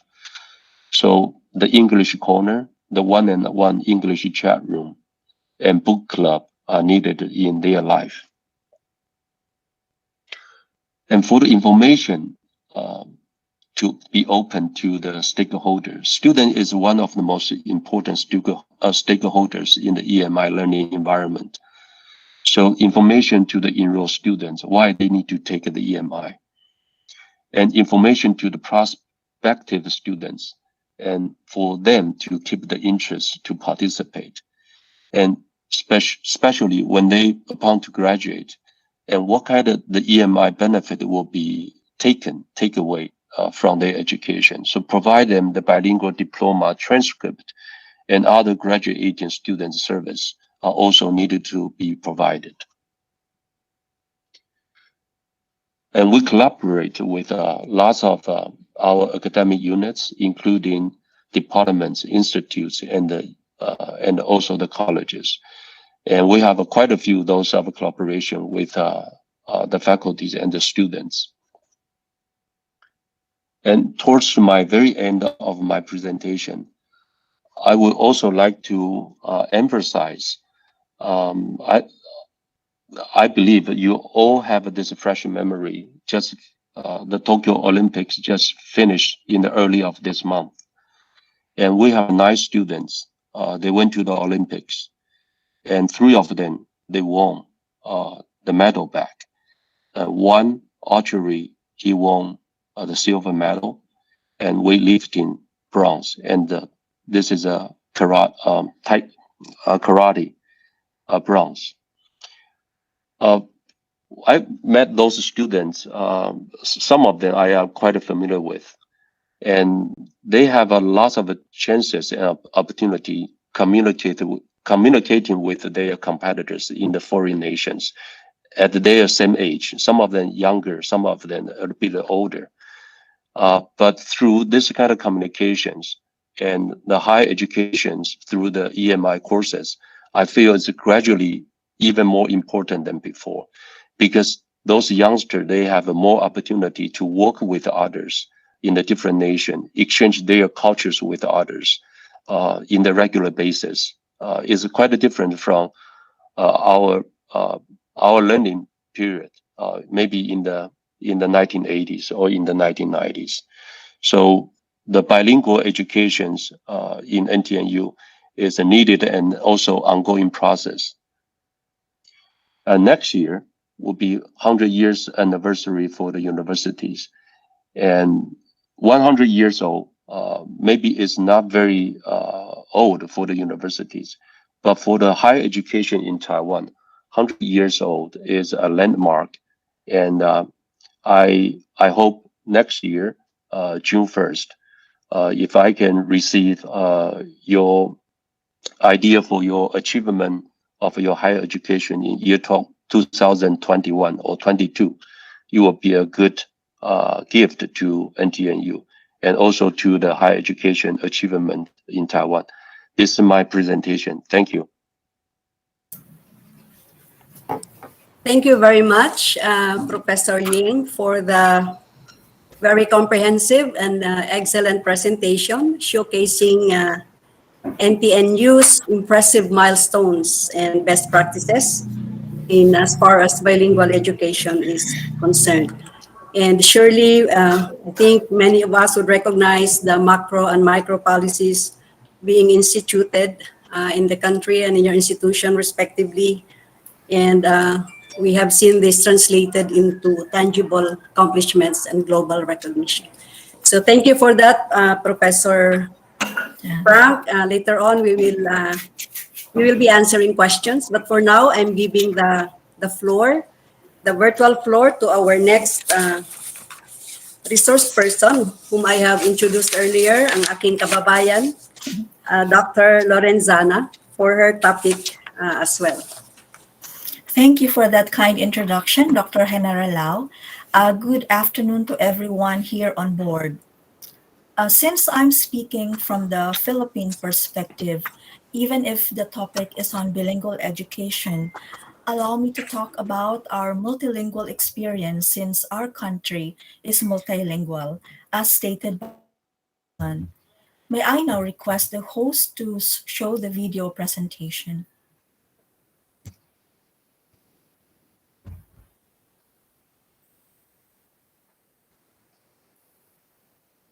Good day to everyone. It is a great honor and pleasure to be able to share with you about the languages of the Philippines in relation to the topic building bilingual environment. These are the parts of the talk: the introduction, from monolingualism to multilingualism, the challenge of emerging language varieties, and conclusions and recommendations. For the introduction, let me give you a common scenario and the definition of terms used. At around this hour, several TV and radio stations air, either in English or Filipino, the 3 o'clock prayer, a daily devotion of Catholic-dominated Philippines. At first glance, foreigners coming to the Philippines might immediately think we are bilingual. But if we look further, it has local translations as well. From the outset, therefore, I would like to say that the Philippines is multilingual, but there were some points in our history that we tried to adopt bilingualism. Allow me then to present to you a short historical background of how our language situation came to be, and for me also to show gratitude to the development efforts related to language in the past till the present. First of all, allow me to define some important terms. A language of instruction refers to the medium of instruction in schools. Under the MTB MLA program, 19 other native languages were added as language of instruction from grade 1 to grade 3 levels. Unofficial language is the language used in official communications, in the government or in schools. What makes a national language? Often, the language spoken by the dominant group or that with the biggest number of speakers is designated as the national language. A language may also become dominant if it's spoken in the commercial, educational, cultural, and political center of the nation. The 8 major languages of the country are Bicol, Ilocano, Pangasinan, Tagalog, Hiligaynon, Pampango, Cebuano, and Waray. They are also often referred to as regional languages. To be called such, it has a relatively large number of speakers, usually more than a million, or it plays an important national role as language of instruction, as official language, or as a national language. An auxiliary language is the language that the pupils or students in a classroom know much better than the language of instruction so that the teacher can use it to be better understood by the pupils or students. In the second part, I will present the journey of the Philippines from monolingualism to multilingualism. Within the discussion, I will present the 2 policies of bilingual education. The Philippines has more than 1,700 islands, and before the coming of the Spanish colonizers, these islands were grouped into barangays ruled by chieftains or datus. Each settlement had its own culture, including language. They wrote on barks of trees or leaves, which got destroyed over time, so very few records of their language were left. One of the more popular remaining artifacts is the Tikau stone on which baybayin inscriptions were preserved. These are some of the Philippine scripts: Cordita for Ilocanos, Kulitan for Kapampangans, Basahan for Bicolanos, and Badlit for Visayans. These are the ways to spell or to write the word Filipino. Since the barangays or the settlements had their own native languages, there was no national language before the coming of the Spaniards. Later, however, Spanish became the official language and medium of instruction. With the coming of the Spaniards, very few natives learned Spanish, since instead of them learning Spanish, it was the Spaniards that learned the native languages. Filipinos who studied abroad learned the language, such as our national hero, Dr. Jose Rizal. In 1863, Spain made free elementary education compulsory, with Spanish as the sole medium of instruction.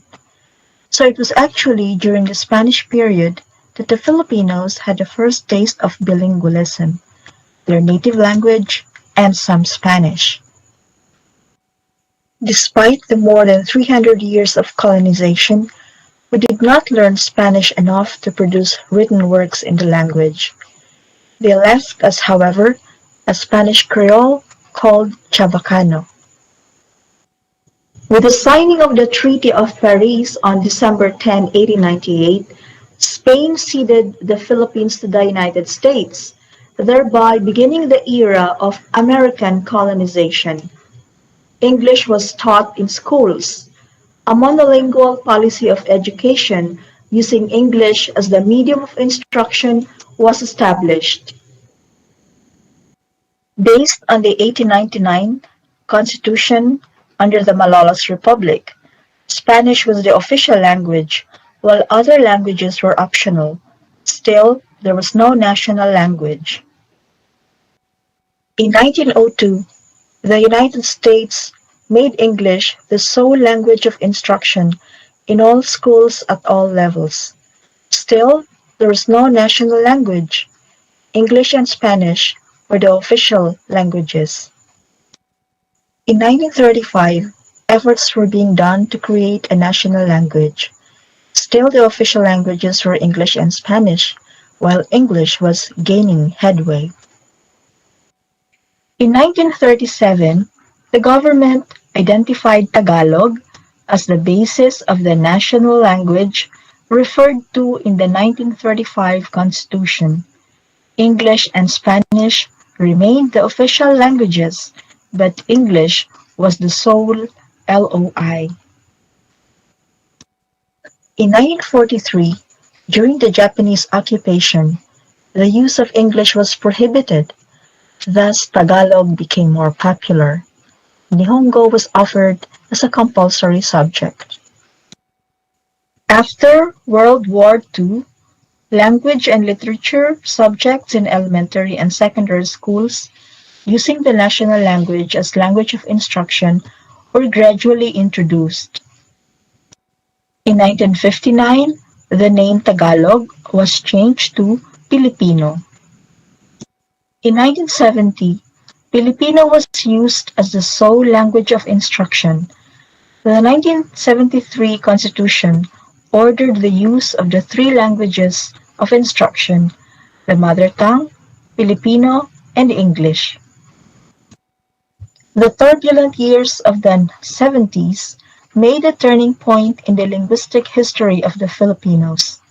After martial law, the language of Sorting around, because I think the presentation is with the secretariat, right?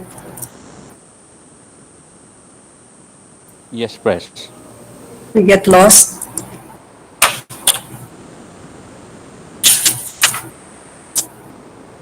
I think she's disconnected. I cannot also share the presentation because it's in my other laptop.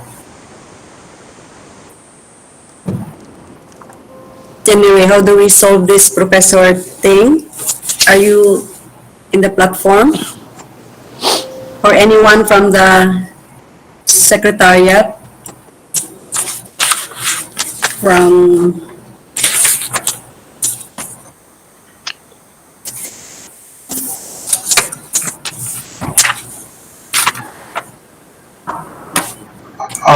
I apologize for, I think we seem to have a bit of technical problems. We're working on that.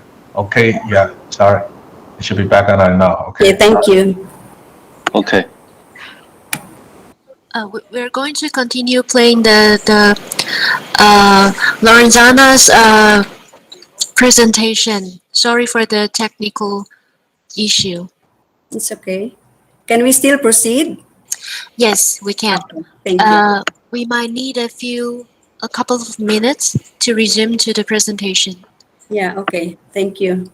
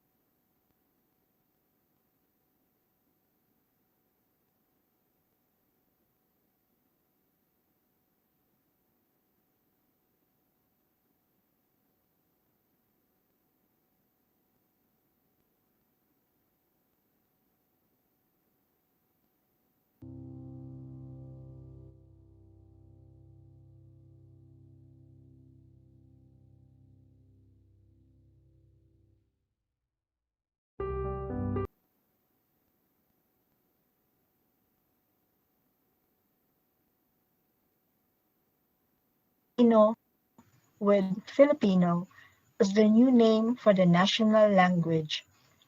It ordered Congress to make Filipino the sole language of instruction. It also stipulates the care and protection of other Philippine languages. In 1991, Filipino was made the LOI for all levels, including college, except for English language subjects.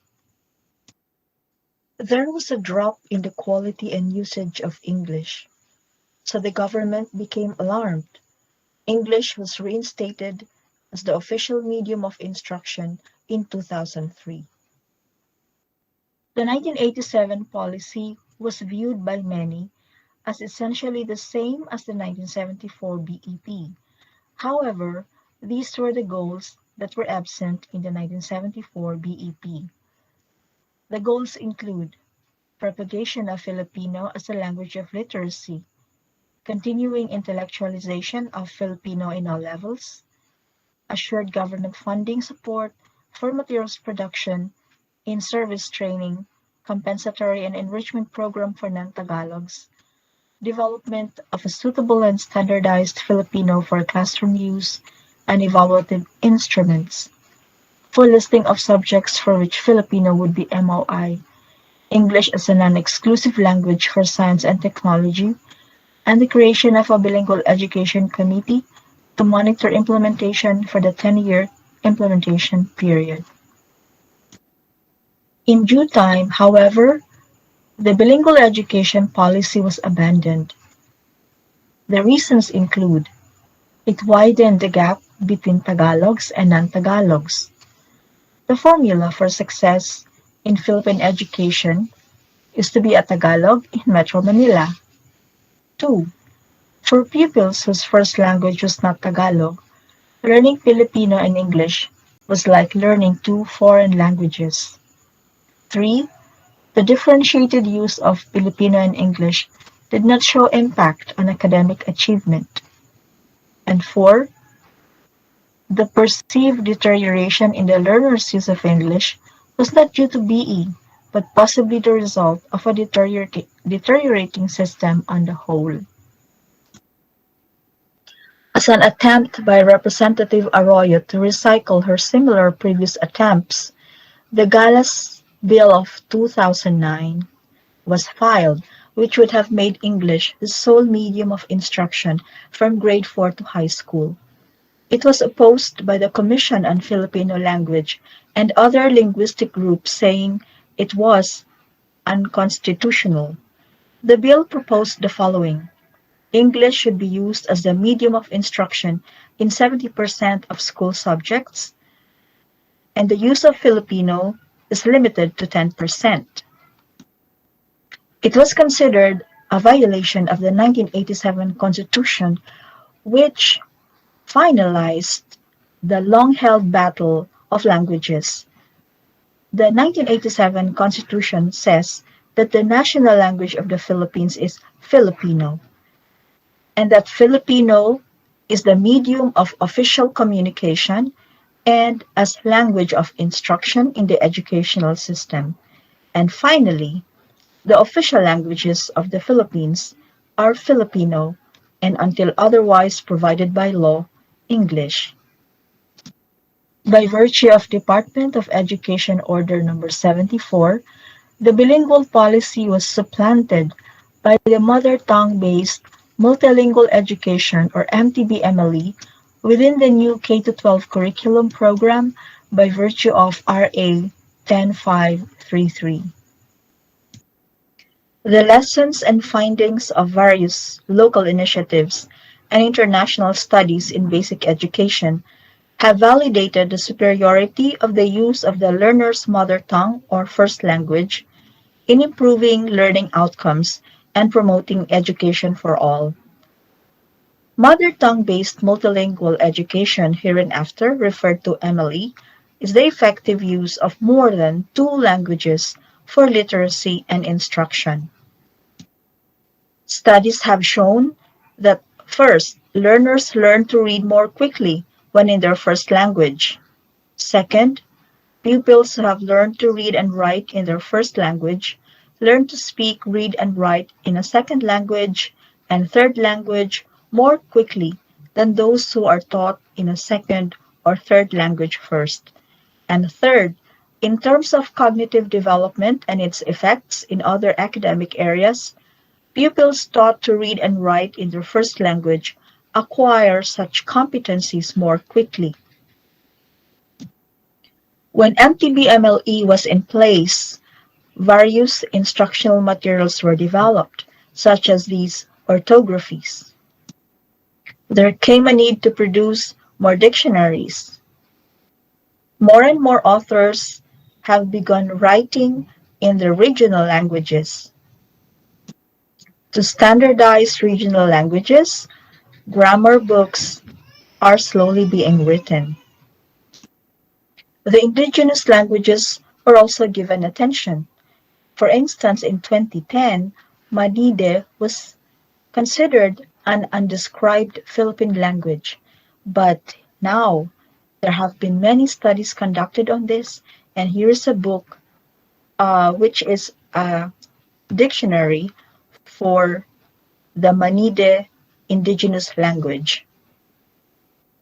There exists the challenge of language varieties such as the Pinoy version and other lingotypes. A challenge to the learning of Filipino is the development of a heterogeneous language called Pinoy by Dr. Annie Del Coro. This combines English and Filipino by incorporating elements of English into an oral version of Filipino. The English language is nativized when the English word is inflected following the rules of Tagalog. This version is commonly used by the young urbanite, usually educated and very much a user of the internet. Here we can see that the linguistic pattern is Tagalog, but the root word is English.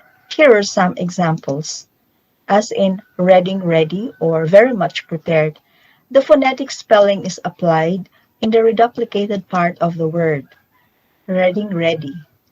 In criniate, the infix in is inserted after the first consonant or consonant cluster. So we have criniate. One can see the language change over time in the Pinoy version editions of the Book of Mark from the New Testament. In the 2008 edition, the word still had a Filipino syntactic structure. In 2015, in order to give access to Pinoy version speakers, the words were changed. So, from magpabinyag in 2008 to magpabaptize in 2015, magpatuloy to winelcome, ipapaupa to ipaparent. Filipinos are exposed to many languages and to different stylistic ways, such as shortened words, simplified spellings, borrowings, so there is a tendency to mix these all up as evidenced by this new variety. From 1990 to 2005, exposure to media, which gave access to an unimaginable amount of information and resources from the internet, resulted in the evolution of other types of lingo, like the Jejimon, gay speak, and abbreviations in text messages. People have been exposed to media and online applications. The young people are attracted by celebrities who use Taglish.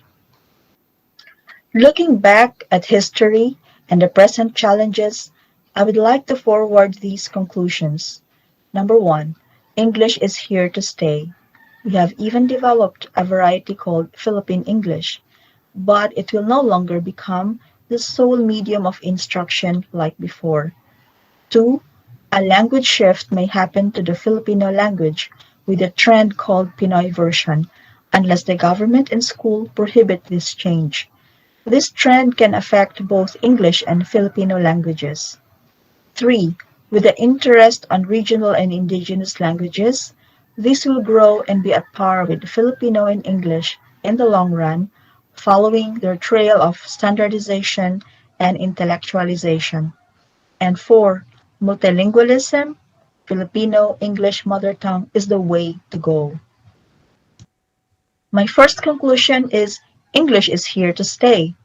Despite less than 50 years of American colonization, many Filipinos learned to write in English. There are many Filipino literary pieces written in English. Looking at the languages in which national artists wrote, the most number wrote in English.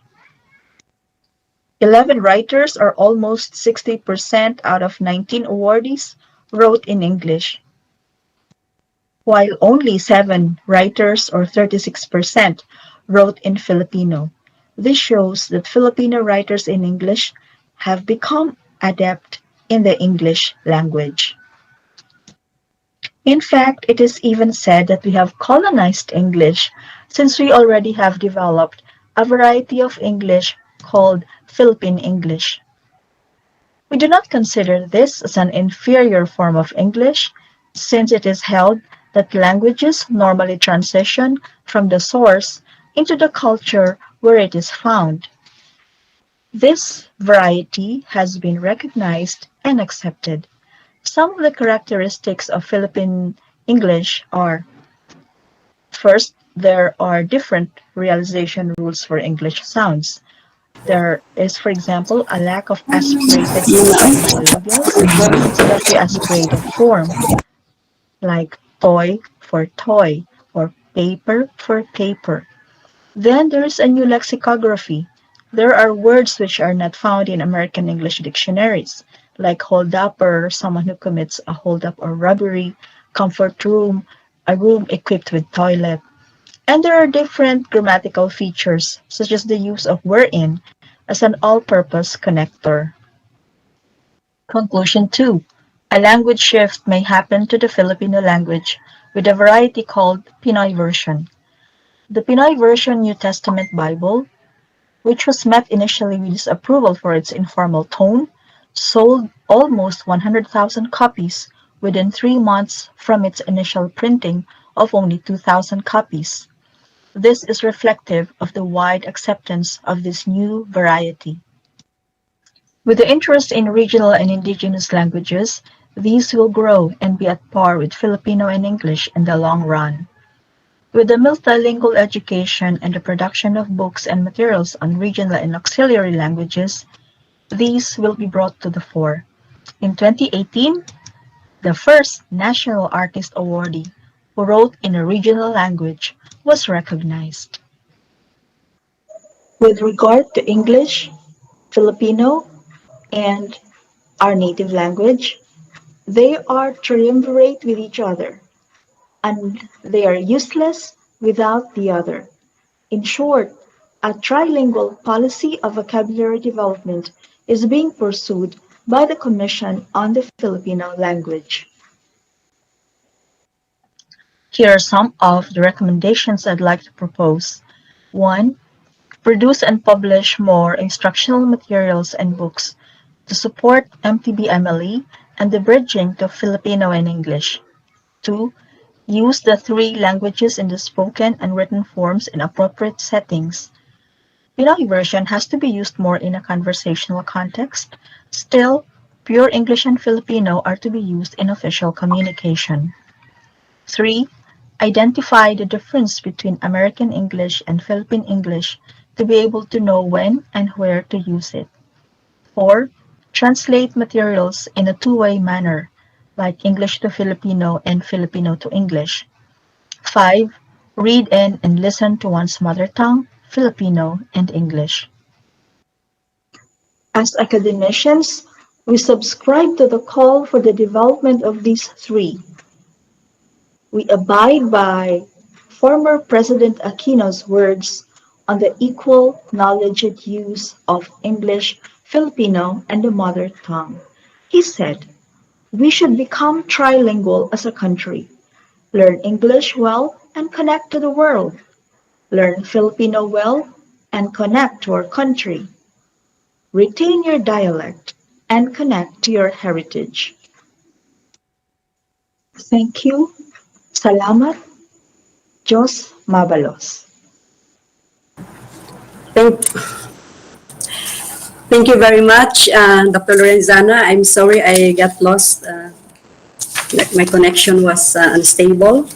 So thank you very much for sharing our course, the Philippine evolution of our language from different stages. Now, as you can see, you mentioned there are 19 languages in our country, and 8 of them are like regional languages. So that's it. Thank you so much for sharing, and the floor is now open for 20 minutes question and answer. So we are now, I'm now recognizing some of our participants who would be interested to ask questions to Professor Frank Ying and of course Dr. Lorenzana. They are ready to answer your questions.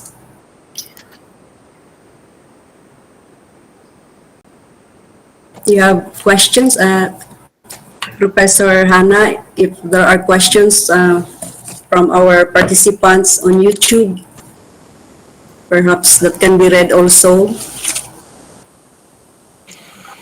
Currently, there are no questions on the YouTube channel. So if anyone would like to ask questions, please use the hand raising button here. So our moderator will call upon your name. I don't see anyone raising his or her hand.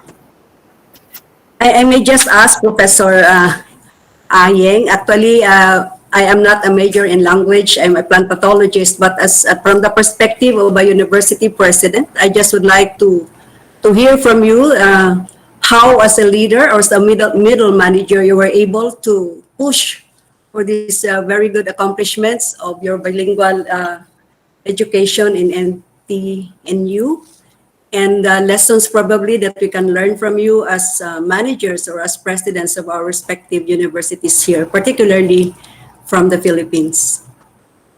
I probably cannot be so confident to say my experience will definitely work on the other universities, but through the past years, I definitely I can see when we start proceeding the bilingual education environment, and we see the two different opposite directions. One directions, we have the faculties, they're very keen to do so. And the other side of the forces, and they probably, they have get used to the way they to teach. So the inertia, the forces inertia is quite strong from the beginning. So the right communications, particularly very friendly communication to share the experience with those faculties, I think it's very important.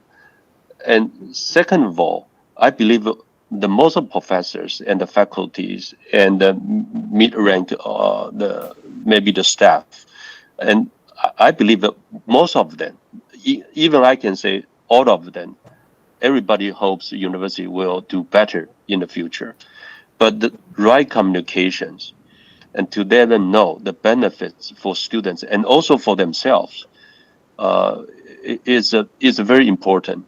So we have a lot of these small groups talk and sharing with those faculties and let them know they have enough support, and also we keen to support them. So gradually we see something change. We starting from only few programs they offer the EMI courses, then we see more and more, and then we start to see some program they offer the whole courses in EMI.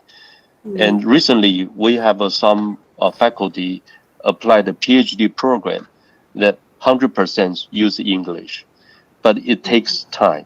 So I will say the most important experience I learned from myself and from my faculties is the right communication and passion communications.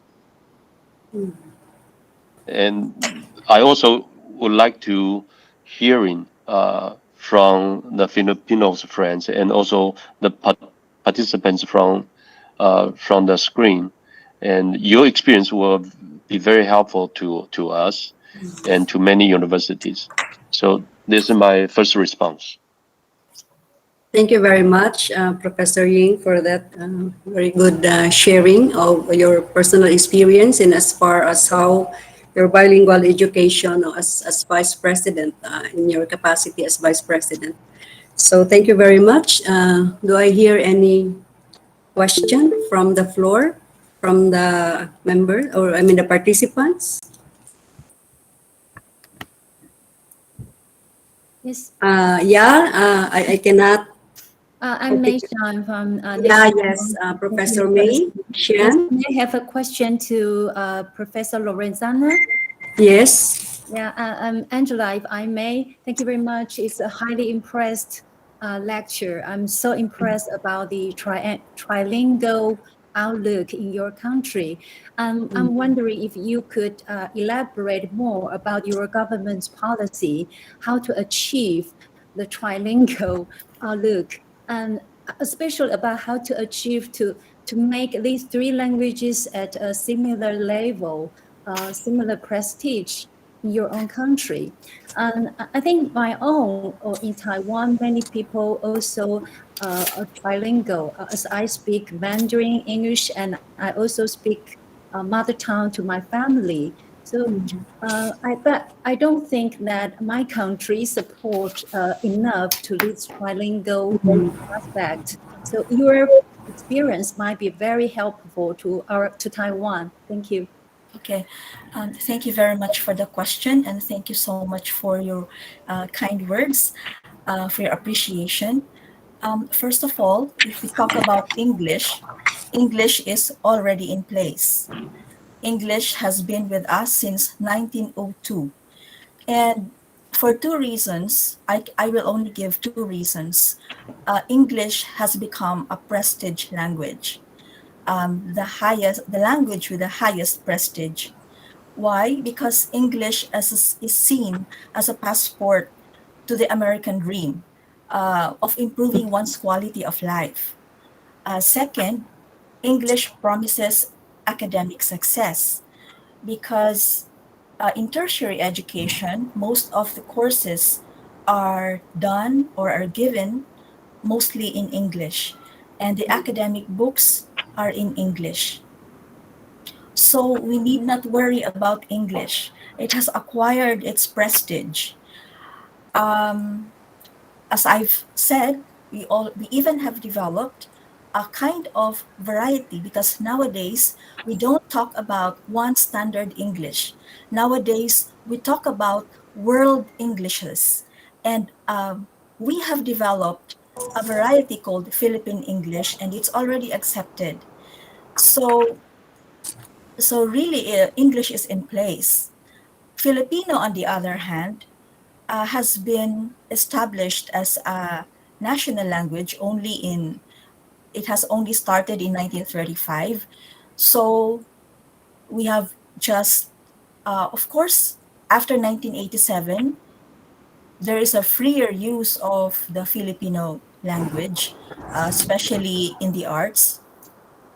And with the media, especially the television, the media use the Filipino language. So almost there are so many Filipinos now who know the Filipino language, except some regional groups who still claim that their regional language should be the national language. So Filipino is also in place because we have the Balarila, we have the grammar in Filipino. However, the mother languages are just being established as medium of instruction.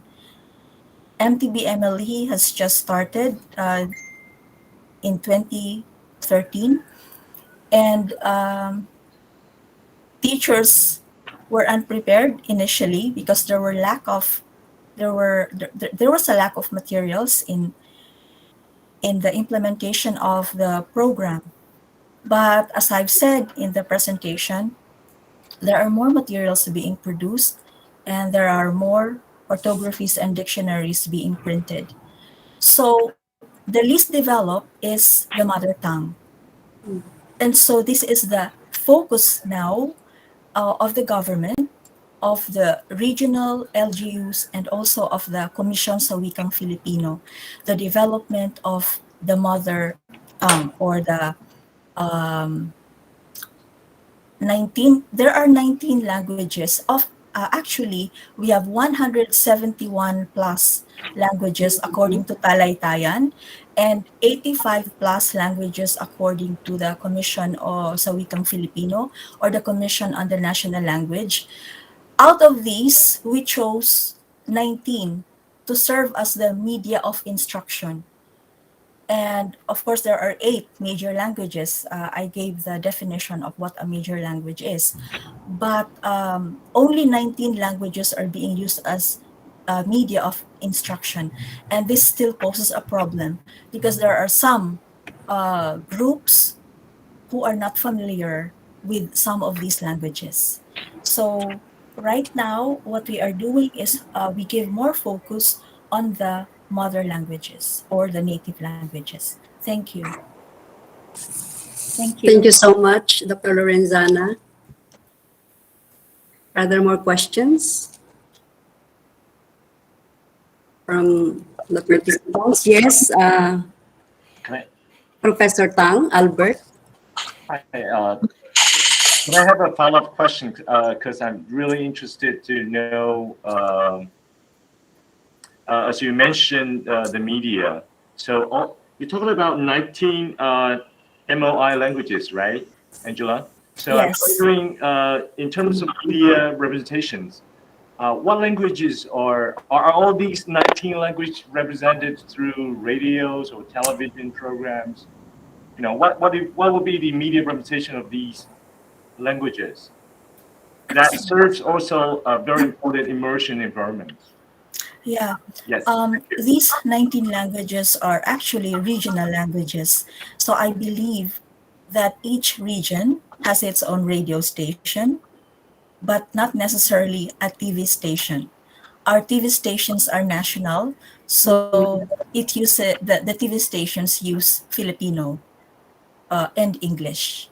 But there are some emerging stations which show or which air the local language. For example, in my region, there is one TV station that is presented in my native language, Bicol. But what we are doing now is to add more to these 19 languages as media of instruction. Yeah. But that means more instructional materials to be prepared and therefore more expense on the government side. But there are some faculty who really produce materials on their own because of need. Yeah. Thank you. Thank you. Thank you so much, Professor Ang and Dr. Lorenzana. Are there more questions? Yes, I think Yes. there's another one raising the hand. Dr. Jiahao Xu Yes, from please. NSYCU. Oh, yeah. Yes, please. Hi. Thank you very much. The presentation. So thank you first of all for Dr. Zornzana's presentation. It was truly impressive and wonderful. I'm just wondering because right now we are trying to improve the English skills of our Taiwanese students, and so it is actually a national policy to move towards to use Mandarin and English as the official languages in 2030. So I'm just wondering from the perspective of a language expert, would you give us some advice or even some precaution about importing English as one of our national languages, which is not being widely used as of now? Thank you. Yes, I congratulate Taiwan for this advocacy. I think this idea of developing bilingualism is your step towards internationalization. But we can learn from our experience because for almost 100 years, with English as a medium of instruction, our students not actually failed, but there were problems in comprehension and critical thinking skills building. So, for instance, from the first year, from the first grade level, when English was introduced, sometimes rote memorization occurred. So the tendency is for these students to develop into, for example, call center agents, but not actually thinkers. So we implemented the mother tongue-based multilingual education to begin from where the learners are, for them to be able to use their native tongue, the language they know most and well, to be able to communicate and express their thoughts. So that is now the main goal for for our students to develop their learning skills, not just the foreign language skills. So if you're asking for an advice, I think we can follow suit as what our government has experienced, studied, and finally decided on. Perhaps for the first 3 years of education, we can implement the mother tongue as medium of instruction. And only later do we have build this bridge to the, because for us we have the second language, but for you, you can have the bridge to the foreign language.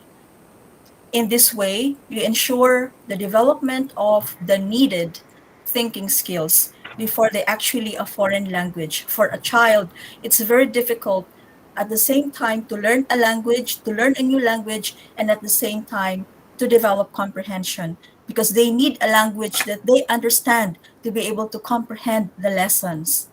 So I really wish you well in this effort, and I am willing to contribute if I'm asked. But lastly, I would like to say that we should preserve the culture. Language is a part of culture. If language is lost, culture is lost. Thank you. True. Thank you so much. Thank you, Dr. Lorenzana. It's a very nice statement. So Thank you too. thank you. So it's really important, no? If we adopt a foreign language, we would not forget also our natural or mother tongue, so to speak. So we understand, no? Because we need to or learn, memorize, but we'll be able to develop critical thinking skills. No? That's what Dr. Lorenzana was saying, and comprehend as well. Yeah.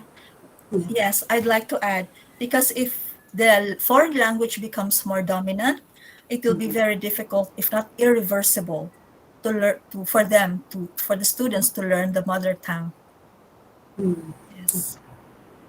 Thank you. So, and with that, any more questions from President, Yes. may I ask about Bicol University experience? So you mentioned the thinking and the comprehensions and languages, they need to be integrated together. So if for the beginner of the EMI courses, how did you place the students into the right classroom for them not shy to the learning of language, but at the same time they also benefit for the courses, the contents they need to learn. So how did you place the students into the right classroom? What is your experience? Actually, we did not classify students. The classes were given, and so we just give them the language instruction in English, Filipino, and the mother tongue. But we classify students when they are foreign students learning Bicol or Filipino students learning other third languages. Because since these languages are not embedded in the curriculum, then we have to apply the one-on-one approach. We have to identify their language level and give the necessary lessons to address their level. So we try to follow that because we don't have a framework. So usually we just refer to the European framework. Yes, like beginners, intermediate, proficient level. That's applicable for students learning languages which are not part of the curriculum, because the languages in the curriculum are already have already their schedules, what topics to be given. So students are grouped according to their classes, not according to their abilities. Thank you. Yes. Thank you very much.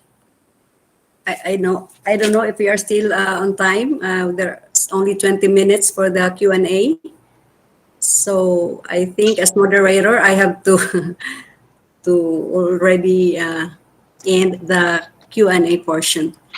So if you have some questions, you can just directly email our resource persons.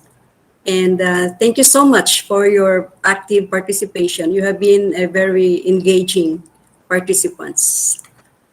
Thank I'm you. now turning over the floor to Professor Hannah Ting. Thank you very much, Dr. Okay. Lorizana and Professor Thank Yu. you. Nice to meet you, Sir Frank. You're from Poland as well. Yeah. Thank you. Dziękuję. Dziękuję. Dziękuję bardzo. Okay. Thank you for your insights on building bilingual environment, Dr. In, Dr. Lorenzana, and President Henera Lau. Next, we're moving to the discussion and open forum. Please welcome the moderator, Dean of International College from Asia University and the Principal Investigator of Indonesia Taiwan Education Center in Surabaya, Dr. Inghui Chen. The floor is yours, Dr. Chen. Okay, could you hear me? Yes, we can. Thank you. Thank you. Okay, thank you for all the distinguished speakers on this occasion, and we are addressing bilingual education, especially Taiwan is a so-called Taiwanese or Mandarin Chinese speaking society, and English has been our foreign language, not even the first language. So when the government decide to push for bilingual education, of course, it raises a lot of concern to the public in general, and also to all the educators at different levels of schools. So I think for this occasion, we have several good, speakers with English background, some with English language background, some with, English literature background, some with international background. So even though some even with engineering background, but we can discuss, and just focus like a lot of people talk about like CFR, the assessment, the European assessment. And the government is arguing if you want to join the bilingual education, the students' English level need to meet like CFR B2 level. Is B2 appropriate or too high for our students? This is what. How about the teachers? Can teachers deliver their subject in English or in English? And do we have prefer some subject to get started first, or are all the courses can be taught in English? For example, philosophy, Chinese literature. I do wonder how can professor of Chinese literature deliver their contents in English? Of course, so all this could be some of the issues, we can discuss. And I think according to the rule of the game, each of you is going to address the issue between 3 to 5 minutes. And then we are open the floor to the audience for engagement for interaction or even for questions. So I think I have Dr. Jenny. Dr. Jenny, are you here? Dr. Jenny? No, Jenny not here. How about Dr. Angela Lorenzana? Are you here? Very strange. I got the list of all these speakers. So, oh, okay, they are here. Okay, Dr. Angela Lorenzana, would you give the first, initial talk first to stimulate, to inspire the audience for engagement or for, questions, focusing on bilingual education, focusing on language education and internationalization. Just 3 minutes, so some inspiring ideas so that you can engage the audience. Okay, can you start first? Okay. First of all, the bilingual education policies, because there were two in the Philippines, gave us two advantages as an English-speaking country.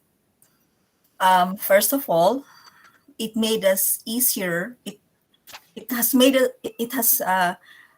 helped us learn other languages with facility, especially the pronunciation of other languages. That has been my experience when I had other nationals in my class. It's very easy for a Filipino to learn the sounds of other languages.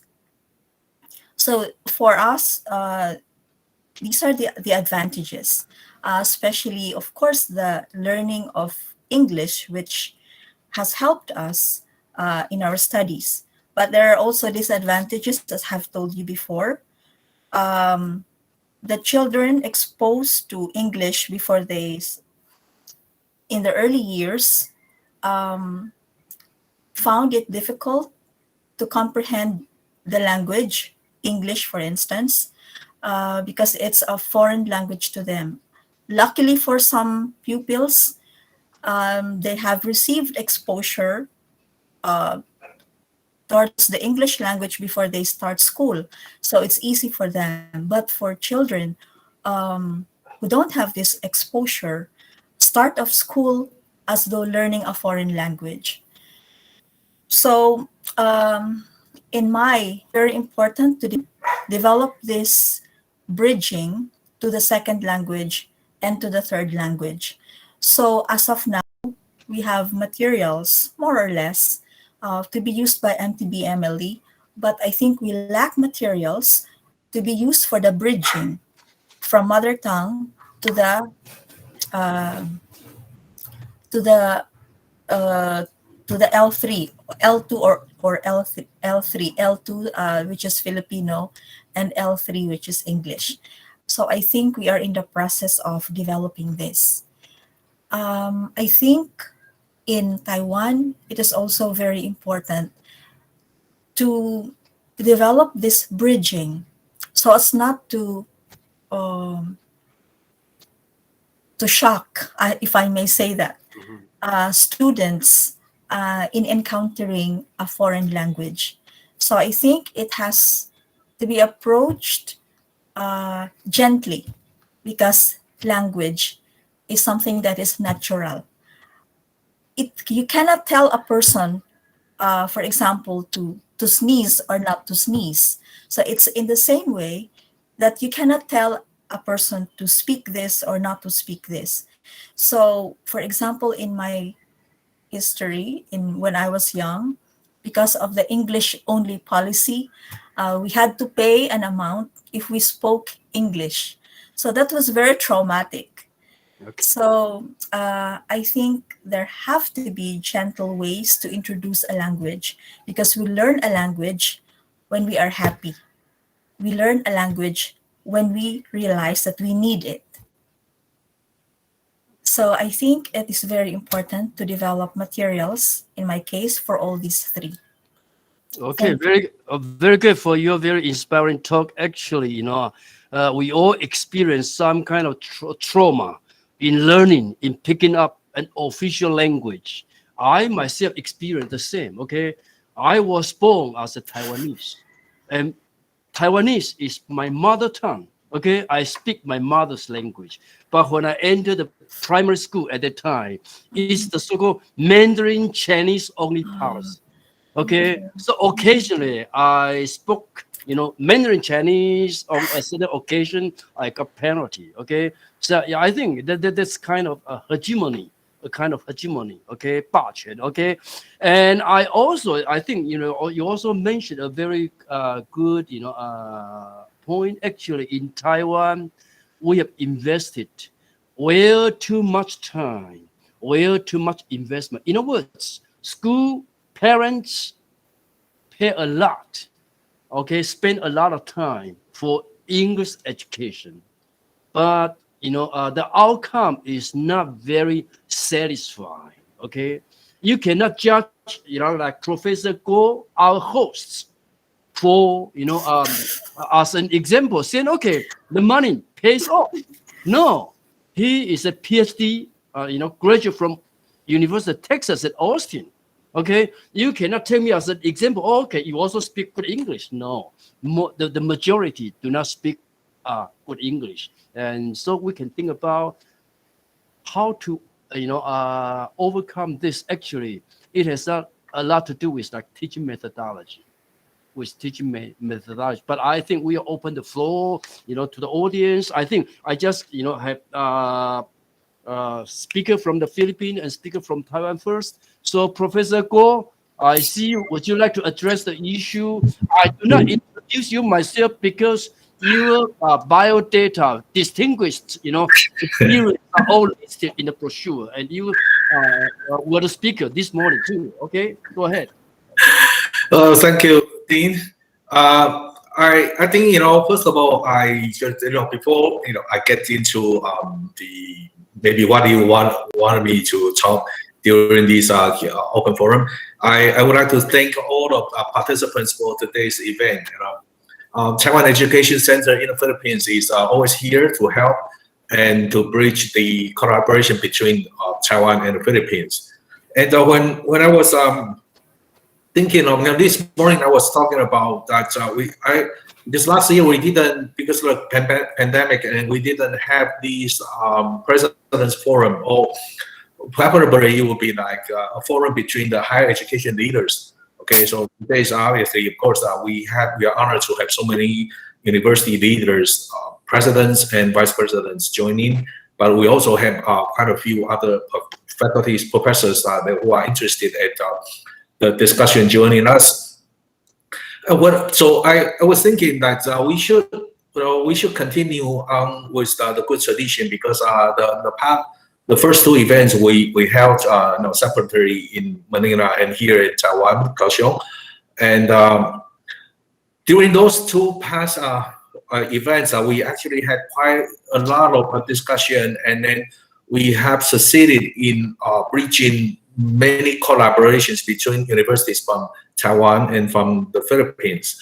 So then it just occurred to me that, okay, so since our government's moving toward this bilingual country, and so we certainly need a lot of help in helping in assisting us moving toward this goal, and whether it would be from the ground up elementary schools, high schools, and also of course in particular universities.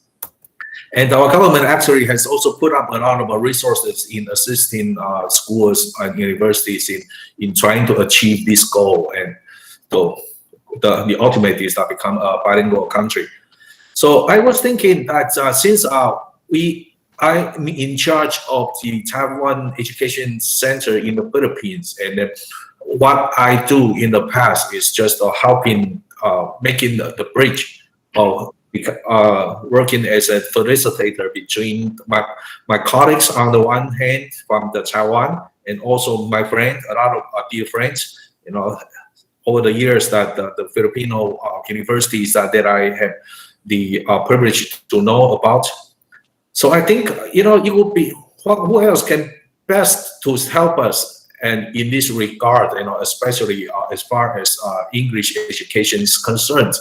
And the Philippines is so close to Taiwan, and then Laura, then you speak English, you know, as in your higher education, so it's at such a broad level, and I think it's a very good idea that so it become a theme of this year's President's Forum.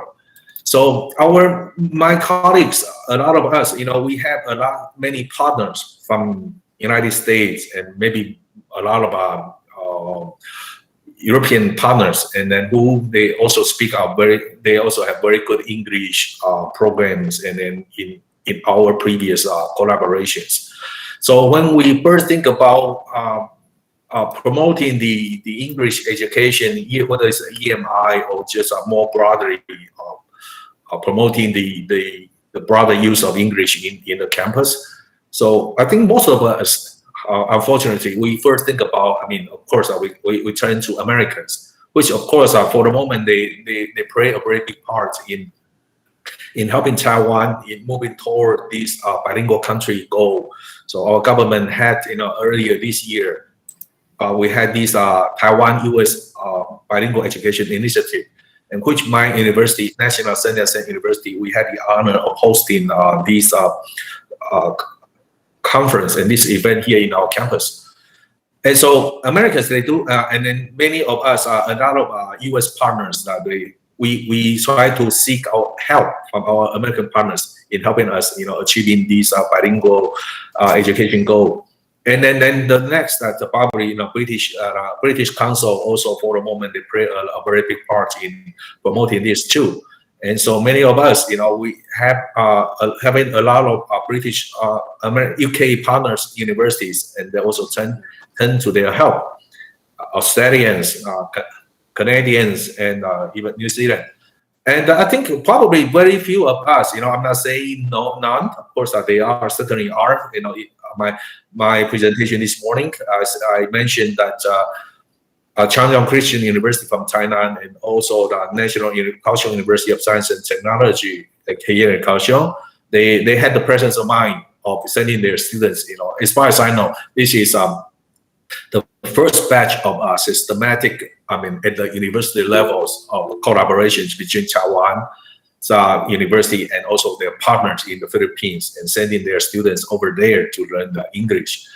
So I'm just thinking, so this is the theme, and then I hope that I could achieve that at least through today's events, our partners from the Philippines, you know. So I was saying this this morning too, you could form your own initiative and then approach your Taiwanese partner universities, and then in helping us.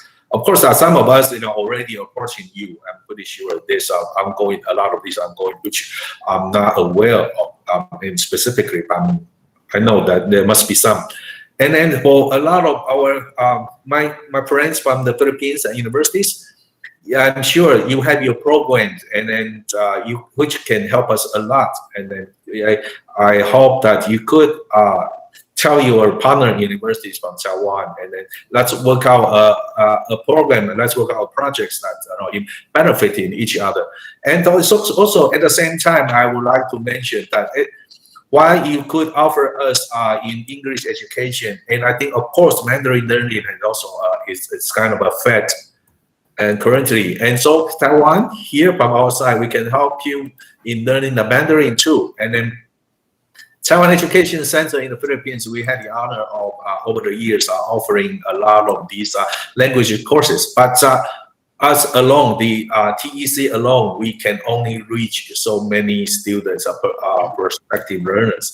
I have so many colleagues from Taiwan and my university from Taiwan. They all have a very good Chinese language centers, and they can also offer a lot. So let's work together. As I said, concluding my earlier my presentation this morning, you know, let's work together and offer each others our best in helping each other in learning, as far as learning promoting the language learning. Okay, thank you. I think Dr. Guo, Dr. Guo, the Vice President of National Science University, also the Principal Investigator of Taiwan Education in Philippines. Actually, you can make your statement short by saying your purpose, okay, for the coming years is to, with quotation mark, import English teacher from the Philippines to the Taiwan market. Actually, in terms of teaching personnel, the Philippines is the world #1 country that export the language teachers all over the world. Okay, and because we are pushing for bilingual education, certainly English teachers in huge demand.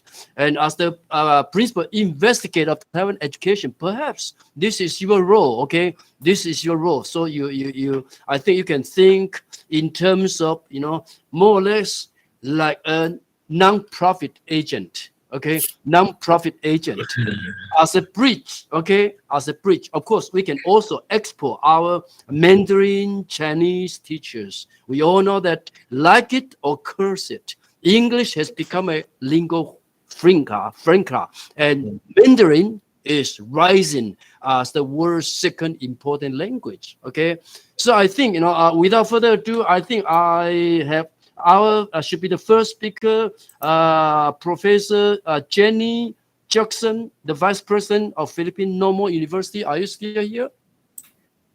Hi, yes. Oh, okay. Just say, like 2 or 3 minutes to inspire the audience, because after the short talk, we open the floor to audience for them for engagement or to raise questions. Okay. Nice meeting you on the air.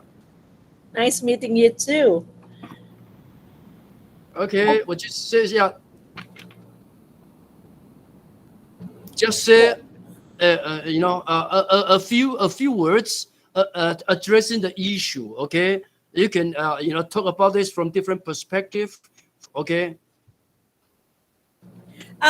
Yeah. Sorry. The perspective of what we are all been talking about since the morning on bilingualism, no, on the context of learning the languages across the different systems within Asia and in the Philippines, in Taiwan, etc. I think the component of how language must be driving all of our education is the context of what matters to our students and where they will be. In the context of the Philippine Normal University, we certainly would like our students to be bilingual because there will be teachers, but the Philippines is multilingual.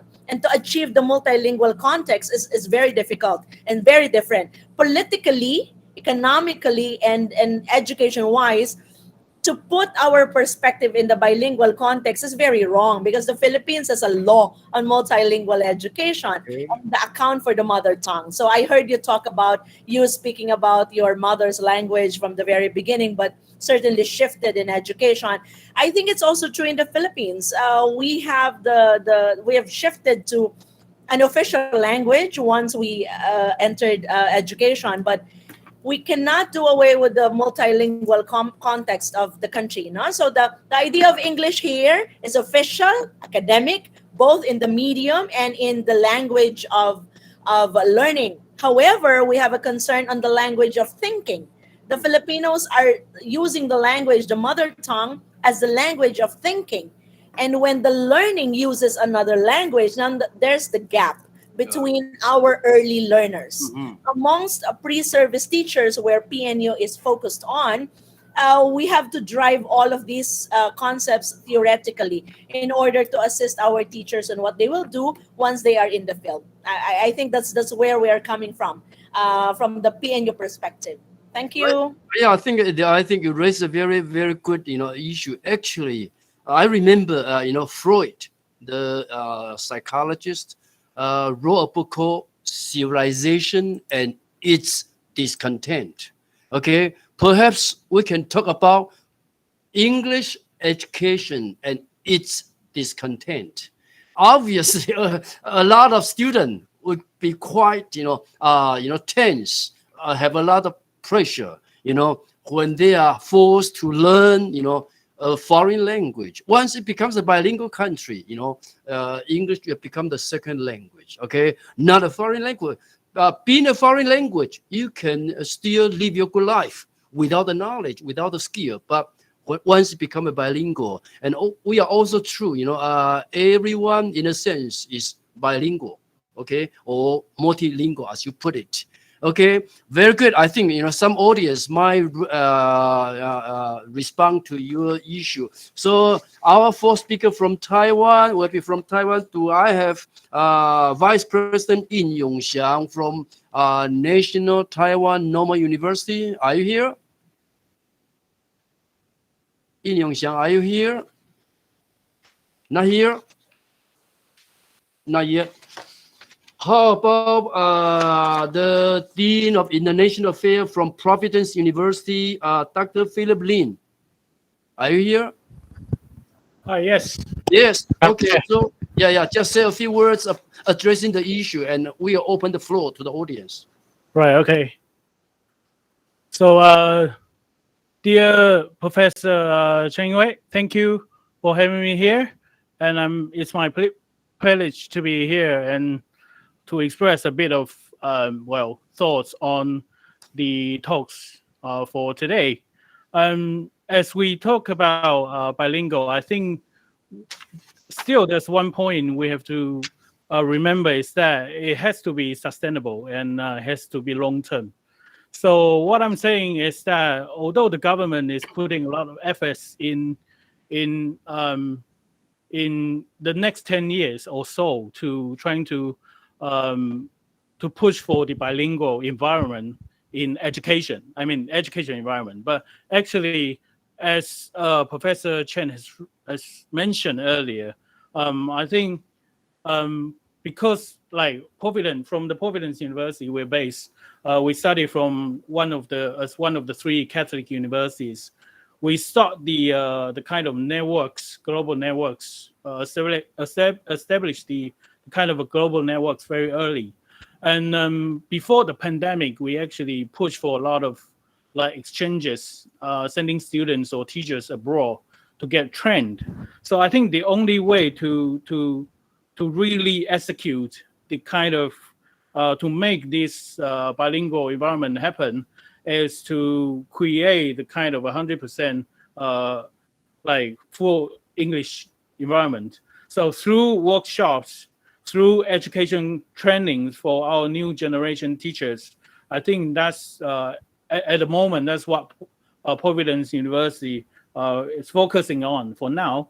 And also, as I mentioned earlier, it has to be long-term and sustainable. It's all about next generation. So I think the point is about finding or digging out the true transcultural talents to bridge different cultures and nations. And I think that's what we have to do. Then we can go even more than bilingual to multilingual situation. So that's basically what I thought, and I've been inspired for many talks today. Thank you. Okay, many thanks for your very inspiring talk. Actually, Professor Lin talks about the so-called EMI workshop, using English as the medium of instruction. And actually, I think, based upon my experience, a lot of teachers, professors at the university, especially at private university. I think Providence University is a private university. The university I come from, Asia University, is also a private university. Even both universities are very international. Dr. Guo comes from a national or public university. And I think the decision making in terms of EMI is quite different. From a national university perspective, who is the boss? You can ask this question yourself. The professor is the boss. Okay, not the president. The president is the servant. The professor is the boss. Okay, so if the professor do not want to engage or want to do it, the president has no way to go. Okay, whereas at a private university, who is the boss? The founder is the boss, not the professor. So the decision making at a public university is always bottom up. Okay, from the bottom, but it can never reach to the top. Okay, to the up. At a private university, it's always, top down. top down. Okay, so once I can share with you my experience at Asia University right now. We have 33 programs all taught in English. 33, not just 3. Okay, how come we could generate so many EMI courses or EMI program? Actually, it's a program, not a course.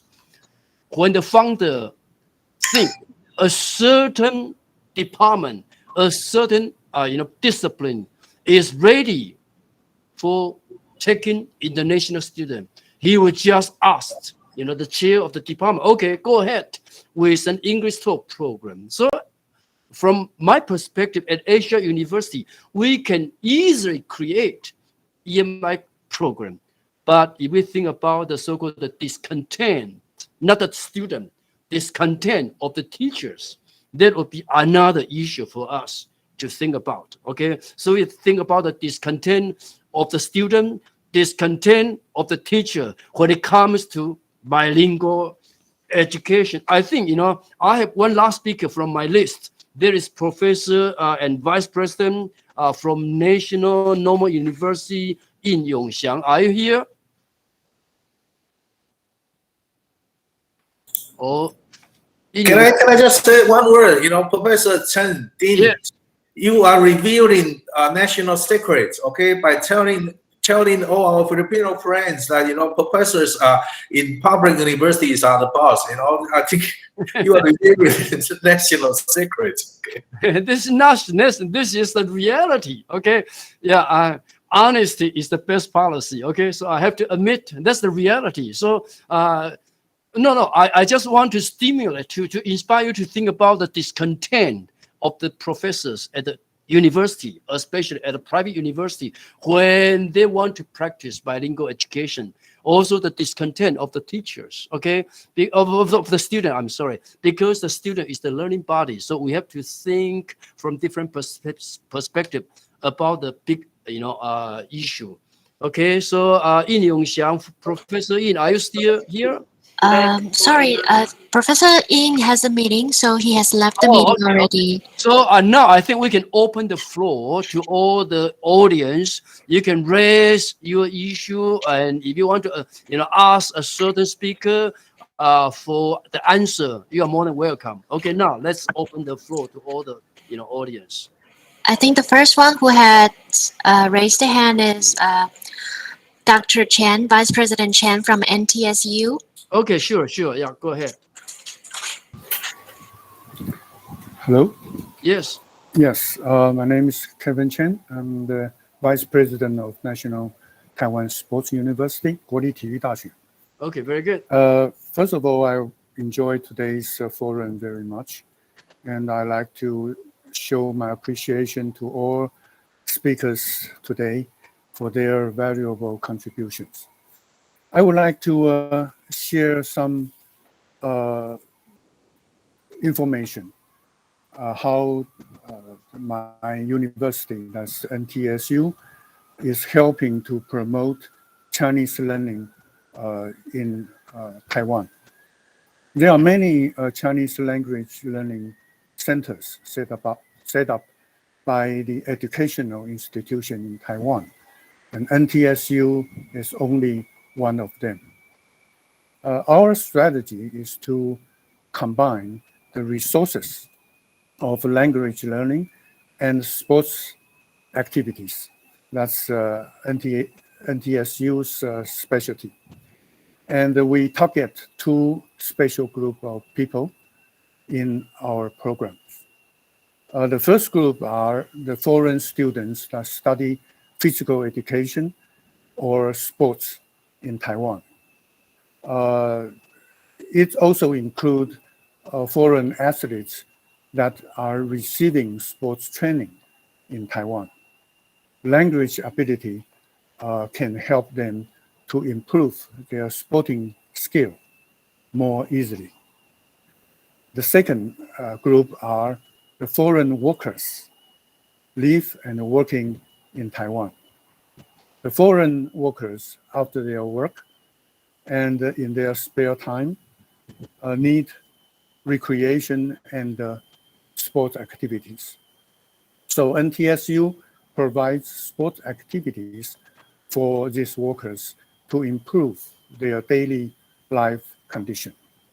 At the same time, through these sports and recreation activities, we provide an opportunity for them to learn Chinese or Mandarin languages, which also is very crucial for enhancing their living quality here in Taiwan. The NTSU program attract 150 students in 2019, and hundreds of participants took part in the sports activities and the recreation activities. Unfortunately, in 2020, the program temporarily closed or canceled because of the pandemic. And we look forward to resume the program soon. Hopefully, the pandemic is over that time.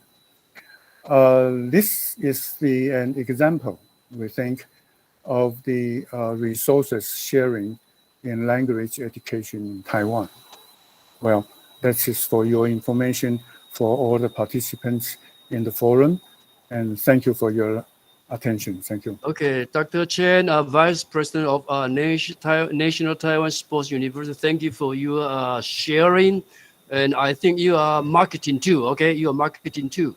But I think, probably because you come from NTSU and Dr. Go NTYU, right? No, not NTYU, sorry. National Sun and National Sun, yes, Sen. Okay, I'm sorry. NSYSU.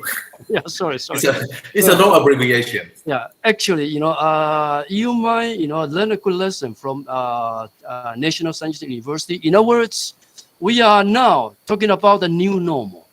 The new normal. Okay, so you just said a certain class, a certain is suspended or is stopped because of the pandemic. But believe me, human beings will prevail at the end, okay? But before that moment arrives, we can still find some innovative, ways of doing things like virtual, like, online, using this kind of, education channel to continue what you have been doing. I think just give you some information also for sharing.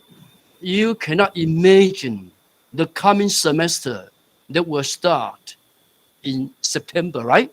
The coming semester.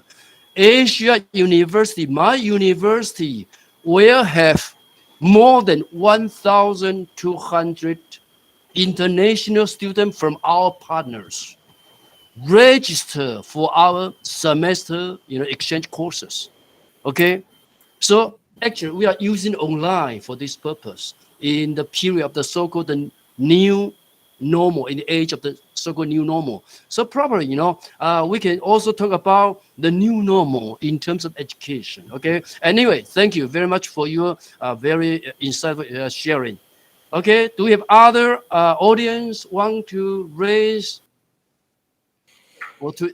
Dr. Rangilio, it's your turn. Okay, good. Hello, good afternoon, Dr. Ying Hui. Hello. Yeah. Okay. Hi. Nice seeing you. Yes. Okay. I was listening to the discussion and I was actually engaged. No. Now, question is why bilingualism or why multilingualism? Come to think, if there is only one language in the world, maybe we don't have a forum like this. If there is only one language in the world. Yes. Also, the issue on seamlessness. Good if our language at home will be the same language in our school and the same language in the marketplace when we finish our study. Now, there are cases or there are instances our language at home is not the same as our language in the school or in the university. Now, in universities, where should we train our students? What language shall we train our students on? Would it be English? Will it be Mandarin? Will it be French? Will it be? So it depends on where we prefer our students for. What marketplace? Now, who will define the language of the marketplace? To my humble observation and to my humble view, who is not the economic power? Who is not the superpower? They can dictate the language in the marketplace. Now, that's why we need to adapt, we need to adjust, because if they control everything, our students should be prepared for that when they work and when they come to see other people working on that big marketplace who controls everything. So I think that's the way we should prepare students. So at the moment, you are right that currently the lingua franca is English, yes. And maybe Mandarin is rising also. So we need to prepare. What if, let's say, for example, in the near future, the lingua franca is French. So we need to train our students for French. So good, if your language at home is French, the university is also French, and the marketplace is also using French as a language. So it's seamless, no? It's easy for the student. So the question now is, to what language shall we train our students? Okay. Now, going back, is that the same language they're using at home? Of course, being a nationalist, we always teach our students our native language. That's one. Now, if the language of the marketplace is different from that, we need to teach them that language. Hence, maybe bilingualism. Now, it's to our advantage if we have more language that we have or we know, so that we can interact to a lot of people in the marketplace even. So that is a simple observation, Professor. So my question is, if currently the lingua franca is English, good, because we Filipinos, in the Philippines, even janitors, even street sweepers, they know how to speak English. In the janitors in our universities, even the street sweepers outside the universities, they know how to speak English at the very least. So we offer our services that currently Filipinos are English teachers of Asia, so we can do that. So however, if in the next years to come, the lingua franca is no longer English, I think the university will also shift. Thank you. Okay, very good for your insight and for your sharing. Actually, a lot of people today talk about endangered species, but many linguists start to talk about endangered languages. In other words, every year could be thousands of languages disappear from this earth. And for language learning, we value the so-called language diversity. This is, I think, the question you raised one. And then another question you raised is talking about the hegemony of the language, okay? The hegemony. In other words, English has become a word, the word lingua franca. Is that because of the British Empire in the 19th century and the American Empire in the 20th and 21st century? Think about this, okay? Without military strength, without economic strength, can English, becomes what it is today? Okay, think about the language spoken more than 1,400 years ago on a small island called England. Okay, today it has spread all over the world. Okay, so very good. Any speaker want to respond to Dr. Terso's, observation? Or we have other response from the floor, from the audience?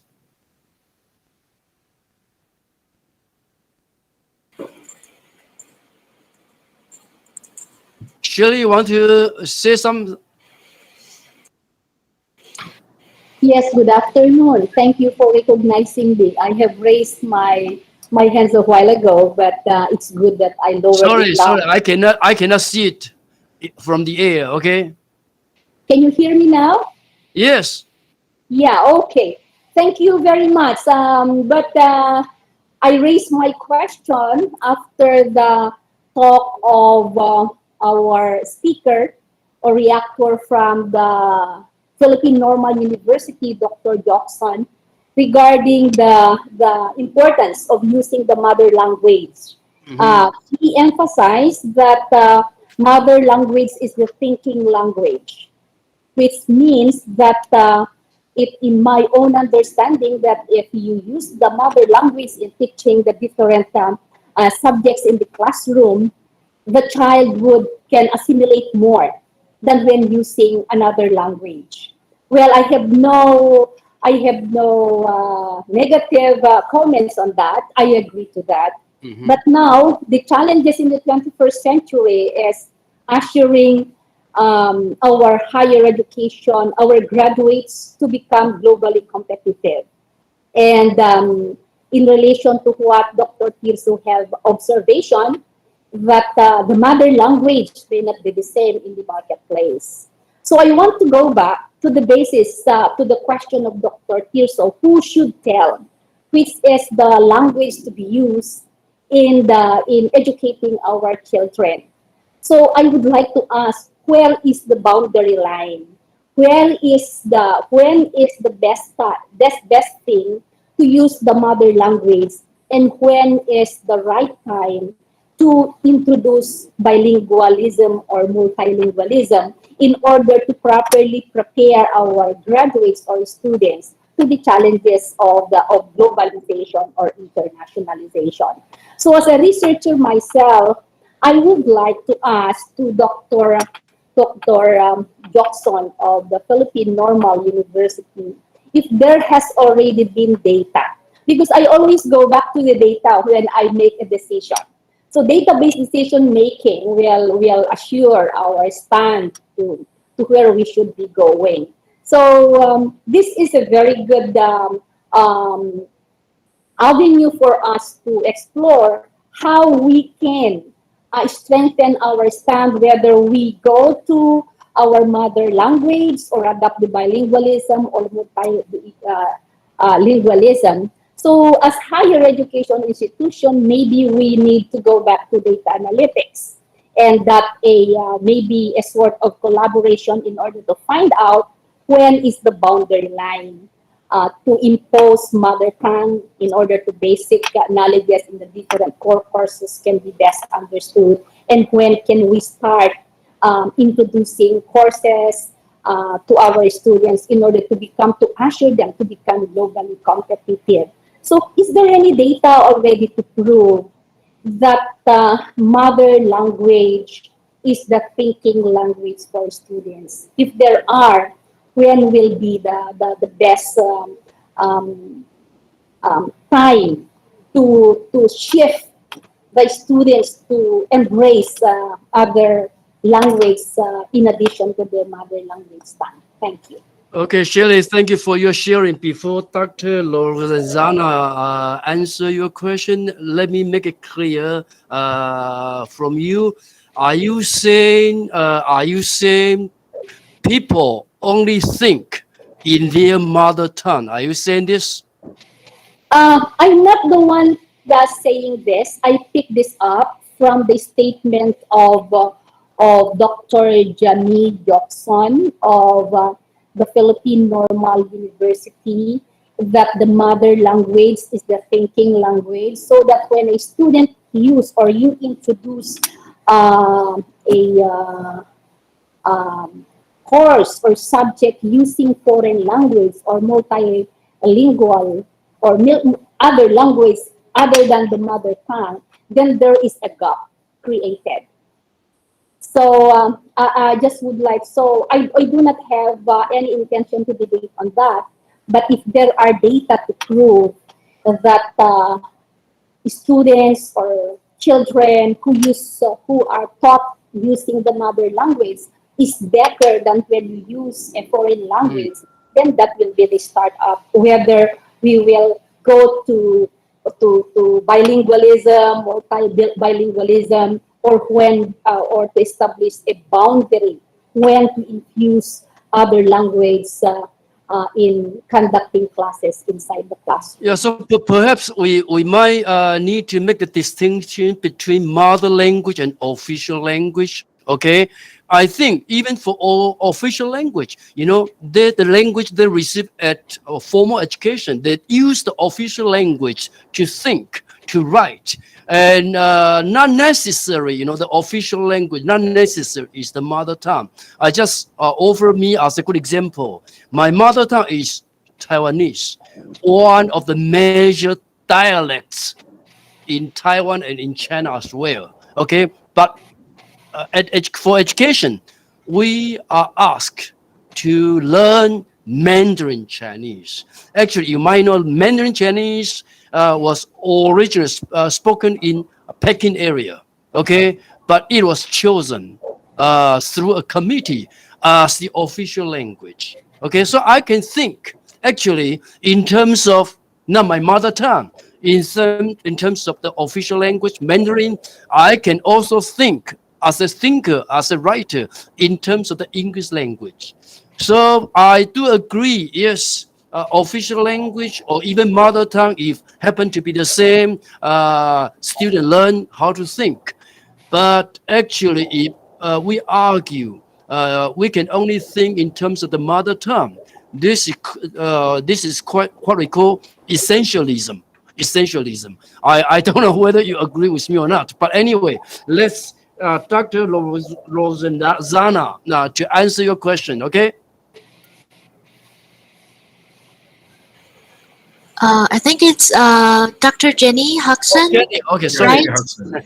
Jenny, okay. Hi, Ah, yep. sorry, yeah. Thank you. Dr. Shirley, magandang hapon po. Hi. I just did Good afternoon. Yeah, hello, good Yeah. Yes, ma'am.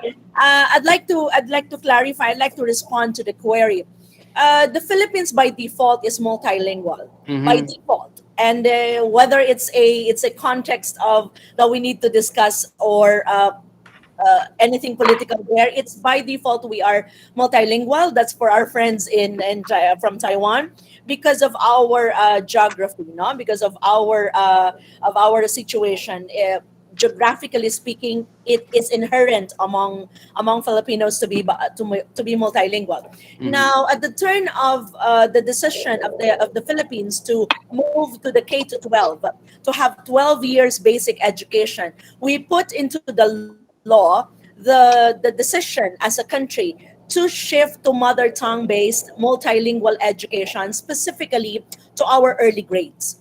Now, the current situation in the Philippines is that the implementation of the mother tongue is a little bit problematic because if one area speaks a different variation of a particular language, and then you force them by means of curriculum, by means of instructional materials to use one version, then there's the gap already. Because those people in that area with version A will never be able to appreciate version B, variation B of that particular language, even if we're talking of the same mother language, right? But contextually, we have many languages, and we can differentiate all of them in terms of background, in terms of its how do you call that, the alphabets, in terms of the sounds, etc. But we have languages that comes from one mother language, and there are many variations, and that's where problem really arise. So implementation is problematic because for us to be able to implement the law, we have to be able to have a concrete document, and that's dictionary, for example, that's materials, for example, for a particular language. And we have 100 plus languages to do that for. And the Department of Education cannot do that all at the same time. So there has been many calls. There have been many calls to let go of the law because it's not working. However, the intent in terms of language acquisition, I'm not really an expert of the language. My degree is both literature and the language, but I'm really more of the literature person than the language. But language acquisition means that we must be able to assist the child in the thinking phase in a language he or she is comfortable with. And so when you talk of a child from grade one to us is 7 years old, 6 years old, 7 years old, they are in school. They are learning and processing and acquiring the language of the mother, acquiring the language of the household. And then you bring them to a school where they are brought to a different language when they have not mastered the first language. That's where the gap comes in. And the gap technically does not provide the thinking language and the learning language inside the classroom. I'm using these terms, Dr. Agrupis. I don't know if they are really concretely correct, the thinking language and the learning language. So apologies for all our friends in the forum who are language specialists. So as for the query, when do we begin to become bilingual inside a classroom? When do we become multilingual inside a classroom or in a university? I think it's a decision that we have to arrive at when our students are ready. By research, our students are ready in the intermediate, and intermediate in the Philippines is 10 years old. They're ready for a new language. They are able to process, meaning you can begin bilingual by that age. In the tertiary education, where Dr. Agrup is the president and myself belong to in terms of the hierarchy in education, our students are ready for multilingual because they have processed. But the problem is when they arrive at the university, the gaps were already set and fossilized from the basic education. So you could not undo them. It's difficult to undo them in the university. In PNU, because in the Philippine Normal University, because we are a teacher training institution, we are strong in our bilingual policy. Meaning our documents are both in Filipino and in English. Our official documents mostly are in English but would have translations. Our programs are both English and Filipino. Official documents from the Filipino experts will be written in Filipino. Our courses that are not language-oriented, like literature, like social sciences, may be delivered both in English and Filipino. Unfortunately for Manila, those are the languages we speak. But when we go to the provinces where PNU is located, they can use their mother tongue. Okay? But there are courses and programs, subjects and courses that are language-oriented. English is an example. So definitely that's delivered in English. Filipino as a subject is delivered in Filipino. Science, our faculty are better equipped to deliver it in English. But when they become teachers and they are not understood by their students in the province, what do? Do you still bring the English? You shift, right? So I think for the context of PNU, we allow our students to get the best of many worlds so that they are prepared when they face the classroom eventually, right? Finally, ma'am and everyone, as regards data from the Philippines, there are a lot of data on the importance of using mother tongue for our early grades and our early learners. The Philippine Normal University, one of our researches now is to but to look into the design of the implementation of the mother tongue in the K-12 and how we can assist, we may be able to assist the department in cushioning the problems amongst our teachers in the field. Okay, thank you, Jenny, for your clarification and elaboration, and also for your, sharing of the best practice at your university too. I think we have Dr. Zhang from Sixin University, actually from the Chinese Language Center. She has raised, her hand. Okay, go ahead. Yes, thank you. My name is Shirley Chang from Sixin University. It's an honor to be with all these presidents in this forum. I just want to take a few minutes to respond to Dr. Chen's earlier question. I actually teach Chinese literature in translation, in English translation, for the past 10 years at Sixin University. The reason is that I taught at State University of New York in Albany for 6 years before. And I know how good English is from a lot of international students. And coming back to Taiwan, I noticed that our students, their English is good, but for some reason, they seem not to feel that it's important. Okay, so I think we need to address to the students that it's a basic skill. It's not something major that you already fall behind. Okay, so I think that's something we might want to do. And following that is addressing to Dr. Chen's earlier question regarding teachers' discontent. The reason to talk about this is that, if I may respond to our government policy. For the past few years, from teaching Chinese as a second language sort of center, we noticed that our government spend a lot of money in those international the major issue, I think, is that we pay too much attention to formalism. We have a lot of centers to promote things. In other words, it's a lot of administration. But we should go down. Should go to really basic. It's from the teacher. So the teachers who teach English in our college should be encouraged, and students who study very well can be encouraged.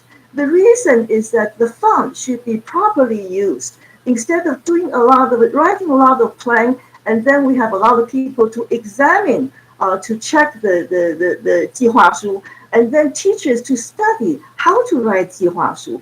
So all those things may not be quite correct. Okay, so I actually had a job at SUNY Albany for 蒋经国基金会 fund. Okay, what they do is the first 3 years it's funded by the fund. Okay, and then the second 3 years is by the university. Okay, so my sort of suggestion is that perhaps we could think how to use the fund more appropriately, or to encourage the most important thing in education, the teacher and the students. Thank you. Okay, Shirley Zhang, Dr. Shirley Zhang, thank you very much for your response, for your sharing, and also for your remarks. Actually, Shirley Zhang also, mentioned the possibility, to teach Chinese literature in English. Actually, I studied the so-called EMI trend across the world, and I realized the EMI has been mostly practiced in social sciences. So I might just have a very rough conclusion about the EMI in its best practice. I do believe with language ability, especially bilingual ability, like Dr. Shirley Zhang, to deliver Chinese literature or Chinese, or some other Chinese subjects in English should be okay, should not be any problem. Okay, I think we have about 10 more minutes to go. Do we have other audience or who want to respond? Yes, Angela, would you like to? Good afternoon once again. Dr. Shirley asked for a concrete study on the MTB-MLE, and I would like to propose the Lubuagan experiment done in 2007-2008, which determined that the experimental group of pupils who received instruction in the first language got higher scores in the content areas and stronger English and Filipino acquisition. And it has become even the basis of the mother tongue language policy, the Lubuagan experience or experiment. Thank you. Okay, Angela, thank you very much for your sharing. Okay, any speaker or any audience from the floor who want to address the issue?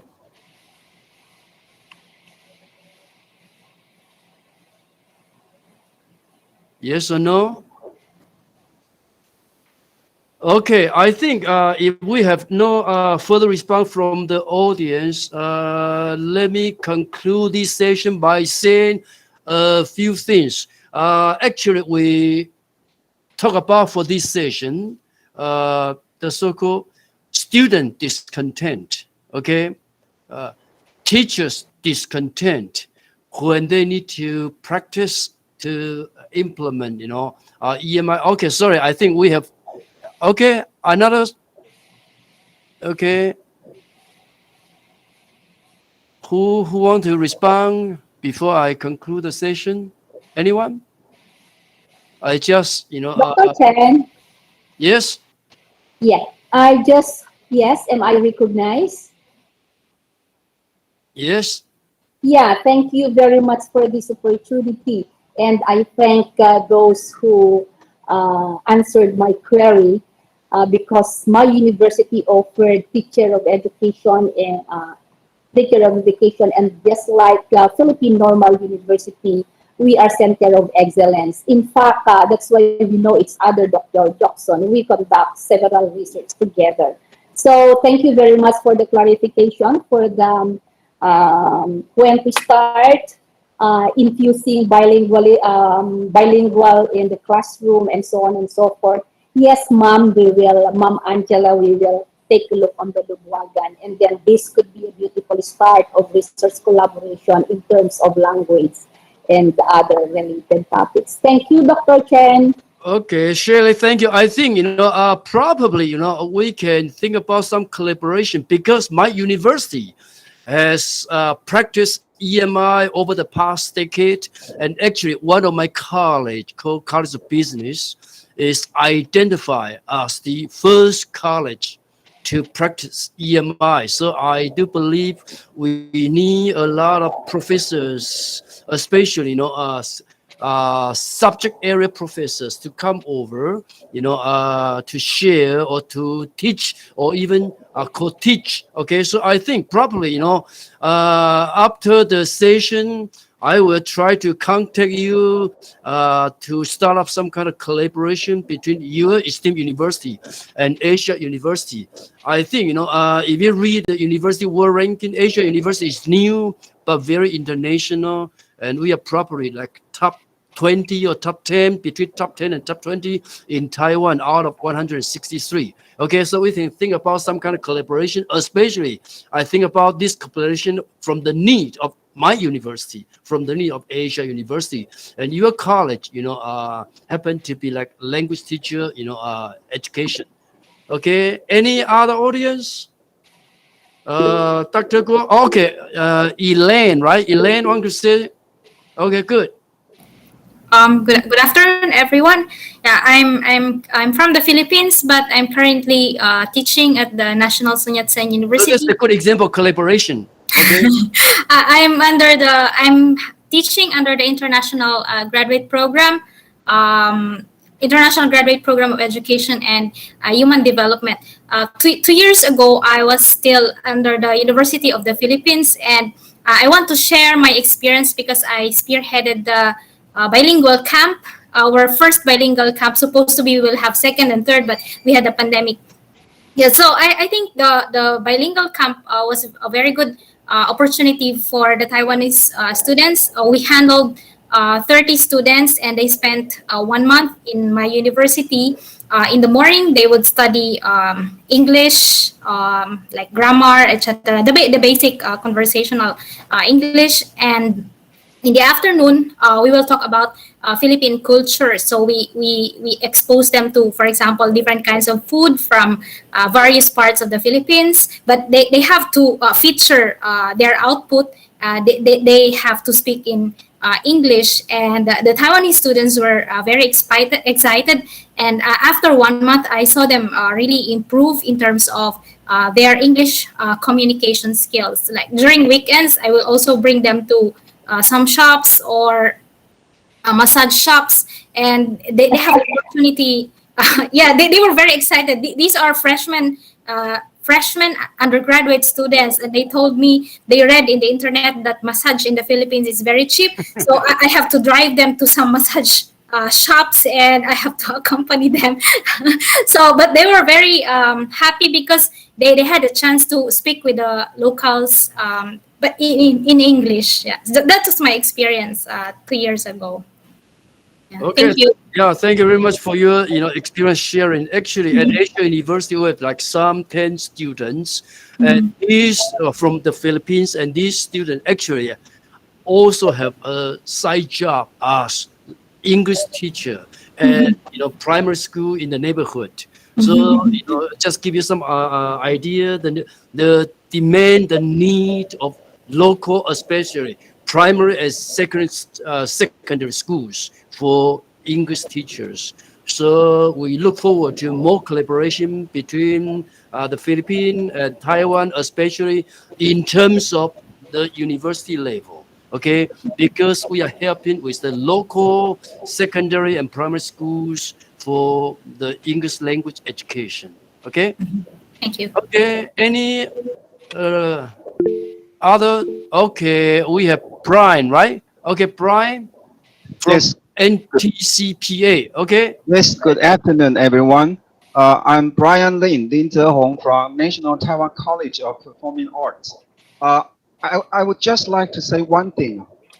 As far as building a bilingual environment is concerned, at least here in Taiwan, I think there's one thing we can and should do is to make sure that the science, the bilingual science in public places should be both natural sounding and grammatically correct. That is, we should avoid word-for-word translation so that we can help foreigners using those signs for their own purposes. Okay, that's Okay, thank you for what I would your. like to I say. think this is a Thank you good all. advice, and this is quite right because some science, especially English, we do have, grammatical errors or even in another appropriate, usage. I think the real problem today in Taiwan, when it comes to bilingual, especially if you want to create an English, proposal or an English poster or English something, okay, people rely too much on Google translation. Google translation, and I don't think Google translation can do a good job in terms of quality translation. For daily conversation, it should be okay, but for quality translation, using Google will be a disaster. That's my experience. Okay, a disaster. Okay. Thank you for your comment. Yes. Any other response from the floor?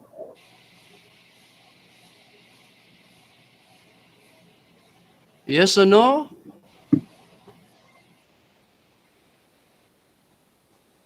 May, okay, yes, one more, okay. Yes.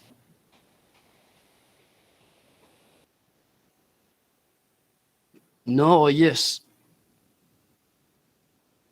Okay, if we do not have further response from the floor, I think the session has been quite successful because we have a lot of good speakers, inspiring speakers, also a lot of responses from the audience, from the floor. Okay, a lot of engagement, and we have talk about a lot of important issues in relation to bilingual education. On the part of the teachers, on the part of curriculum, on the part of students. Of course, we didn't talk about too much about on the part of the so-called some other stakeholders, like from the founder of the university or from the the industry, for example. Okay, because the gap is always there. The need of the industry or the need coming from the boss, the founder, okay, obviously it's quite different from the need of the teachers, the need of the students. So probably, if we have a second forum in the coming year for the same, subject, we can talk about the gap between the needs of different stakeholders. But I have to congratulate Dr. Go for this very successful forum, for this very successful, online conference. Even though it's online, it's virtual, but we talk like good brothers and sisters. Okay, and I also have to thank Dr. Guo for inviting me to be the moderator of this session. Okay, once again, Asia University would like to express its high interest in making sister university in the Philippines. I think right now we have about 12 sister universities in the Philippines. But I think we can extend more. Okay, we can extend more. Asia University, like National Science University, has also a education center in Indonesia. And that could be the reason why the majority of our international students also come from Indonesia. Okay, so thank you. I have to turn the floor to Dr. Guo, the host. Thank you, Dean Chen. I think you certainly get your money's worth. Okay, and then better yet, you actually do not need to pay money. Okay, thank you. Thank you for being such a wonderful moderator. I think we had a very great discussion. Yeah. Okay, I think Hannah, please take over. Yeah, for our last agenda, last item on our agenda. Thank you very much, Dr. Chen, and all the speakers and moderators for offering us much food for thought.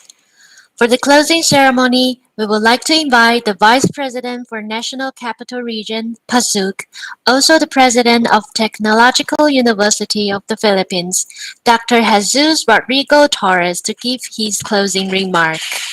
Good afternoon to everybody, to our friends from Taiwan, to my fellow presidents of state universities and colleges in the Philippines and other educators, to our excellent speakers from whom we have learned a lot. For thousands of years, Taiwan and the Philippines have had linkages in various concerns. There is unmistakable evidence that people from Taiwan and the zone have been going from one island to the other for economic reasons and perhaps for religious reasons as well, and maybe for military purposes also. Thus, there is also evidence that the people in the northern part of the zone, in the Cordilleras, share a common culture with the Taiwanese, and there is a hint of language similarities between the people of the Cordilleras and the people of Taiwan. We are a people separated by a few hundred kilometers of seas, about 218 kilometers from the northernmost island of Batanes Islands to the southern tip of Taiwan. And that our islands straddle the strategic Batanes Strait, the Balintang Channel. It is a very geopolitically important body of water. We have shared a common history, having fought colonizers and conquerors, and our peoples have fought with courage and bravery.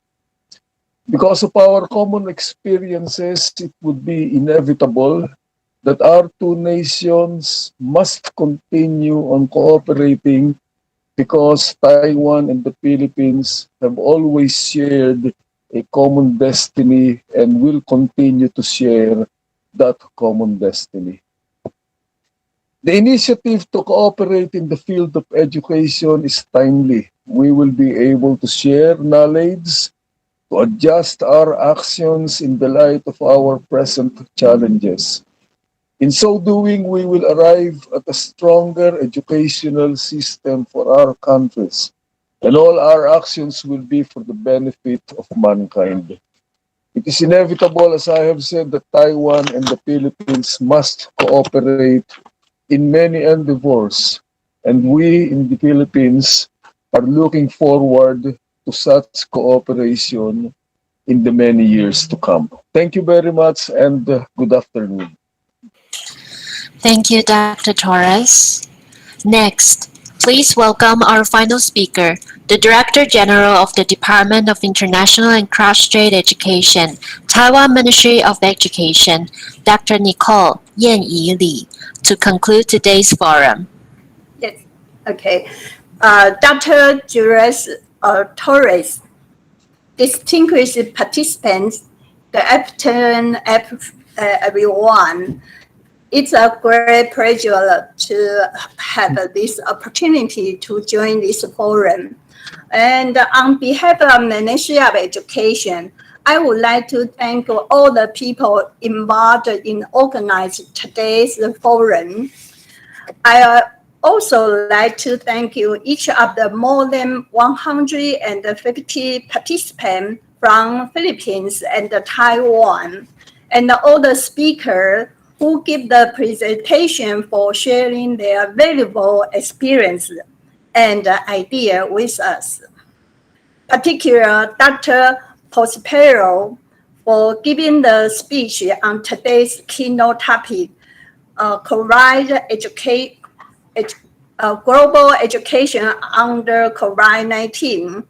I'm so impressed of your idea for education on the new normal. And Dr. Zhiwei Guo from National Sen Yat-sen University for helping us to introduce our education policies about new southbound policy. I hope that everyone find this presentation and the discussions that will be practical and useful. I'm sure that they will facilitate further interaction between us. We are all deeply committed to provide a higher education of the highest quality to meet our challenge. And Taiwan is strongly committed to working together internationally with university and the research institution to engage in joint training, education, and research, training and education skill workers to mutual understanding and prosperity is a core component of Taiwan new southbound policy. The number of Filipino students in Taiwan has continued to grow despite the COVID-19 pandemic. More than 2,000 students from the Philippines will study at the university in Taiwan in 2020, and we are happy to welcome more. We offer many scholarships and programs to promote collaboration, research, and the educational linking between Taiwan and the Philippines. I believe that today's forum will help facilitate and enhance our higher education cooperation. And I will look forward to expand our cooperation in both language education and the research. I hope it will continue to grow and flourish, and wish each of you and your colleagues and the family good health. Thank you. Thank you all for joining the 2021 Taiwan-Philippines University President's Virtual Forum. Until our next forum, please stay healthy and stay well. Goodbye. Bye. Bye, Dr. Tirso. Thank you. Bye. 谢谢。 Thank you. Thank you. Thank you, everyone. 谢谢 Thank you, 陈议会院长，谢谢。 Welcome to Thank you so Taiwan. much. We are very, Thank you. very look forward to Thank see you. again. Bye bye. Yeah. Thank you. Bye bye. Hi, Ma'am Shirley. Bye-bye. Thank you very much. Thank you very much. I press Cross. I press Marilyn. Goodbye. See you. Bye. Thanks, Press Tirso. Thanks, everyone. Press Shirley, thank you. And to all our HPC presidents, thank you very much for joining. Thank you, Press Tirso. Press Tirso. Thank you. Thank you, Press. O, pasok meeting na, Press. Kumusta kayo? Kayo lang naiwan. Thank you, presidents, and to all our partners from Taiwan. Thank you. See you.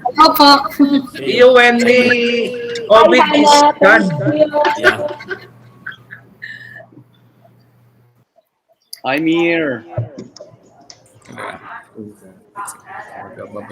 I press me here. Chiwen Cho, Brother Chiwen, thank you. Press Tirso, meron na ba tayong schedule na budget meeting? Wala pa, no? Wala pa. Baka itong early September kasi dumating na yung NEP. Yeah, nakita nga eh. Oo. Nakakalungkot na nakakatawa. We will advise you soon. Nagsagot na ba kayo ng ating data gathering, yung ating Of questionnaire? course. Okay. We are now doing the presentation and analysis. Yeah, walang hindi mag-represent yung regional PASUC president mo. Wala. Kasi Wala. Kayo lang consolidated. Good. Okay. Salamat. Thank you, Press. Okay. Thank you. Regards Bye. everyone. Wish you all. Press ID. Hello. Thank you. Bye-bye. Hello, Press Yuri. Press Tirso. Yeah, I'm back. Press IB. Bye-bye. Miss you all.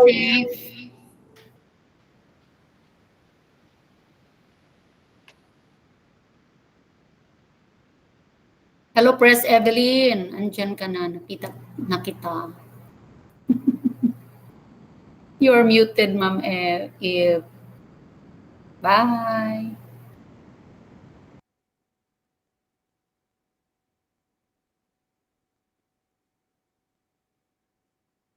Thank you, Press Ives. Thank you. From hindsight to insight to foresight. Because as you move higher, you want to optimize